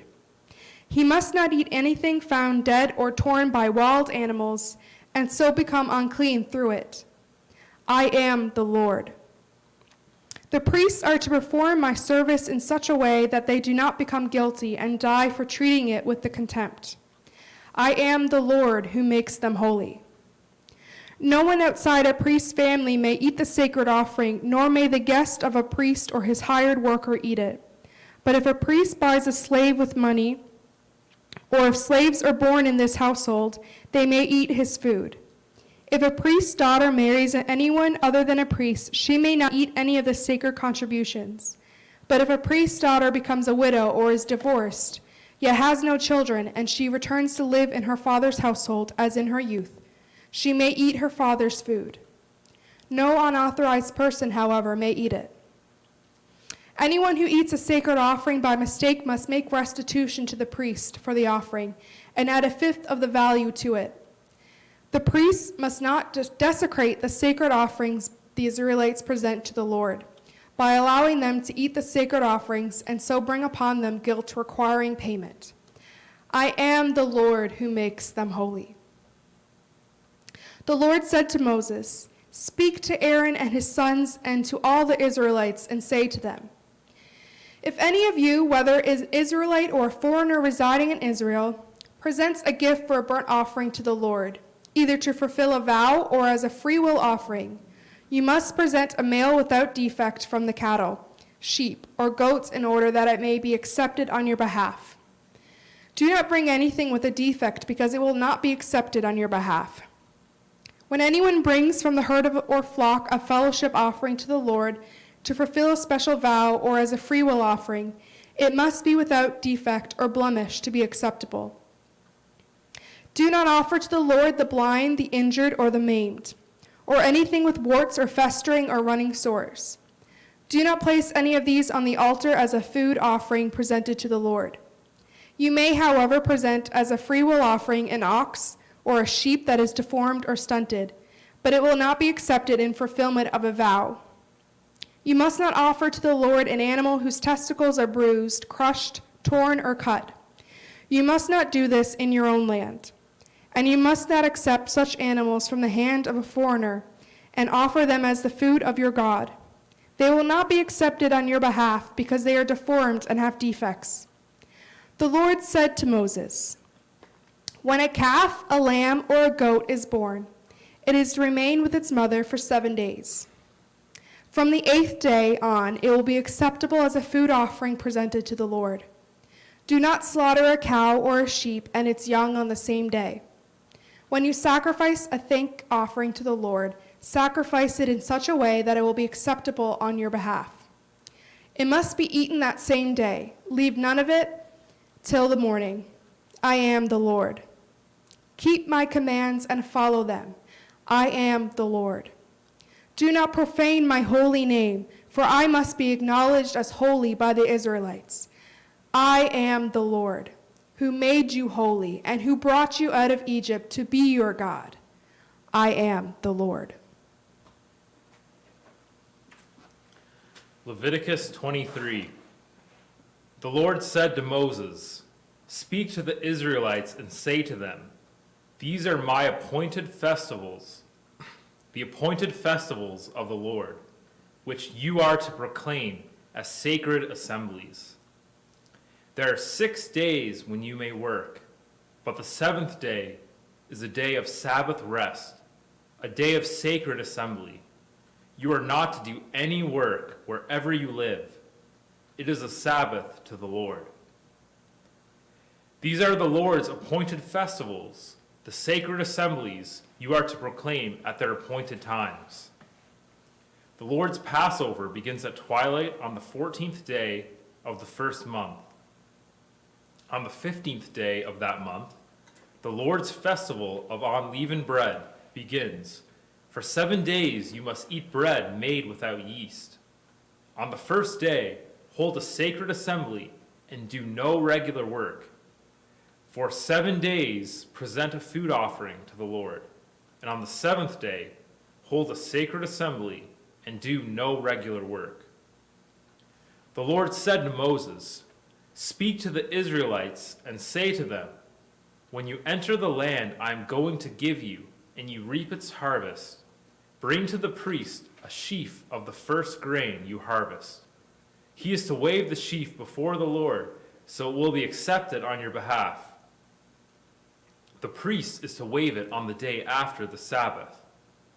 On the day you wave the sheaf, you must sacrifice as a burnt offering to the Lord a lamb, a year old without defect, together with its grain offering of 2/10 of an ephah, of the finest flour mixed with olive oil, a food offering presented to the Lord, a pleasing aroma, and its drink offering of 1/4 of a hin of wine. You must not eat any bread or roasted or new grain until the very day you bring this offering to your God. This is to be a lasting ordinance for the generations to come, wherever you live. From the day after the Sabbath, the day you brought the sheaf of the wave offering, count off 7 full weeks. Count off 50 days up to the day after the 7th Sabbath, and then present an offering of new grain to the Lord. From wherever you live, bring 2 loaves made of 2/10 of an ephah of the finest flour, baked with yeast, as a wave offering of first fruits to the Lord. Present with this bread 7 male lambs, each a year old and without defect, 1 young bull, and 2 rams. They will be a burnt offering to the Lord, together with their grain offerings and drink offerings, a food offering, an aroma pleasing to the Lord. Then sacrifice 1 male goat for a sin offering, and 2 lambs, each a year old, for a fellowship offering. The priest is to wave the 2 lambs before the Lord as a wave offering, together with the bread of the first fruits. They are a sacred offering to the Lord for the priest. On that same day, you are to proclaim a sacred assembly and do no regular work. This is to be a lasting ordinance for the generations to come, wherever you live. When you reap the harvest of your land, do not reap to the very edges of your field, or gather the gleanings of your harvest. Leave them for the poor and for the foreigner residing among you. I am the Lord your God. The Lord said to Moses, "Say to the Israelites, on the first day of the 7th month, you are to have a day of Sabbath rest, a sacred assembly commemorated with trumpet blasts. Do no regular work, but present a food offering to the Lord." The Lord said to Moses, "The 10th day of the 7th month is the Day of Atonement. Hold a sacred assembly and deny yourselves, and present a food offering to the Lord. Do not do any work on that day, because it is the Day of Atonement, when atonement is made for you before the Lord your God. Those who do not deny themselves on that day must be cut off from their people. I will destroy from among their people anyone who does any work on that day. You shall do no work at all. This is to be a lasting ordinance for the generations to come, wherever you live. It is a day of Sabbath rest for you, and you must deny yourselves. From the evening of the 9th day of the month until the following evening, you are to observe your Sabbath." The Lord said to Moses, "Say to the Israelites, on the 15th day of the 7th month, the Lord's festival of tabernacles begins, and it lasts for 7 days. The first day is a sacred assembly. Do no regular work. For 7 days, present food offerings to the Lord, and on the 8th day, hold a sacred assembly and present a food offering to the Lord. It is the closing special assembly. Do no regular work. These are the Lord's appointed festivals, which you are to proclaim as sacred assemblies for bringing food offerings to the Lord, the burnt offerings and grain offerings, sacrifices and drink offerings required for each day. These offerings are in addition to those for the Lord's Sabbaths, and in addition to your gifts and whatever you have vowed, and all the freewill offerings you give to the Lord. So beginning with the 15th day of the 7th month, after you have gathered the crops of the land, celebrate the festival to the Lord for 7 days. The first day is a day of Sabbath rest, and the 8th day also is a day of Sabbath rest. On the first day you are to take branches from luxuriant trees, from palms, willows, and other leafy trees, and rejoice before the Lord your God for 7 days. Celebrate this as a festival to the Lord for 7 days each year. This is to be a lasting ordinance for the generations to come. Celebrate it in the 7th month. Live in temporary shelters for 7 days. All native-born Israelites are to live in such shelters, so your descendants will know that I had the Israelites live in temporary shelters when I brought them out of Egypt. I am the Lord, your God.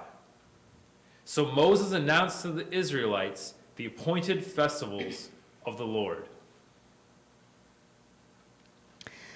Leviticus 24. The Lord said to Moses, "Command the Israelites to bring you clear oil of pressed olives for the light, so that the lamps may be kept burning continually.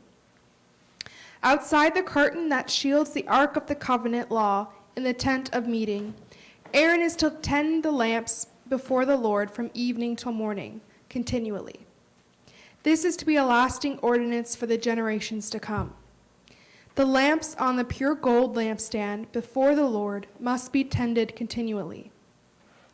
Take the finest flour and bake 12 loaves of bread, using 2/10 of an ephah for each loaf. Arrange them in 2 stacks, 6 in each stack, on the table of pure gold before the Lord.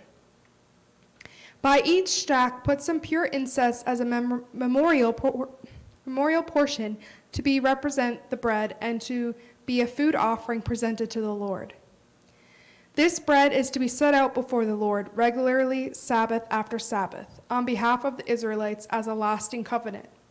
It belongs to Aaron and his sons, who are to eat it in the sanctuary area, because it is a most holy part of the perpetual share of the food offerings presented to the Lord." Now the son of an Israelite mother and an Egyptian father went out among the Israelites, and a fight broke out in the camp between him and an Israelite. The son of an Israelite woman blasphemed the name with a curse, so they brought him to Moses. His mother's name was Shelomith, the daughter of Dibri the Danite. They put him in custody until the will of the Lord should be made clear to them. Then the Lord said to Moses, "Take the blasphemer out of the camp. All those who heard him are to lay their hands on his head, and the entire assembly is to stone him. Say to the Israelites, anyone who curses their God will be held responsible. Anyone who blasphemes the name of the Lord is to be put to death. The entire assembly must stone them, whether foreigner or native born. When they blaspheme the name, they are to be put to death. Anyone who takes the life of a human being is to be put to death. Anyone who takes the life of someone's animal must make restitution, life for life. Anyone who injures their neighbor is to be injured in the same manner. Fracture for fracture, eye for eye, tooth for tooth. The one who has inflicted the injury must suffer the same injury. Whoever kills an animal must make restitution, but whoever kills a human being is to be put to death. You are to have the same law for the foreigner and the native born. I am the Lord your God." Then Moses spoke to the Israelites, and they took the blasphemer outside the camp and stoned him. The Israelites did as the Lord commanded Moses. Leviticus 25. The Lord said to Moses at Mount Sinai, "Speak to the Israelites and say to them, when you enter the land I am going to give you, the land itself must observe a Sabbath to the Lord. For 6 years sow your fields, and for 6 years prune your vineyards and gather their crops. But in the 7th year, the land is to have a year of Sabbath rest, a Sabbath to the Lord. Do not sow your fields or prune your vineyards. Do not reap what grows of itself or harvest the grapes of your untended vines. The land is to have a year of rest. Whatever the land yields during the Sabbath year will be food for you, for yourself, your male and female servants, and the hired worker and temporary resident who live among you, as well as for your livestock and the wild animals in your land. Whatever the land produces may be eaten. Count off 7 Sabbath years, 7 times 7 years, so that the 7 Sabbath years amount to a period of 49 years. Then have the trumpet sounded everywhere on the 10th day of the 7th month. On the Day of Atonement, sound the trumpet throughout your land. Consecrate the 50th year and proclaim liberty throughout the land to all its inhabitants. It shall be a jubilee for you. Each of you is to return to your family property and to your own clan. The 50th year shall be a jubilee for you. Do not sow and do not reap what grows of itself, or harvest the untended vines. For it is a jubilee, and is to be holy for you. Eat only what is taken directly from the fields. In this year of jubilee, everyone is to return to their own property. If you sell land to any of your own people, or buy land from them, do not take advantage of each other. You are to buy from your own people on the basis of the number of years since the Jubilee. And they are to sell to you on the basis of the number of years left for harvesting crops. When the years are many, you are to increase the price, and when the years are few, you are to decrease the price, because what is really being sold to you is the number of crops. Do not take advantage of each other, but fear your God. I am the Lord your God. Follow my decrees and be careful to obey my laws, and you will live safely in the land. Then the land will yield its fruit, and you will eat your fill and live there in safety. You may ask, what will we eat in the 7th year if we do not plant or harvest our crops? I will send you such a blessing in the 6th year that the land will yield enough for 3 years. While you plant during the 8th year, you will eat from the old crop and will continue to eat from it until the harvest of the 9th year comes in. The land must not be sold permanently, because the land is mine, and you reside in my land as foreigners and strangers. Throughout the land that you hold as a possession, you must provide for the redemption of the land. If one of your fellow Israelites becomes poor and sells some of their property, their nearest relative is to come and redeem what they have sold. If, however, there is no one to redeem it for them, but later on they prosper and acquire sufficient means to redeem it themselves, they are to determine the value for the years since they sold it and refund the balance to the one to whom they sold it. They can then go back to their own property, but if they do not acquire the means to repay, what was sold will remain in the possession of the buyer until the year of Jubilee.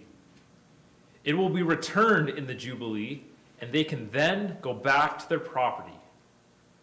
Anyone who sells a house in a walled city retains the right of redemption a full year after its sale.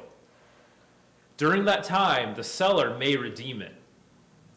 If it is not redeemed before a full year has passed, the house in the walled city shall belong permanently to the buyer and the buyer's descendants. It is not to be returned in the Jubilee. But houses and villages without walls around them are to be considered as belonging to the open country. They can be redeemed, and they are to be returned in the Jubilee. The Levites always have the right to redeem their houses in the Levitical towns which they possess.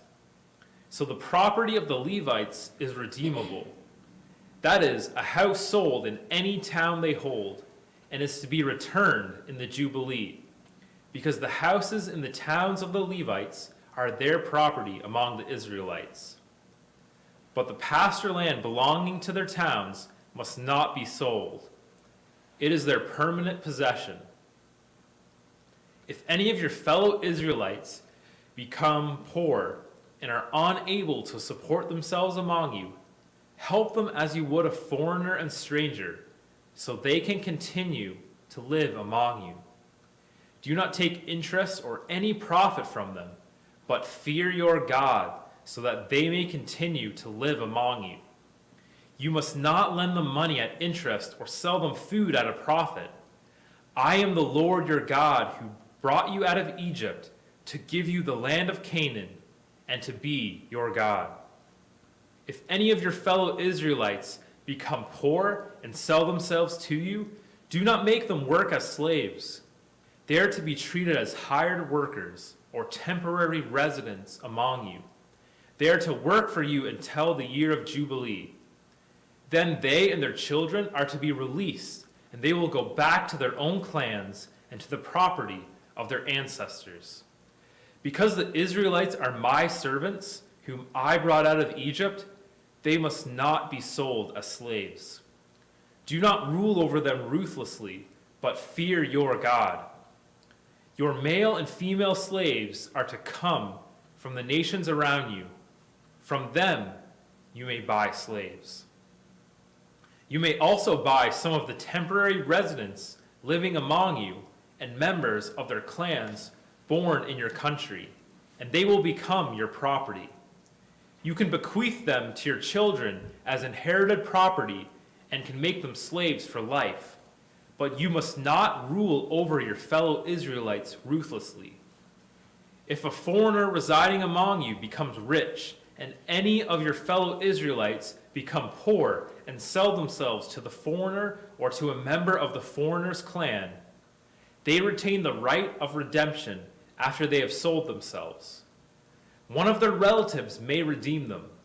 An uncle or a cousin or any blood relative in their clan may redeem them.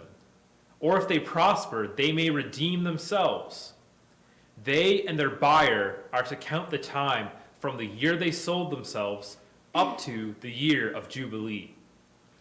The price for their release is to be based on the rate paid to a hired worker for that number of years. If many years remain, they must pay for their redemption a larger share of the price paid for them. If only a few years remain until the year of Jubilee, they are to compute that and pay for the redemption accordingly. They are to be treated as workers hired from year to year. You must see to it that those to whom they owe service do not rule over them ruthlessly. Even if someone is not redeemed in any of these ways, they and their children are to be released in the year of Jubilee, for the Israelites belong to me as servants. They are my servants, whom I brought out of Egypt. I am the Lord, your God. Leviticus 26. Do not make idols or set up an image or a sacred stone for yourselves, and do not place a carved stone in your land to bow down before it. I am the Lord your God. Observe my Sabbaths and have reverence for my sanctuary. I am the Lord. If you follow my decrees and are careful to obey my commands, I will send you rain in its season, and the ground will yield its crops and the trees their fruit. Your threshing will continue until grape harvest, and the grape harvest will continue until planting, and you will eat all the food you want and live in safety in your land. I will grant peace in the land, and you will lie down, and no one will make you afraid. I will remove wild beasts from the land, and the sword will not pass through your country. You will pursue your enemies, and they will fall by the sword before you. 5 of you will chase 100, and 100 of you will chase 10,000, and your enemies will fall by the sword before you. I will look on you with favor and make you fruitful and increase your numbers, and I will keep my covenant with you. You will still be eating last year's harvest when you will have to move it out to make room for the new. I will put my dwelling place among you, and I will not abhor you. I will walk among you and be your God, and you will be my people. I am the Lord your God, who brought you out of Egypt so that you would no longer be slaves to the Egyptians. I broke the bars of your yoke and enabled you to walk with heads held high. But if you will not listen to me and carry out all these commands, and if you reject my decrees and abhor my laws and fail to carry out all my commands, and so violate my covenant, then I will do this to you. I will bring on you sudden terror, wasting diseases and fever that will destroy your sight and sap your strength. You will plant seed in vain because of your enemies will eat it. I will set my face against you so that you will be defeated by your enemies. Those who hate you will rule over you, and you will flee even when no one is pursuing you. If after all this you will not listen to me, I will punish you for your sins 7 times over. I will break down your stubborn pride and make the sky above you like iron and the ground beneath you like bronze. Your strength will be spent in vain, because your soil will not yield its crops, nor will the trees of your land yield their fruit. If you remain hostile toward me and refuse to listen to me, I will multiply your affliction 7 times over, as your sins deserve. I will send wild animals against you, and they will rob you of your children, destroy your cattle, and make you so few in number that your roads will be deserted. If in spite of these things you do not accept my correction, but continue to be hostile toward me, I myself will be hostile toward you, and will afflict you with your sins 7 times over. And I will bring the sword on you to avenge the breaking of the covenant. When you withdraw into your cities, I will send a plague among you, and you will be given into enemy hands. When I cut off your supply of bread, 10 women will be able to bake your bread in one oven, and they will dole out the bread by weight. You will eat, but you will not be satisfied. If in spite of this you still do not listen to me, but continue to be hostile toward me, then in my anger I will be hostile toward you, and I myself will punish you for your sins 7 times over. You will eat the flesh of your sons and the flesh of your daughters. I will destroy your high places, cut down your incense altars, and pile your dead bodies on the lifeless forms of your idols, and I will abhor you. I will turn your cities into ruins and lay waste your sanctuaries, and I will take no delight in the pleasing aroma of your offerings. I myself will lay waste the land, so that your enemies who live there will be appalled. I will scatter you among the nations, and will draw out my sword and pursue you. Your land will be laid waste, and your cities will lie in ruins. Then the land will enjoy its Sabbath years all the time that it lies desolate, and you are in country of your enemies. Then the land will rest and enjoy its Sabbaths. All the time that it lies desolate, the land will have the rest it did not have during the Sabbaths you lived in it. As for those of you who are left, I will make their hearts so fearful in the lands of their enemies that the sound of a wind-blown leaf will put them to flight. They will run as though fleeing from the sword, and they will fall even though no one is pursuing them. They will stumble over one another as though fleeing from the sword, even though no one is pursuing them. So you will not be able to stand before your enemies. You will perish among the nations. The land of your enemies will devour you. Those of you who are left will waste away in the lands of their enemies because of their sins. Also because of their ancestors' sins, they will waste away. But if they will confess their sins and the sins of their ancestors, their unfaithfulness and hostility toward me, which made me hostile toward them, so that I sent them into the land of their enemies. Then when their uncircumcised hearts are humbled and they pay for their sin, I will remember my covenant with Jacob, and my covenant with Isaac, and my covenant with Abraham, and I will remember the land. For the land will be deserted by them and will enjoy its Sabbaths while it lies desolate without them. They will pay for my sins because they rejected my laws and abhorred my decrees. Yet in spite of this, when they are in the land of their enemies, I will not reject them or abhor them, so as they destroy them completely, breaking my covenant with them. I am the Lord your God. But for their sake I remember the covenant with their ancestors, whom I brought out of Egypt, in the sight of the nations to be their God. I am the Lord. These are the decrees, the laws, and the regulations that the Lord established at Mount Sinai between himself and the Israelites through Moses.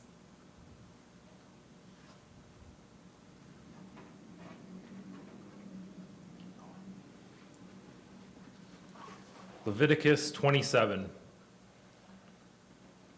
The Lord said to Moses, "Speak to the Israelites and say to them, If anyone makes a special vow to dedicate a person to the Lord by giving the equivalent value, set the value of a male between the ages of 20 and 60 at 50 shekels of silver, according to the sanctuary shekel. For a female, set her value at 30 shekels. For a person between the ages of 5 and 20, set the value of a male at 20 shekels, and of a female at 10 shekels.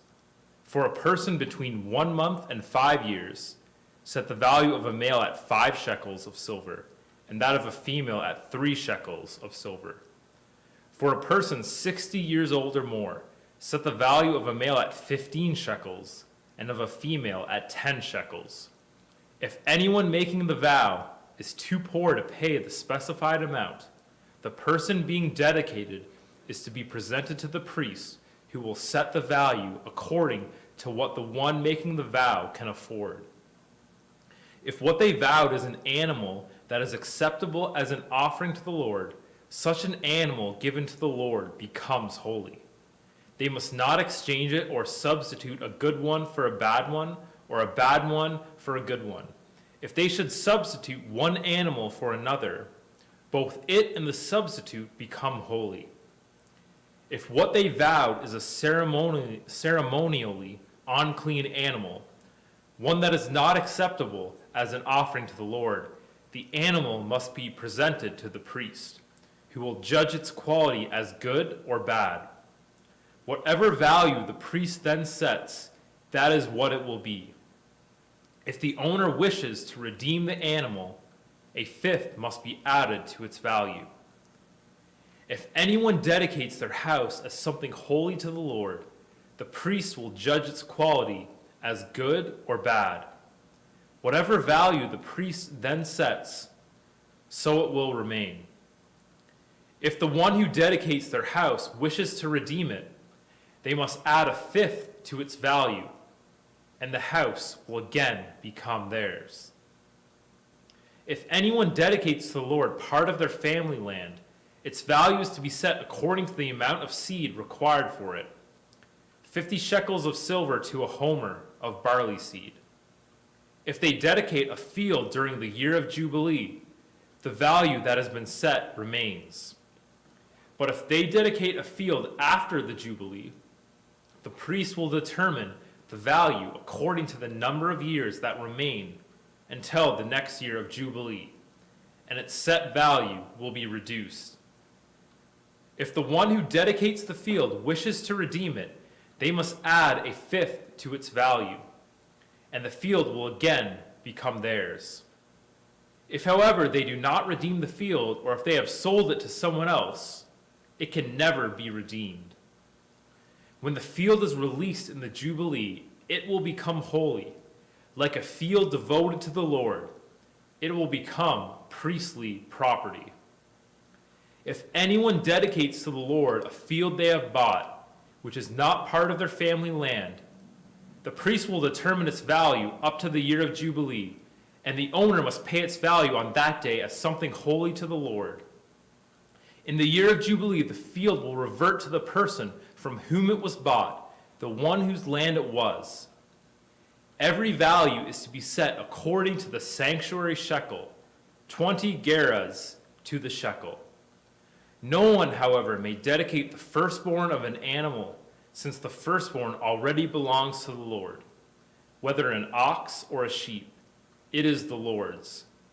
If it is one of the unclean animals, it may be bought back at its set value, adding a fifth of the value to it.